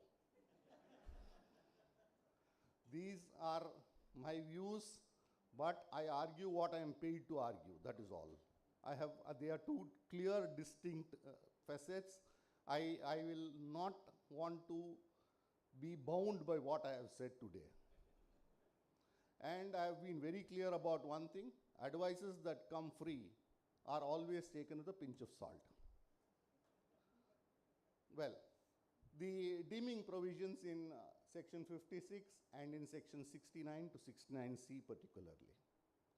What I will do is, I will start with 68 to 69C and then go on to the provisions of section 56. In fact, it was the Honorable Vice President, the chairman of this session, who set the tone by using the word deeming in several places when he was opening the whole session. In fact, that was the first doubt that came to my mind as I was reading. I've always said this: the more you read the subject of taxation, or for that matter any law, the more are the doubts in your mind. In fact, to put it very simply, when I was coming this morning along with my driver, I asked him, "Do you have any doubts on income tax?" And he said, "No. Look at us all here." I'm sure every one of us is running with doubts in our mind. And the first doubt that came to my mind as I started reading for this session was whether the provisions of section 68 to 69C are deeming only to the extent of the year to which it is said to be taxable, or is it deemed income itself? Why this question arises, I will come to a little later. But I think the Honorable Vice President made it very clear, which is my understanding too, that it is not merely deeming something to be the income of a particular year, but in the first place is deemed to be income. And also lays down in which year it should be deemed as income. There are two aspects or facets to this. Why I am emphasizing this, I am not touching upon at this point in time, and I shall come to it a little later.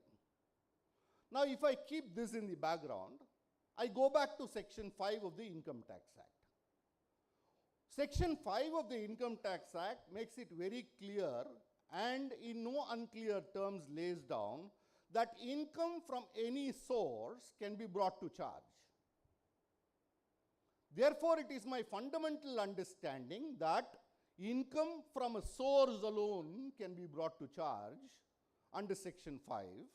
And once it is from a source, then that income is to be taxed under the 5 heads as are laid down in section 14 of the Income Tax Act. What does section 68 to 69C do? Section 68 to 69C, in my view, delink the requirement of a source in dealing with taxation. In other words, even if it is not linked to a source, the said sums can be taxed so long as they fall within the ambit of these deeming provisions. In fact, I go a step further. I should not even be using the words "so long as." I should be using the words "only if." Only if you do not know the source can the deeming fictions in 68 to 69C be invoked. Again, this is of great importance to me, because I understand that section 115 BBE, which is now there, which seeks to tax me at 60% plus effective surcharges, bringing me to 78% almost, being the rate of tax other than interest and possible penalties, is something which can be invoked only if 68 to 69C is covered, or is triggered, I will say. So if these provisions are not triggered, or rather if a source is established to a particular receipt, or in any manner any investment is tagged to a source, then the taxability is under the 5 heads of income, in which case 115 BBE has no applicability to the assessee. So I start with section 5 and say that in my understanding, there has to necessarily be a source to an income. And if there is no source to an income, then the provisions of 68 to 69C get triggered. The chairman of the session, the Honorable Vice President, was also referring to how taxability evolved as economics grew and how the system developed and how the tax gatherer wants to gather the maximum tax and the taxpayer would like to pay the minimum possible taxes. And why these deeming fictions? The fact that there is circulation of black money in this economy and in the system is something which is a known fact and probably an evil which exists, and that is why the deeming fictions. And Vikram was referring to how after demonetization, there has been a substantial or an exponential growth in the manner in which section 68 to 69C have been applied by the revenue authorities, particularly in the light of the higher rates of tax. I still remember as a student of chartered accountancy, I used to go and listen to speeches of Mr. Palkiwala. He used to come every time after the budget and speak here in Chennai. I still remember when he used to often say, tax laws in this country are made on the foregone premise that every Indian is a crook. It was not my statement, it was his.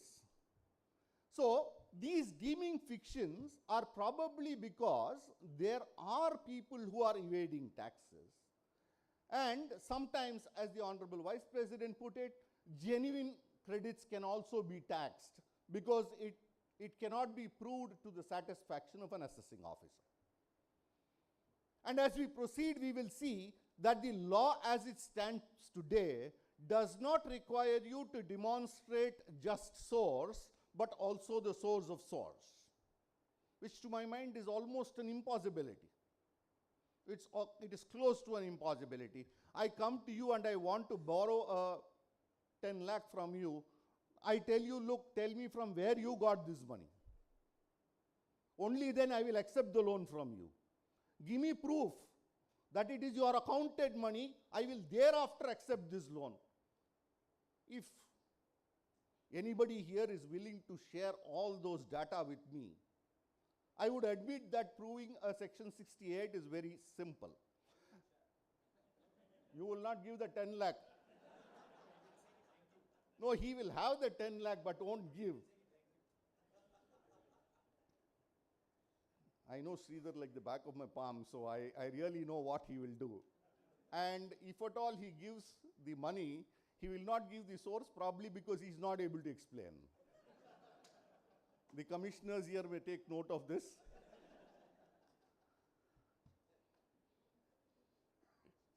Well, so what happens is that even a genuine credit can be taxed under the provisions of section 68 to 69C, or a genuine investment for which I am not able to demonstrate to the satisfaction of an assessing officer that it is genuine. Now, I will go straight away into section 68. Now, before I go into the nitty-gritties of section 68 itself, you will recollect that tomorrow in the first session, you have a separate session on the interplay between other economic legislations and income tax.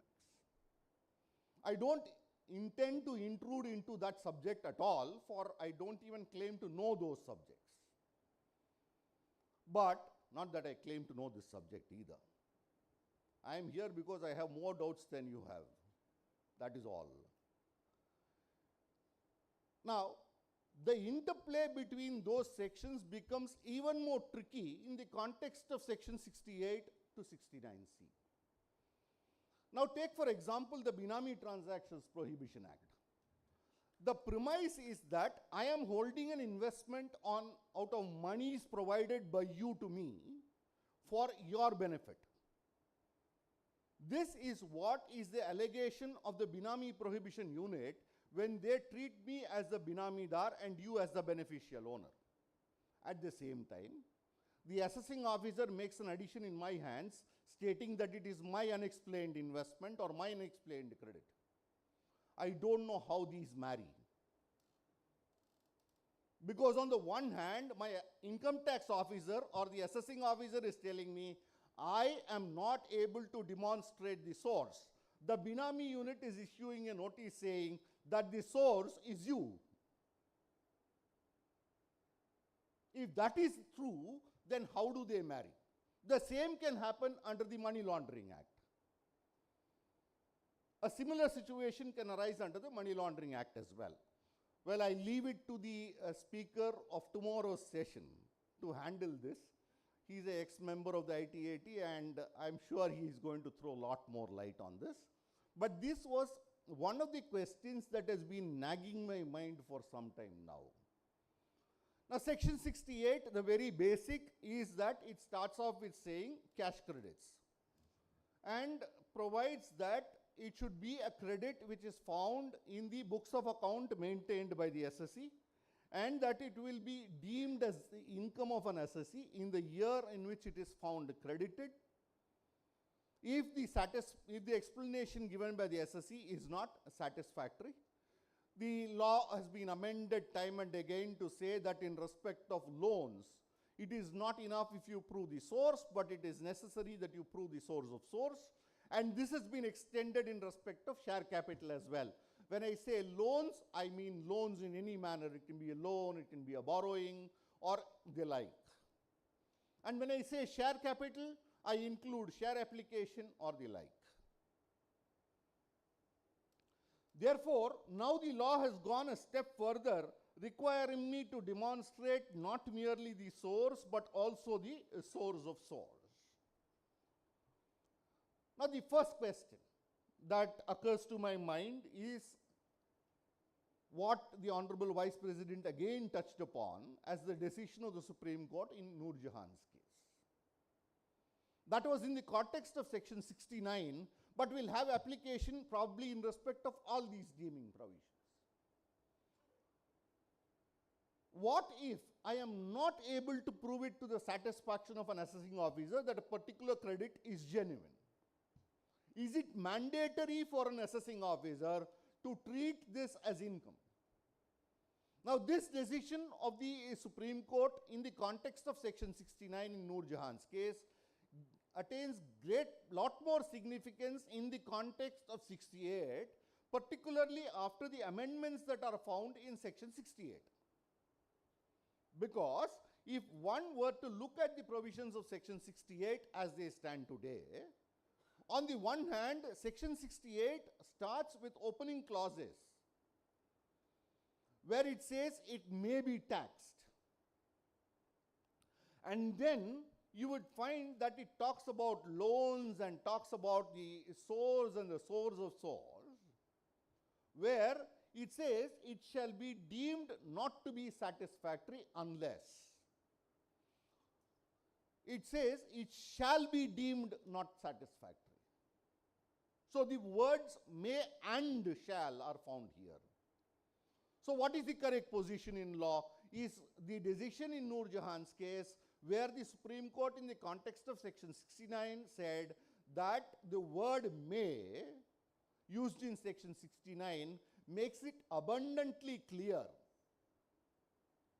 that even if an assessee is not able to explain the source for an investment, the income need not necessarily be assessed in the hands of the assessee. So the surrounding circumstances will have to be looked into, and only in that context the provisions of Section 69 have to be invoked. Now, to my understanding, the word may is still found in the opening clauses of Section 68. And once the word may is found in the opening clauses of Section 68, I would think there is no mandate on an assessing officer to necessarily add a credit, which is found in my books. Even if the explanation is not satisfactory, if the explanation is not satisfactory, they provide for circumstances. Even if he finds the explanation not adequately satisfactory, the assessing officer is at liberty to look at surrounding circumstances and examine whether that particular amount should be brought to tax in the hands of the assessee or otherwise. Now, the provisions of section 68 are, as we have been talking time and again, is deeming a credit to be income and places a burden on the assessee to demonstrate that the credit is in fact genuine. Normally, if an amount should be brought to charge under the Income Tax Act, it is for the revenue to demonstrate that I earned the income. Take a simple example, very simple example. I gave loan to you out of my own funds. I don't charge you interest. Can the revenue treat or say that I should have lent it on interest? The answer is no. But if they do find that I have charged interest, then of course the transfer pricing provisions may still be an exception. Keeping that aside, in normal circumstances, if I lend out of my own funds, there is no need for me to charge interest. They cannot deem it to be income. And they cannot bring it to charge because there is no deeming fiction. But in the context of section 68 or any of the provisions that we are going to discuss for some time now, if there is a credit which is found in my books of accounts, say for example, it is deemed to be my income, and the burden of proof is on me to demonstrate that the credit is genuine. Now, I don't have to explain to a set of complete professionals here that there is a difference between the burden and the onus.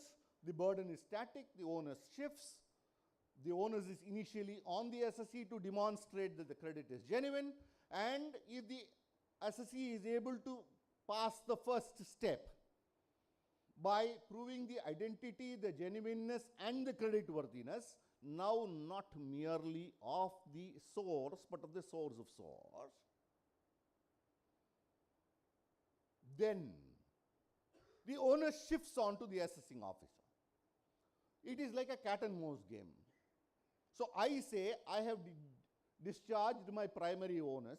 The onus shifts onto an assessing officer. The assessing officer would then have to bring in evidence to controvert that the data given by me is either incorrect or is insufficient to demonstrate that the credit is genuine. And if he is able to bring in such evidence, then the onus is back on me. At a point in time when either party is unable to discharge a further onus, if I am the assessee, it will be deemed as my income. If I am the assessing officer, I will deem it as your income. It's as simple as that. This is how the basics of section 68 operate. The burden is static, but the onus keeps shifting between parties.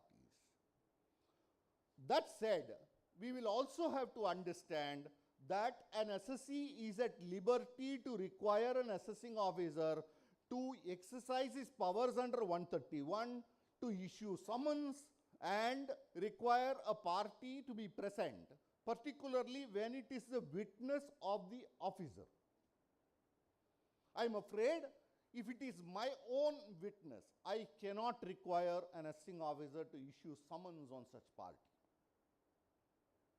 But if it is the assessing officer who chooses to bring in evidence or a witness, I think he would be under a bounden duty, if so required or requested by an assessee, to necessarily issue summons on that third party to be present, and if he is unable to do so or unable to make the presence or bring the presence of that person, I would think that the onus that is cast on the officer would be said to be not discharged, and I should be exonerated as an assessee. But if the witness were mine, then probably I cannot say, you bring him only, then I will. That I think I may not be in full agreement with, insofar as these witnesses are concerned. Now, the year of addition is again deemed. In the context of section 68, I see no great confusion. Largely, Because it says in the year in which it is found credited in the books of account of an assessee. So there is a clear mandate that it should be brought to charge in the year in which it is found to be credited in the books of account of the assessee. So I understand a few things out of this. One, the year of chargeability is the year of credit, and that credit should be found from my books of account. And when I say it should be found from my books of account, what can constitute books of account becomes the next question. I think that is fairly well settled, particularly in the light of section 212A, which would say books of account include the following. But then you will notice that 212A is an inclusive definition. And one cannot say that by virtue of 212A, if something is not regarded as books of account, then it is not at all to be considered as books of account. Because one of the most popular decisions in the context of books of account would be the decision of the Bombay High Court in Bhaichand Gandhi's case, where the Bombay High Court would hold that bank passbooks are not books of account of an assessee. Because today we have gone back to bank passbook. In fact, this is how we have been doing for time immemorial. I remember that my grandmother never used to know how to read or write.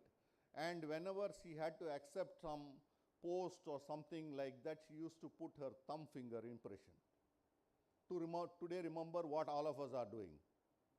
Starting from your attendance, to your Aadhaar, to everything, it is your fingerprint now. Right? We are going back in time.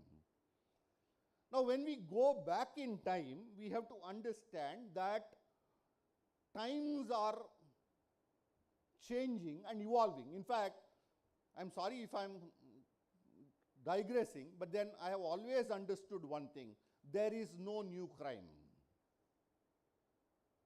The manner in which crimes are committed have changed. Crimes are the same old. Earlier, you had to go to a bank to loot it. Today, you just need a password to take the money out of the bank account. That is all. The method has changed. Looting continues. So, there is no new crime. What have we done? We have graduated from loose sheet to WhatsApp to hard disk. Today, it has become so easy. In fact, yesterday I met a good friend of mine.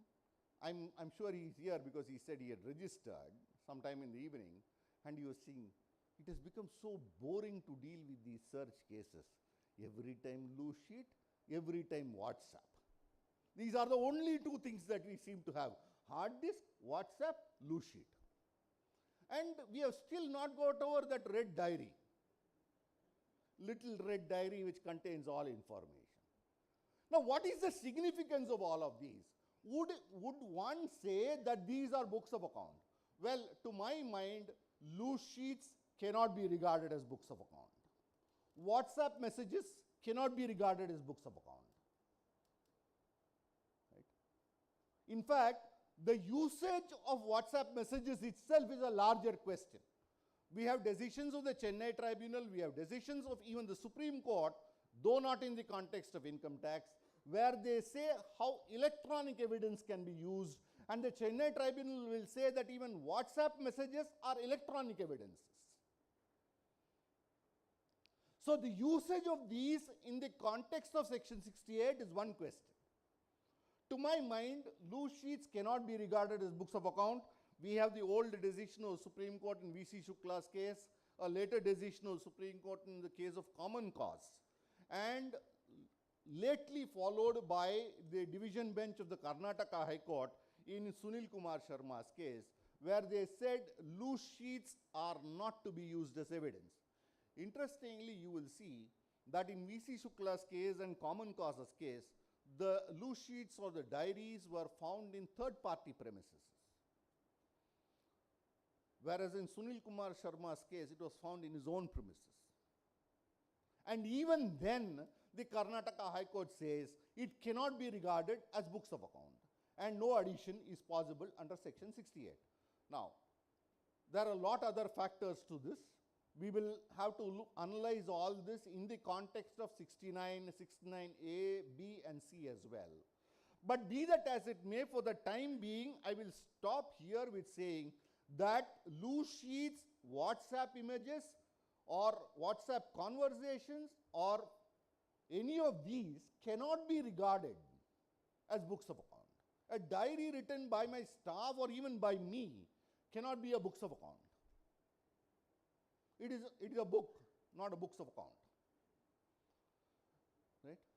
In fact, the Madras High Court in Taj Borwell says profit and loss account is not books of account. Profit and loss account may be drawn from books of account, but that is not books of account. And one cannot more than agree with this, because we all understand that profit and loss account is drawn from books and is not the books itself. Now, it is in this background that we have to look at various aspects of taxability under section 68.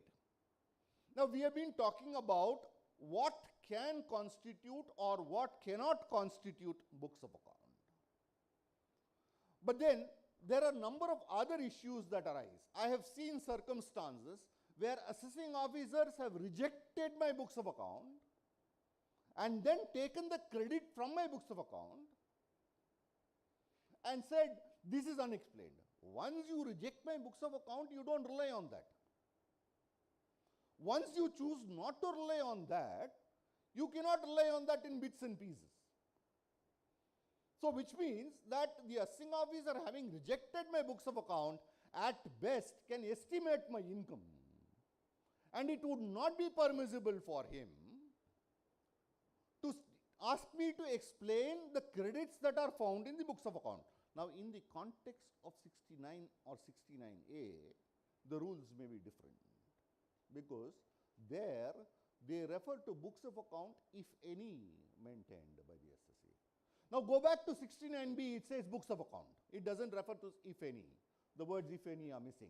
That is again of great importance to me. Right? Now, having said all this, once somebody rejects my books of account, it is not possible for one to say that I need to explain a credit in that books. That said, I'm sure I'm going to be hated for what I'm going to say now, but I would rather be hated, and as I have already given a disclaimer that I don't have to argue what I am saying here tomorrow, I've always been apprehensive about one question. What is the interplay between 44 AD and the 68 to 69C? Now, I would look at it in two angles. I will take the first one.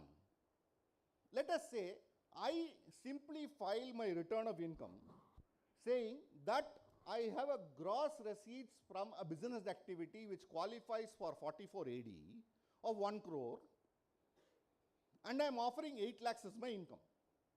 What is it that is my responsibility at that stage? My responsibility in my understanding at that stage is only to demonstrate that I have in fact carried on an eligible business.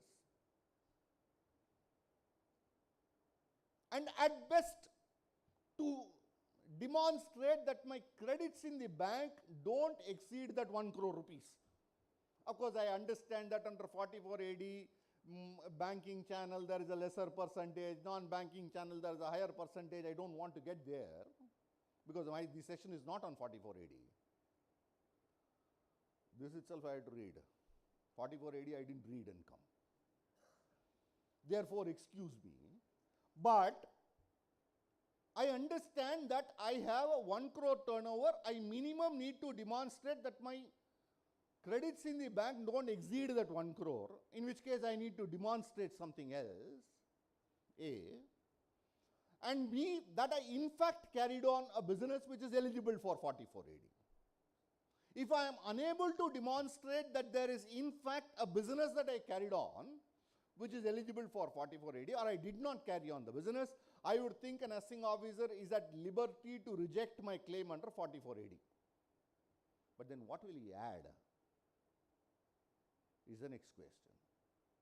Will he add the 1 crore or will he add the 8 lakh? And if he is going to add one of these, under which section? This is the first question. The second question, which is probably the question that is the answer which is going to generate more hate, is if I am offering income under 44 AD or for that matter under 44 ADA, is that an amnesty to me? For the impugned year, it is an amnesty to me.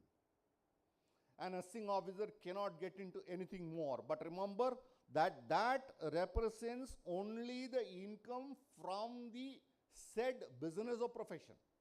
So if there is a credit that is found in your books of account which is not related to the business or the profession, which is coming under 44 AD or 44 ADA, I would think the assessing officer is at liberty to examine that credit independently. Because the provisions of 44 AD and ADA only talk of the income of the said business to be 8% or as the case may be 50%, depending on whether it is a business or a eligible profession. Likewise, if I am earning, say my gross receipts are in real 1 crore and I have in real earned 20 lakh of profit, but under 44 AD I show only 8%, is an officer under a mandate to assess me only at 8%. The law says 8% or such higher sum as may be offered by assessee. It doesn't give the liberty to an officer to add more than this. This is the easier part. But then tomorrow, I now have 20 lakhs with me. I have shown only 8 lakhs. If I invest this 20 lakh, can an assessing officer say the balance of 12 lakh is unexplained? At that point, am I at liberty to demonstrate that I actually earned 20 lakh and this is not unexplained? The first thing is you are not required to maintain books of account. And if you are maintaining books of account, then you will offer the higher sum. That is the logic. So I don't think there is an immunity which arises as a result of 44 AD or 44 ADA. But then again, the question that is looming large is under what section will I assess you? Now here let me take the second of the issues first. I have shown 8 lakhs as my income, but in the next year I have invested 20 lakh or I have brought in a credit of 20 lakh into my books of account. Can the assessing officer treat the 12 lakh as unexplained income of the next year? The answer is quite simple. I would say if I were the officer, I will invoke 68. Again, I will not argue the same things tomorrow. Right? Because I have two people here. One is the one of the senior the CITDRs and the most honorable Vice President, who should not pull me up tomorrow saying you said this yesterday. So I would think that 68 can be invoked. But then the next question, which was the earlier part of it. I offered a gross receipts, or I said my gross receipts is a sum of 1 crore. I am offering 8 lakh, but I am not able to demonstrate that I carried on a business at all. Under what section will the officer add this?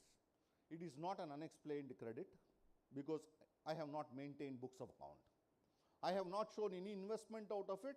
I have not made an expenditure out of it this year. So I would think all the deeming provisions fail. This is why from the beginning I was saying it is very important for me to understand not merely whether 68 to 69C is deeming the year of income alone, or does it deem something to be income in the first place. I surprisingly find that section 68 to 69C are not able to tackle this situation. Because this is, if it is found credited in my books, you can add. If I show an investment out of it, you can add. If I show an expenditure out of it, you can add. But if I show nothing out of it, I simply say I earned 8 lakh. You don't want to add, don't add. Refund the tax. That's all you could do. So if I am not able to demonstrate that I carried on an eligible business, what happens is a very, very tricky situation for which I have no answers.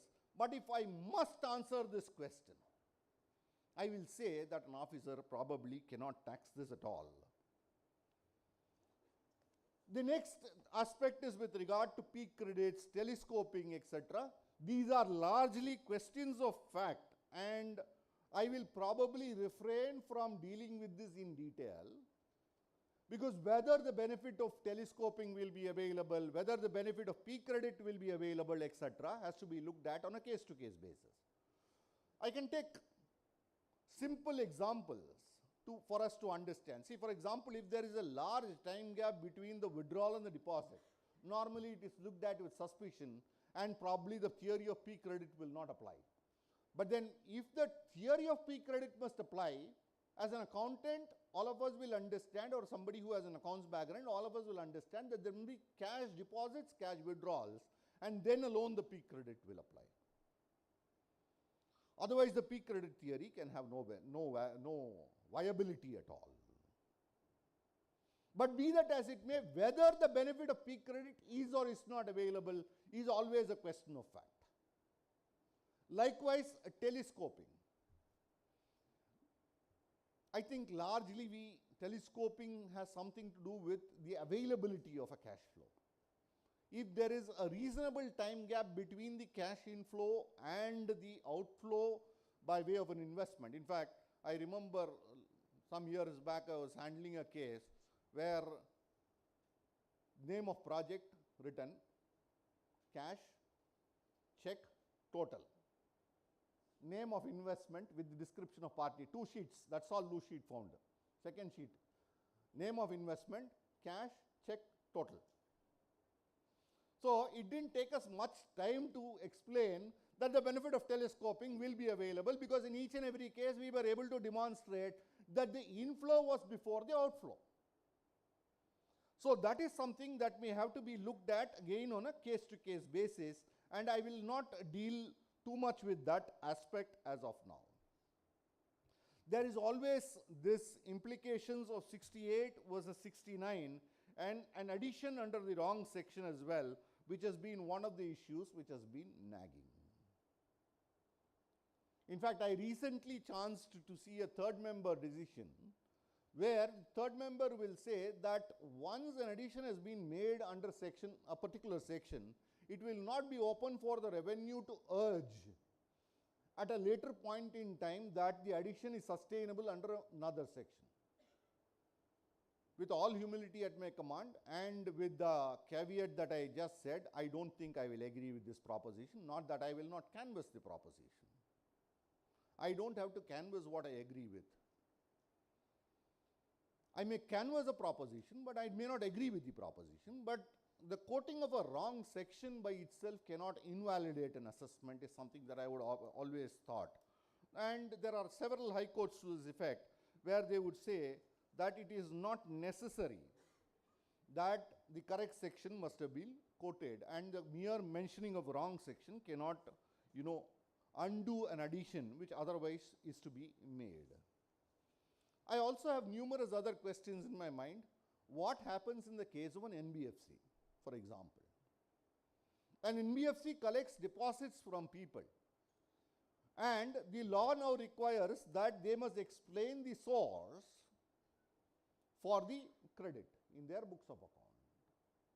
And the law goes a step further now to say, I must explain the source of source. I really wonder whether such an onerous responsibility which is cast on an SC can ever be discharged. But be that as it may, you have a Lucknow bench of the tribunal in Sahara, India. The only help that Sahara is done to us in the recent past is this decision where they said the same responsibility that is cast on a normal SSE cannot be cast on an NBFC. The rigors have to be toned down for us to be able to hold the credit to be genuine or not genuine. This again goes back to the decision of Supreme Court in P.K. Noor Jahan's case, where the language used is may. And probably that is the basis on which the whole subject travels around. Of course, you also have issues with regard to partnership firms, partners bringing in capital, whether the partnership firm should discharge any burden cast on it to show that the credit is genuine. There is a Madras High Court which says that it can be added in the hands of the partnership firm itself, even though the credit is by the partner. Now, the partner signs the balance sheet. In the balance sheet, he acknowledges that he brought in the money. After he has acknowledged that he has brought in the money, I don't need anything more from him to establish the identity or the genuineness. Creditworthiness, yes, may still be a question, but that is an unexplained investment of the partner as well. Why should I be asked to explain an unexplained investment made by the partner? I am a partnership firm. And if a partner has invested in me, into me, as capital, I would think it is the partnership firm which will have, the partner who will have to explain the unexplained investment. I will pause here on the provisions of section 68, move on to the provisions of section 69 for some time. Section 69 deals with unexplained investment, and interestingly, in the case of unexplained investment, the year of taxability is the year in which the investment is made. In fact, I recently had an occasion to handle this before one appellate forum. What happened is, I booked a flat in a particular year and I paid in stages, what Mr. Gautam Naik was explaining a little earlier. I book it in current year, I pay over a period of time. Now, the appellate authority would ask me, saying, you made the investment in this year, explain in this year. But I paid over a period of time. See, it's basically a cash flow. It is arithmetic. It is not accountancy. I would think I should explain the source when I paid and not exactly when the investment took place. This again is a very important concept which you will see as you proceed into the other deeming fictions. Now, as I said in the beginning itself, you will see that section 69 does not refer to merely books of account maintained by the SSC. It is qualified by the words, if any. So, if books of account are not maintained, still the provisions of 69 can be invoked. The mere fact that an investment has been made which has not been recorded in the books of account can bring the income to tax under the deeming fiction of section 69 in the year in which the investment is made. I have already qualified it with saying that logically it should be attached to the cash flow and not straight away to the investment. In the context of section 69, we come across certain peculiar situations. In fact, from the day I started practice, I have been seeing this difference between the stock statement given to bank and stock statement which the assessee is showing in the for income tax purposes, the stock value. Now, here whether additions can be made merely on the basis of a statement given to bank, etc., conflicting decisions. In fact, I find conflicting decisions of Madras High Court itself. I don't want to enter that debate in the strict sense. But then, on facts, I would think, I would look at it this way. First, whether the difference in stock value between the balance sheet and the stock given to the banker is on account of difference in value or difference in the quantity. If the difference is in quantity, it is one game. If the difference is in value, I would think it is very easy to urge saying, at the end of the day, I might have given anything to the banker. What can be brought to tax under the Income Tax Act is as per accounting standard to the lower of cost or net realizable value. If what I have given to the bank is the correct figure, you take that. If what I have shown my income tax return is the correct value, you take that. It is a lower of cost or net realizable value. But if it is a difference in the quantity and not in the value alone, then the burden is very, very, very high on an SSE to demonstrate that the quantity shown to the bank is much higher. The quantity shown to the bank is much higher than the quantity that is actually available with the SSE. That may be a much more burdensome task which may be there in the case of an SSE. Likewise, in case of searches and surveys, statements are made by SSEs left, right and center. In fact, the first search that I saw after I qualified in my practice was where the last question was, do you have anything else to say? My friend, the SSE, says, I take this opportunity to declare a sum of rupees so much as my unaccounted income. I am extremely grateful to the Income Tax Department for having conducted a search on me and found out all this as my unaccounted income. Sorry, Vasu. This will be like the vote of thanks. He will thank everybody who is there, not there. You see, he did it in the morning, he will do it tomorrow. He will do it tomorrow as well. He is here. I noticed that he was here. But that is his job. But then, are these statements binding on an SSE? Now, insofar as statements made in the course of survey, I find the decision of the Madras High Court in Khadar Khan and Sons affirmed by the Supreme Court, where they say a statement made at the time of survey has no evidentiary value. Now, if you look at the provisions relating to survey, there are circumstances in which an officer can issue summons to an SSE and record a statement under 131. But whether that statement under 131 has evidentiary value is a separate question. The next is under 132(4)(a) in the course of a search, like what my client, one of my first clients did. I take this opportunity to declare one vote of thanks. Remember, in 1994, he declared 3 crores. I was all out fighting for him. In 1996, I got him a brilliant order without these additions. In 1997, VDIS came. He came and sat outside my office and said, am I eligible to declare? I really thought he was an honest SSE. In 1997, he says, can I declare? And you know how much he declared? Some 20 crores. Don't tell me he earned it in 2 years. So, which means the department in the search which took this so-called declaration from the SSE, which is kind of vote of thanks of 3 crores, itself was a small number. Our man declared 3 to 20 crores, and worse still is he declares a substantial portion as gold. For the seniors here, they will understand gold had to be taken at a predated value. So, if he is declaring at a predated value 20 crores, actually his amount is much, much more.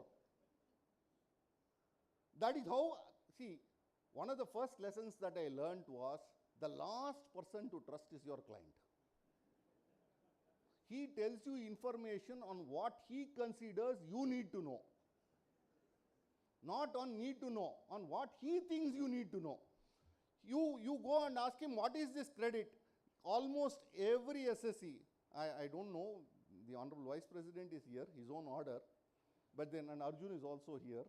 Arjun has argued very successfully about a case where a cash deposit is made along with the sale of a property, but that SSE has no other source of income, fortunately. And therefore, the successfully argued that this has to be taxed only as capital gain and not as an unexplained credit in the bank. Heartbreaking, definitely. Be that as it may, the larger question which we were talking about is the evidentiary value.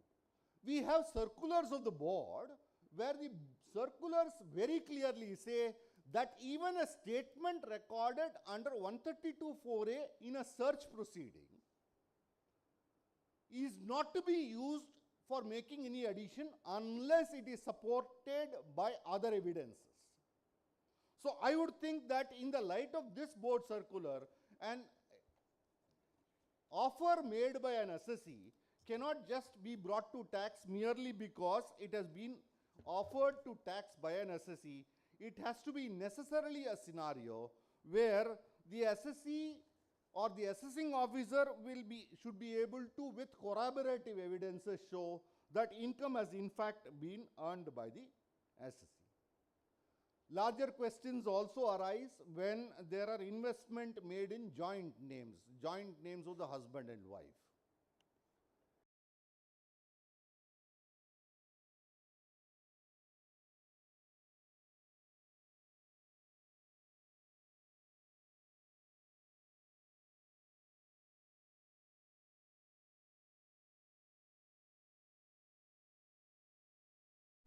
If an investment is made in my hands and if I don't have proper source, ask my wife to explain.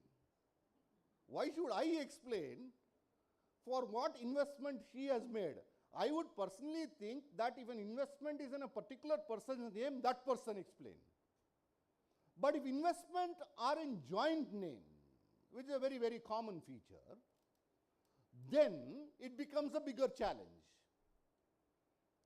Because there are circumstances where, for example, I might have roped in my wife as a joint name for an investment, or she may have roped in my name only as a matter of abundant caution, or maybe for sentimental reasons, or whatever, or out of fear.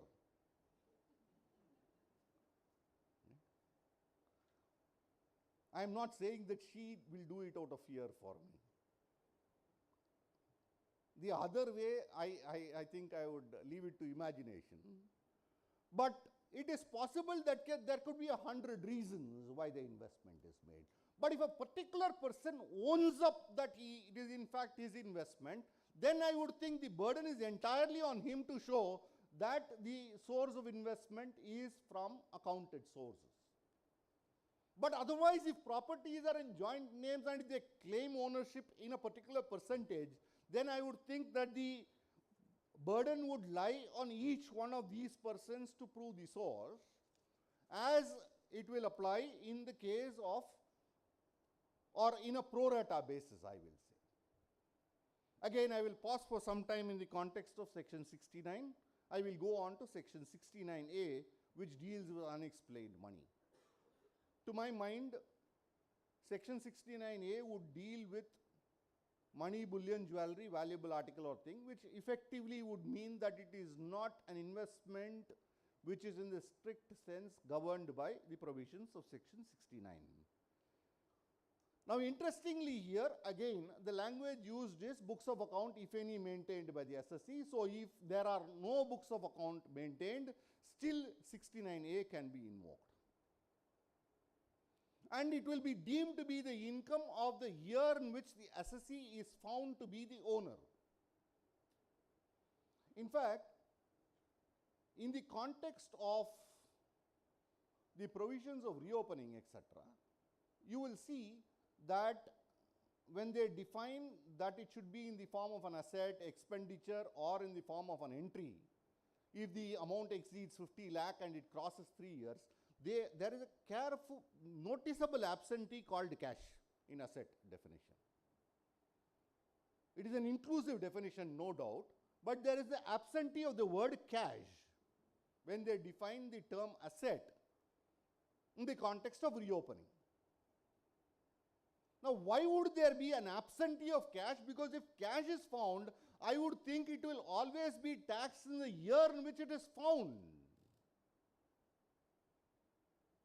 And since it is going to be taxed in the year in which it is found, I don't have to reopen an assessment. That is probably why. But then they have also not included jewelry. Why? I don't have an answer. But then, can we always say that it has to be taxed in the year in which it is found?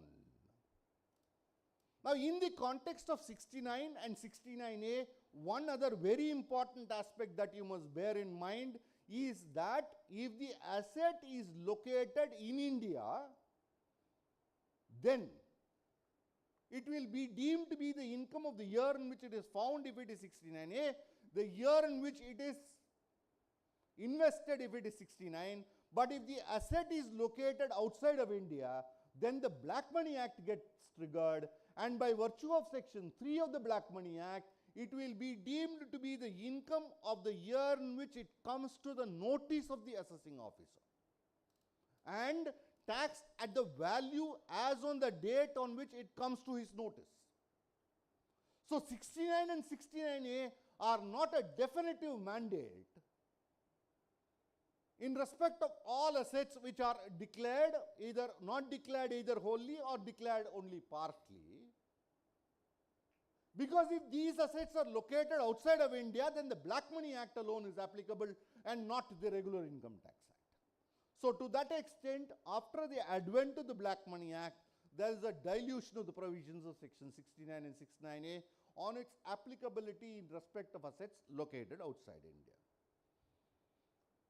The fundamental conditions I have already said, you must be found to be the owner of the same in a particular financial year, and even whether or not it is referred to in your books of account, because there is no need even to maintain books of account. If you offer no explanation with regard to the source of acquisition, then it can be deemed as the income of the year in which it is found. Now again, interestingly, go back to the provisions of section 68. Now in section 68, if I say I took a loan from somebody, I need to prove the source of source. But if I say I borrowed from you and bought this gold, or I borrowed from you and made this investment, it is enough if I prove the source, not the source of source. 69 and 69A still don't go back into the source of source. It is only section 68 which has been amended to provide that I need to go to the source of source. I am not giving any ideas. I am only asking you to litigate on these lines. Right? So the provisions of 69 and 69A still remain untouched. We will see till what time. 24th February, July might be the date also, we don't know. The budget is due on that day. We don't know when this will come, but that may probably come, but as of today, this is how it is.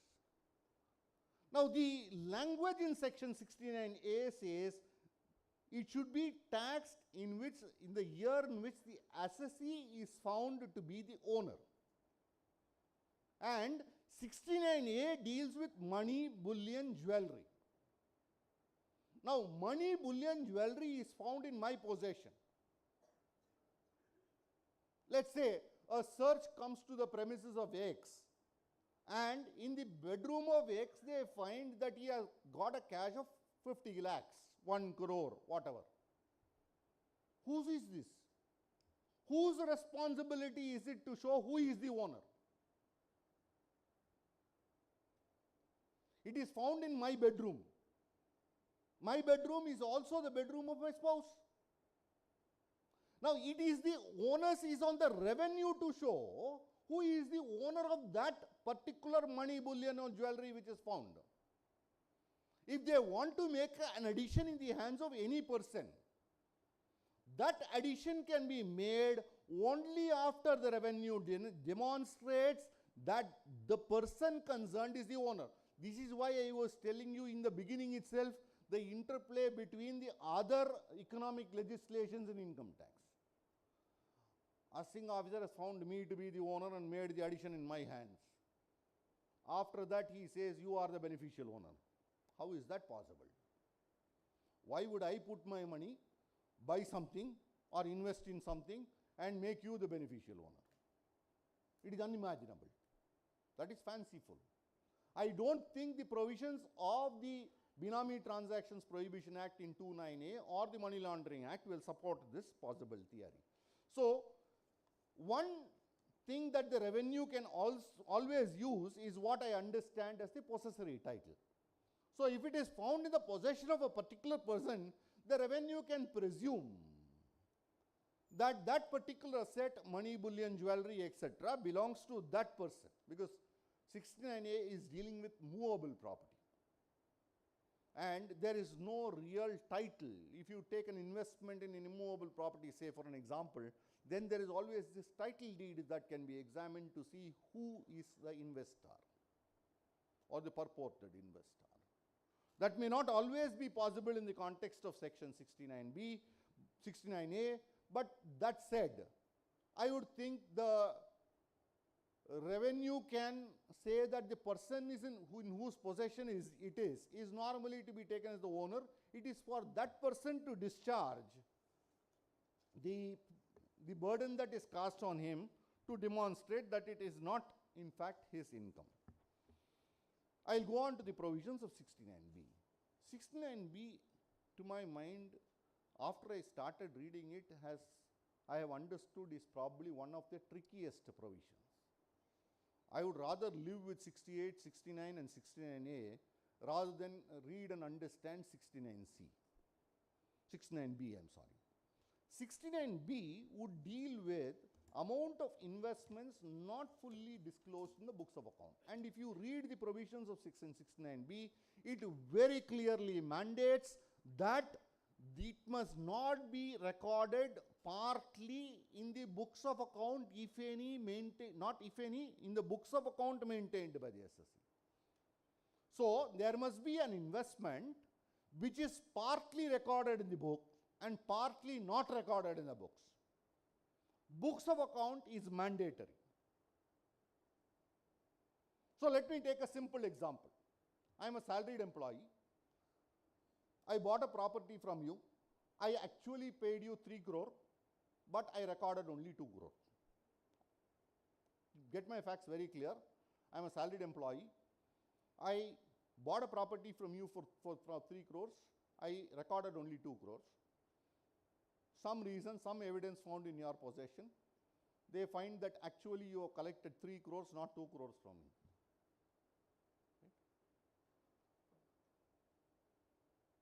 They want to tax that 1 crore extra as full value of consideration in your hands. You have no choice but to accept the reality, probably. Now they come to me. I am not maintaining books of account. I am a salaried employee. Investment partly recorded. Where? In the books of account. I don't have books of account. Can they add the 1 crore? I don't see a provision. It is not an unexplained credit. It is not an unexplained investment, because for unexplained investment, it should be fully unrecorded.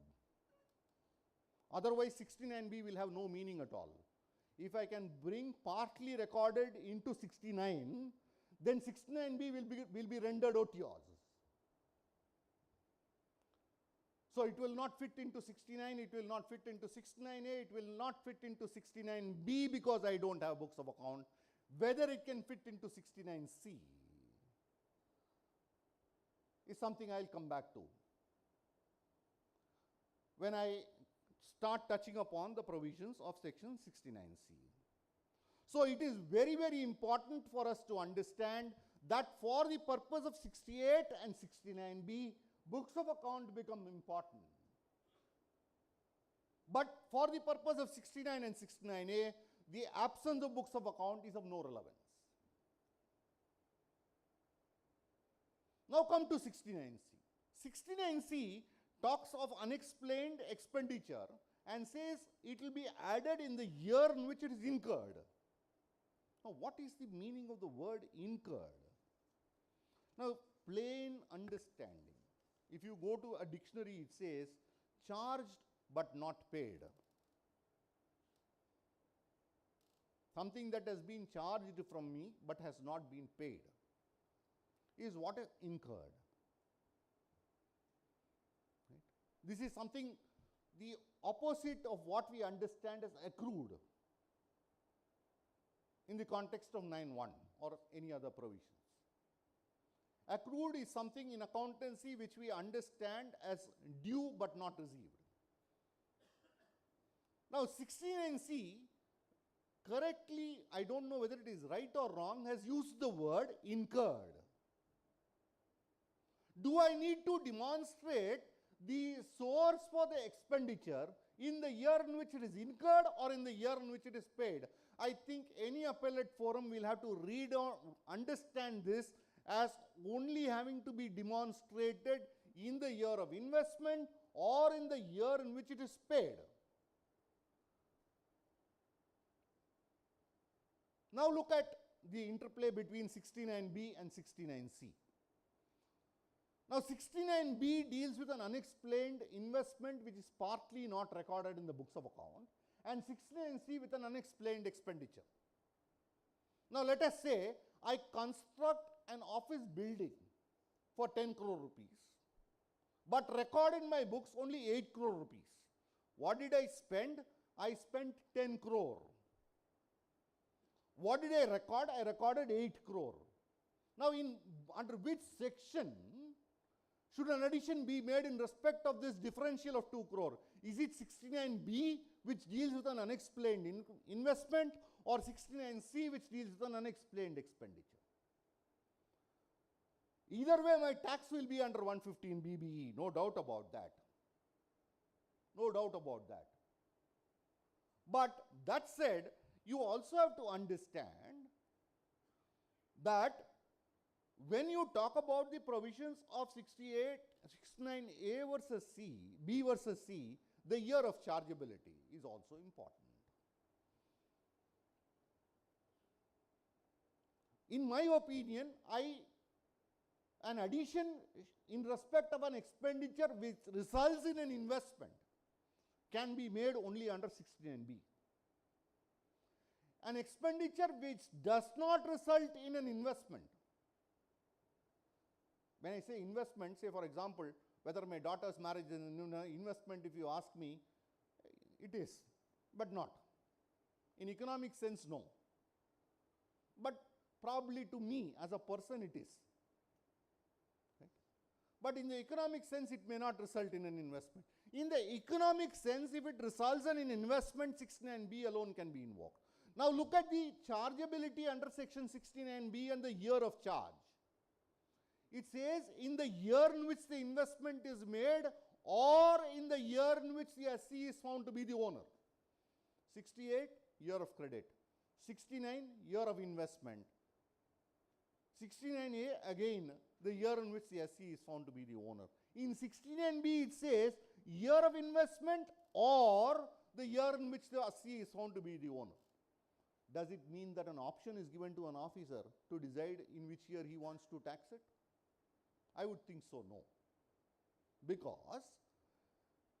Because in my understanding, what can come under 69 is an investment which largely we will refer to as an immovable property. What can come under 69A is immovable property, where there is no real title. What can come under 69B is both, if it is partly recorded.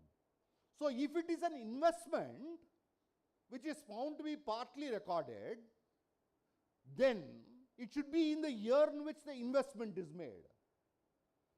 But if it is an immovable property in the form of money, bullion, jewelry, etc., which is partly recorded, then it should be in the year in which the SC is found to be the owner. I would not subscribe to the theory that the officer has an option to choose the year. This may again become significant in the context of reopening within 3 years, beyond 3 years, beyond 10 years, etc. But outside of India, then you have no escape because there is no time limit under the Black Money Act. If it is within India, you probably have this luxury. So the year of taxability again is an issue which will have to be discussed time and again in the context of section 69C. Now insofar as 115 BBE, which is the taxing section, is concerned, questions have arisen in the context particularly of 1718 as to whether, because the presidential assent was received only on 28/11/2016, whether it can apply in respect of all amounts which are found chargeable even from 1/4/2016.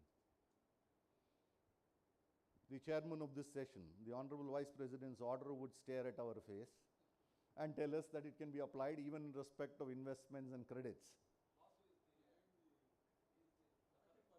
No, you are not the affected party. All of us are. The precedent laid down is there. So you are not the affected party, you would be the lead party to ensure that this gets reversed in the light of end. But that stares at our face, and I would think there is very little scope to get out of it in that sense of the word. You also have the provisions of 271 AAC, which deals with penalty in such cases. I am not going to the depth of 271 AAC for the time being, but just thought I should bring out a few points. from the beginning I have been saying, it is very important to me to understand that the provisions of section 68 to 69C are only deeming provisions. It need not be income at all. I was able to lay my hands on a decision of the Madras High Court in a case called SV Kalyanam in the context of section 69, where they said the addition is made under a deeming fiction and therefore 271(1)(c) does not apply. That is why I said it is very important for me to understand it is not merely the year which is deemed, but the income itself is deemed to be income. Something is deemed to be income. Of course, now you have the provisions of 271(a)(c), which seek to levy a penalty, which is probably a small penalty compared to the rate of tax. It is only 10% of the tax, which is roughly about 6% of the income. Not a very big deal compared to what you are talking about, 78% as tax alone. But there I noticed a couple of important aspects of assets.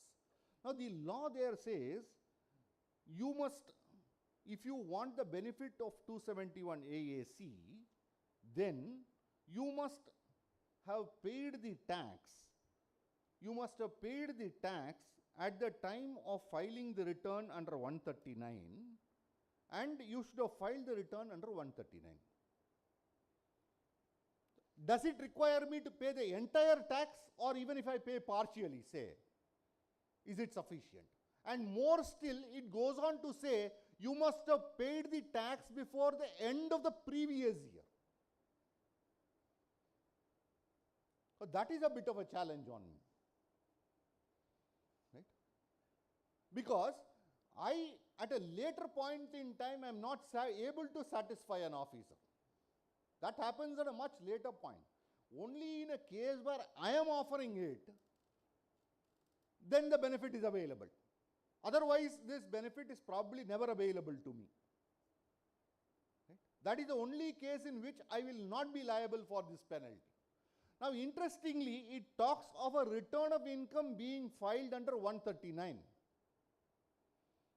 Now, I was wondering what happens if I file a return in response to a notice under 148 or in response to a notice under 142(1) or 153(a). Can I get the benefit of this immunity whereby if I have paid the taxes, I don't have to be liable for the penalty? Now, if I go to the provisions of 148, it says the return filed under this section is deemed to have been filed under 139. Then probably I am entitled to the benefit.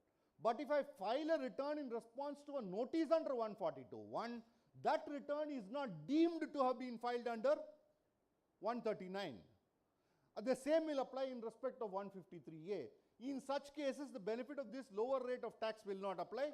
Of course, in so far as 153(a) is concerned, we will take that with a pinch of salt, because in most cases where the provisions of 153(a) are triggered, the penalty may probably not be under this section 271(a)(c) at all.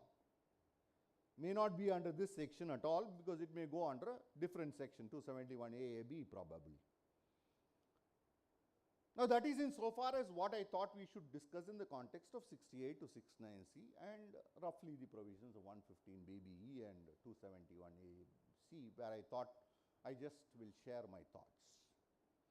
I'll quickly move on to the provisions of 56, and I'm only going to deal with two subsections. I'm not going to take much of your time. I know you're waiting for tea.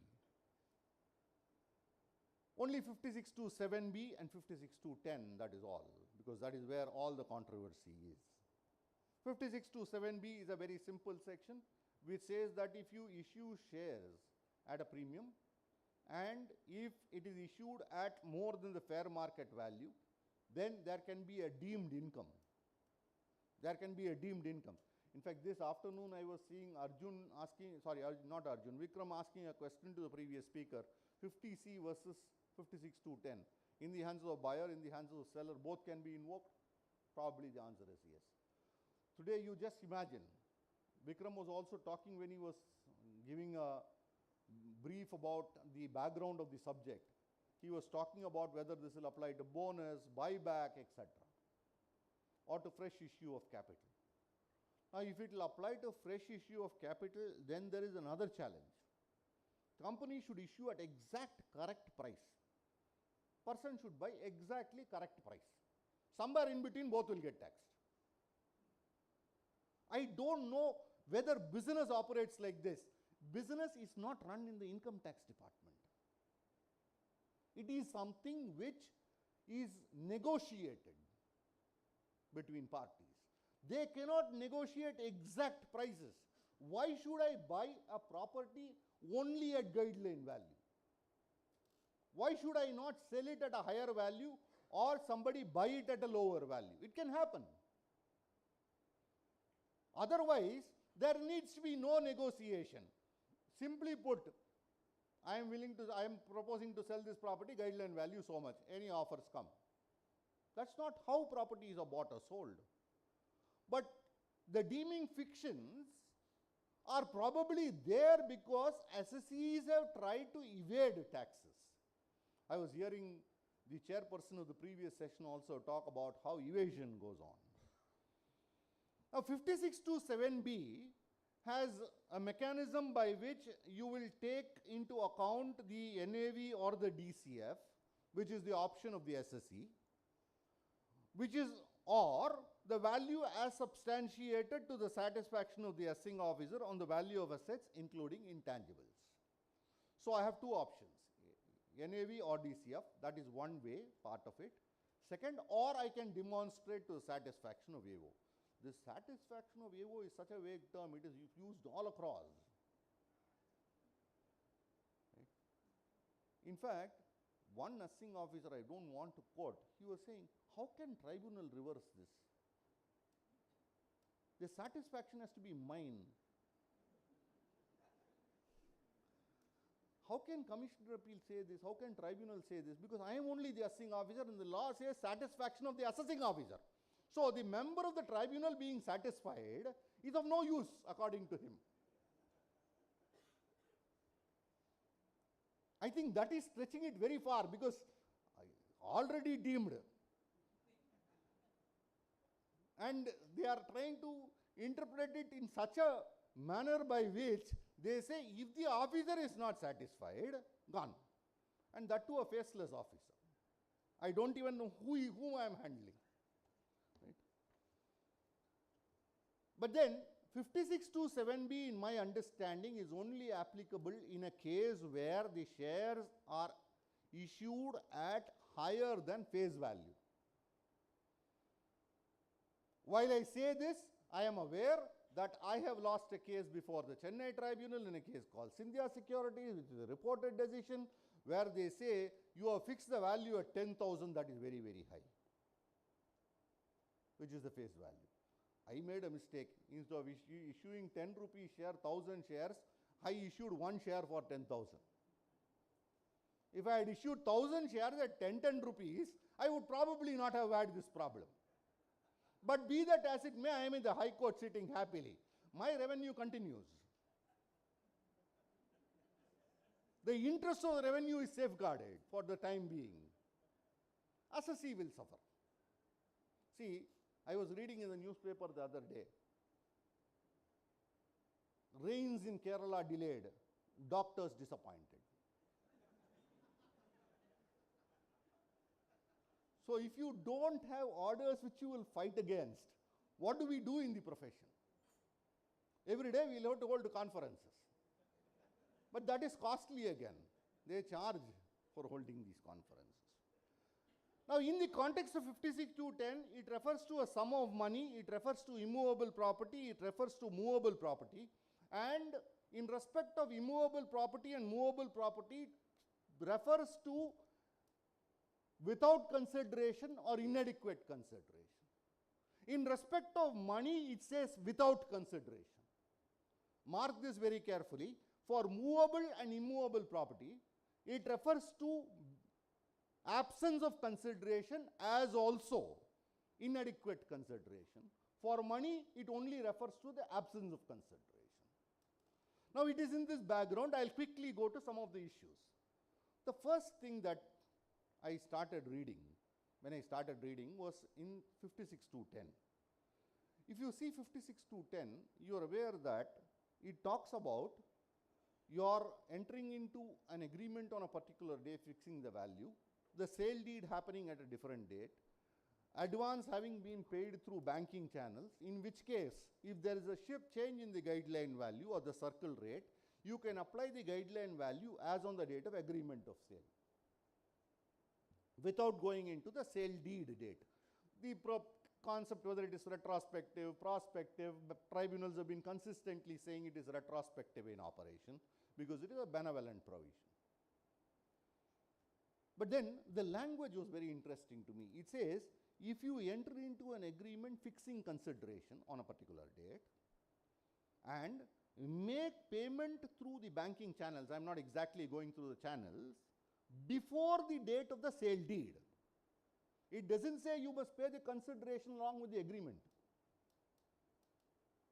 It says you must make the payment before the sale deed date. So if I enter into an agreement of sale today, sale deed 3 months later, 2 months and 29 days later, I make payment through banking channel, I can come back to today's circle rate. But then the next question, can there be an agreement fixing consideration without registration? I think these were questions raised in the first session post-lunch as well. To my mind, if I enter into an agreement of sale, I should register it in the state of Tamil Nadu. In fact, I asked my office to do some homework and they said in the state of Jharkhand, it is not required. Jharkhand is already boiling in the newspaper, and yesterday one girl comes and tells me, sir, Jharkhand, sir. I thought she was going to speak about some politics, and then she said, no, sir, there is no requirement to register an agreement of sale. But then the law doesn't talk about an agreement of sale here. If you see an agreement fixing consideration, it need not necessarily be an agreement of sale. That is one aspect. But assuming I enter into an agreement of sale, assuming I have to register, assuming I have not registered, what is the effect of it? I would still think the agreement of sale is voidable at best. And if it is inadequately stamped, the collector of stamps can confiscate the document, ask me to pay the deficit in stamp duty, and ask me to pay a penalty probably, but the document itself is not invalid. Therefore, there is a valid agreement of sale, registered or unregistered. I am not speaking more than this. The next is, if you go to 56.210 again, the definition of the term relative. When you read that only, I found something this morning. I am my brother's son's relative, but my brother's son is not my relative. That is how it is worded. Right? That is how it is worded. But be that as it may, there are some exceptions which say a gift from a relative or sum of money or immovable property, etc., received from relative will not be exigible to tax under 56.210. And then it also has a, when it talks about immovable property, it talks about immovable property, and the definition of the term property can be found in 56.210. And when you look at the definition of the term property, it says property means the following capital assets, namely. It very clearly uses the word property means, and to my understanding, it is an exhaustive definition. Though they have used the words namely thereafter, it is still an exhaustive definition. So if it does not fall within that list, it is outside the ambit of charge under 56.210. Now in this background, when we say it is outside the charge, first thing that is required is, it says property means the following capital assets, namely. So it is a requirement that it should be a capital asset. It is not enough if it is an asset. So in that background, whether agricultural land can fall within the ambit of 56.210. Agricultural land is an asset, but not a capital asset. Therefore, I would think that 56.210 is not invocable. Go a step further. What about stock in trade? Stock in trade, again, is not a capital asset. It is an asset, but not a capital asset. Therefore, the provisions of 56.210 probably are still not applicable. Vikram, this when he started, was also talking about what about partnerships, etc., and the applicability of 56210.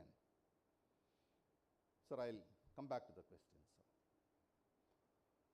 Now, in the context of 56210, what about an increase in the profit sharing where there is no money or other consideration paid? There is an increase in the profit sharing ratio of a partner, but since no money or property is given to the partners in any form, 45.4 cannot apply. Because 45.4 says receives money or property, etc.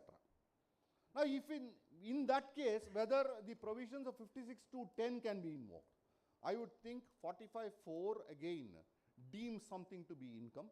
If 45.4 does not apply to a particular circumstance, 56.210 cannot be invoked. Even otherwise, the increase in profit share for me from a partnership firm is not a property as defined in the section. Likewise, what happens if I bring in a capital asset as capital contribution into a firm? The value recorded in the books of account of the firm will be deemed as the full value of consideration, and tax will accordingly have to be paid by the partner in accordance with the provisions of 45.3.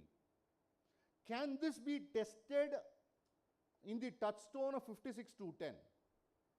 Because you will see that when I as a partner bring in capital to a partnership firm in the form of an asset, then the value recorded in the books becomes the full value of consideration and I am taxed as a partner.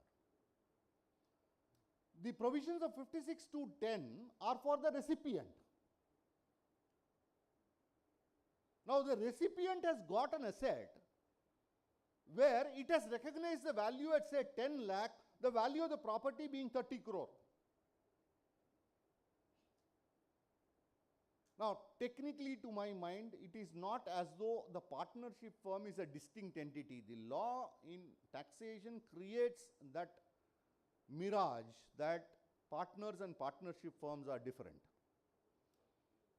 But I would think that the present provisions, there is a risk of an officer invoking these provisions of 56.210, though I would strongly think that it cannot be done. But there is a possibility, and I would think larger clarity should be there in this context. Likewise, what about a share of interest in a partnership firm being transferred by one person to another? Say I transfer it to somebody who is not my immediate relative, as defined in this section. Can there be the invocation of 56.210? I would think that that cannot be regarded as an asset or a property, because again, in the context of property, you see shares and securities. But when I say shares and securities, I would link it only to a company, not to a share in a partnership firm. What about fresh issue of shares? The implications of 56.210. The board came out with a circular. Within a few days, withdrew the circular, saying I issued the circular wrongly. Right? Now, in that background, whether fresh issue of shares can fall within the ambit of 56.210. 56.210 uses the word receives. Receives means it should be something that is in existence before and after I get it. It cannot be something which is created. When I am given an allotment of shares, it is not received by me, it is allotted to me. It is created at the point in time when I get the share. Therefore, in my opinion, 56.210 cannot apply. We have been relying on the decision of Supreme Court, a old decision in Codes Distillery. You also have the Gujarat High Court in this context. But unfortunately, rightly, wrongly, you have a Mumbai tribunal, less said the better, in Sudhir Menon HUF's case, where they said it can apply. Because to read and understand the decision itself took me a lot of time, because the language used was all so difficult to understand. And ultimately they said, no, it is taxable. That part I understood that it is. But then as of today, you have Gujarat High Court, and since there is a High Court, I would think that there should not be much of difficulty in urging that the provisions of 56.210 do not apply in such circumstances. Very quickly, I will touch upon what will happen in the case of bonus shares, in the case of buyback, and in the case of capital reduction. Again, Vikram prompted that I should speak this.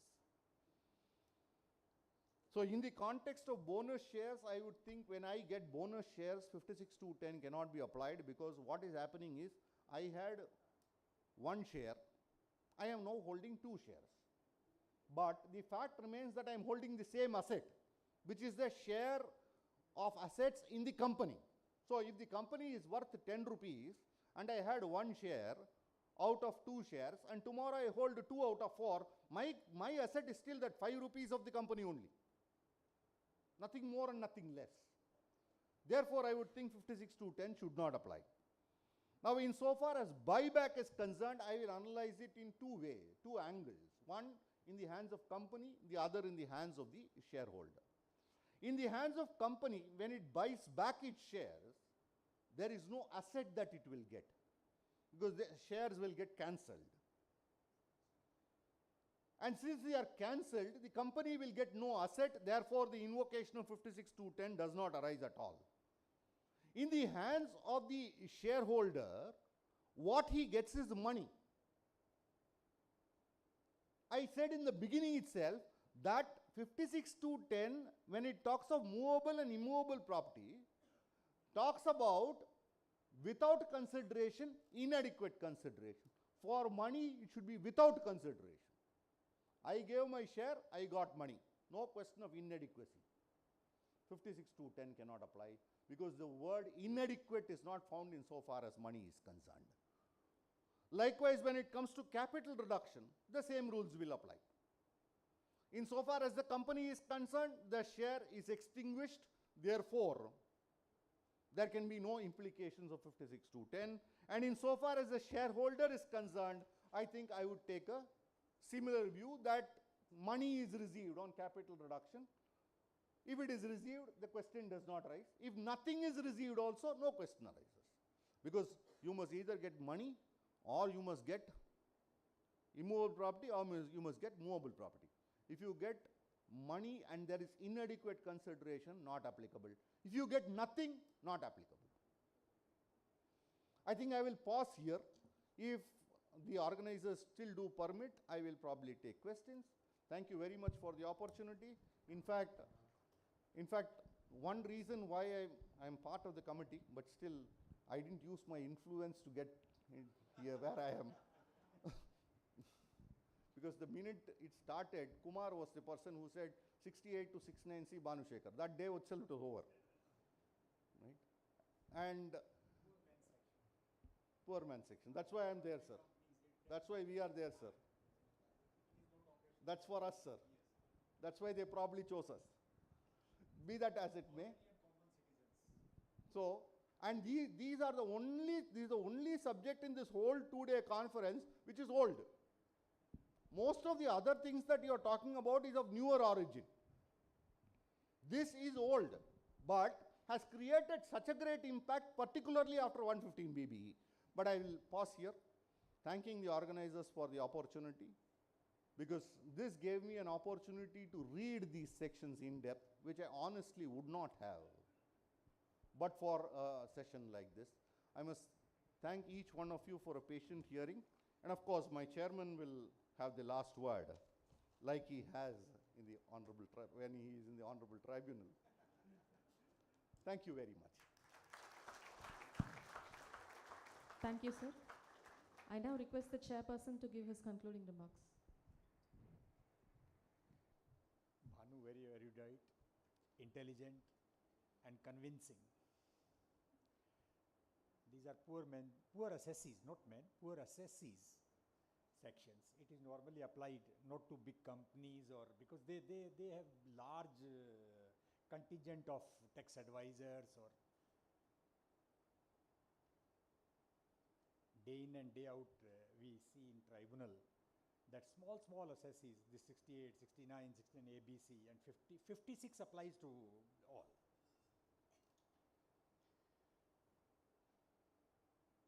Bhanu has covered all the topics except one, that under which head this income is to be assessed if addition is made. He said it will come under residual heads. Residuary head, that income from other sources. Income from other sources. It is also, because income tax department commissioner will authenticate this. Thank you for a nice evening. Tea is waiting. So tea is getting, normally now when we hear cases, I finish bench very quickly. And some now two judicial members have come here who finish bench up to, they carry bench up to 1:30, 1:45. We send chit that either food is getting cold or tea is getting cold. Please come quickly. So tea is getting cold, so we'll have. Thank you. Thank you, sir. I now request Advocate D. Anand, Chairman of the Conference Committee, to present a memento to Mr. Bhanushekar, please.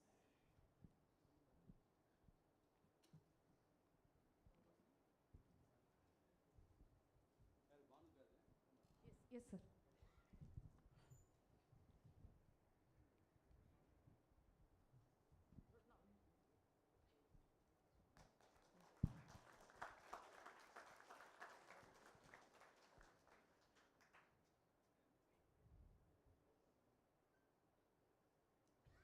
Thank you, sir. I now request Mr. M. Swaminathan, Honorable Judicial Member of the Central Administrative Tribunal, to present a memento to the chairperson of this session.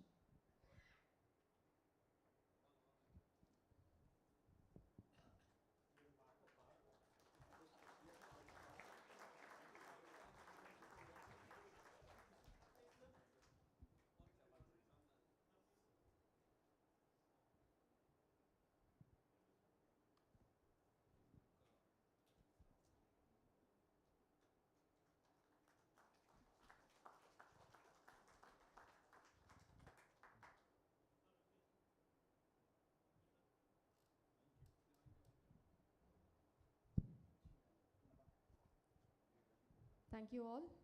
With that, we close our day one of this conference successfully. We hope to see you all tomorrow at 9:30 a.m. for all the power-packed sessions we have lined up. Please join us for high tea. Yes, sir. Badam Alwa is waiting.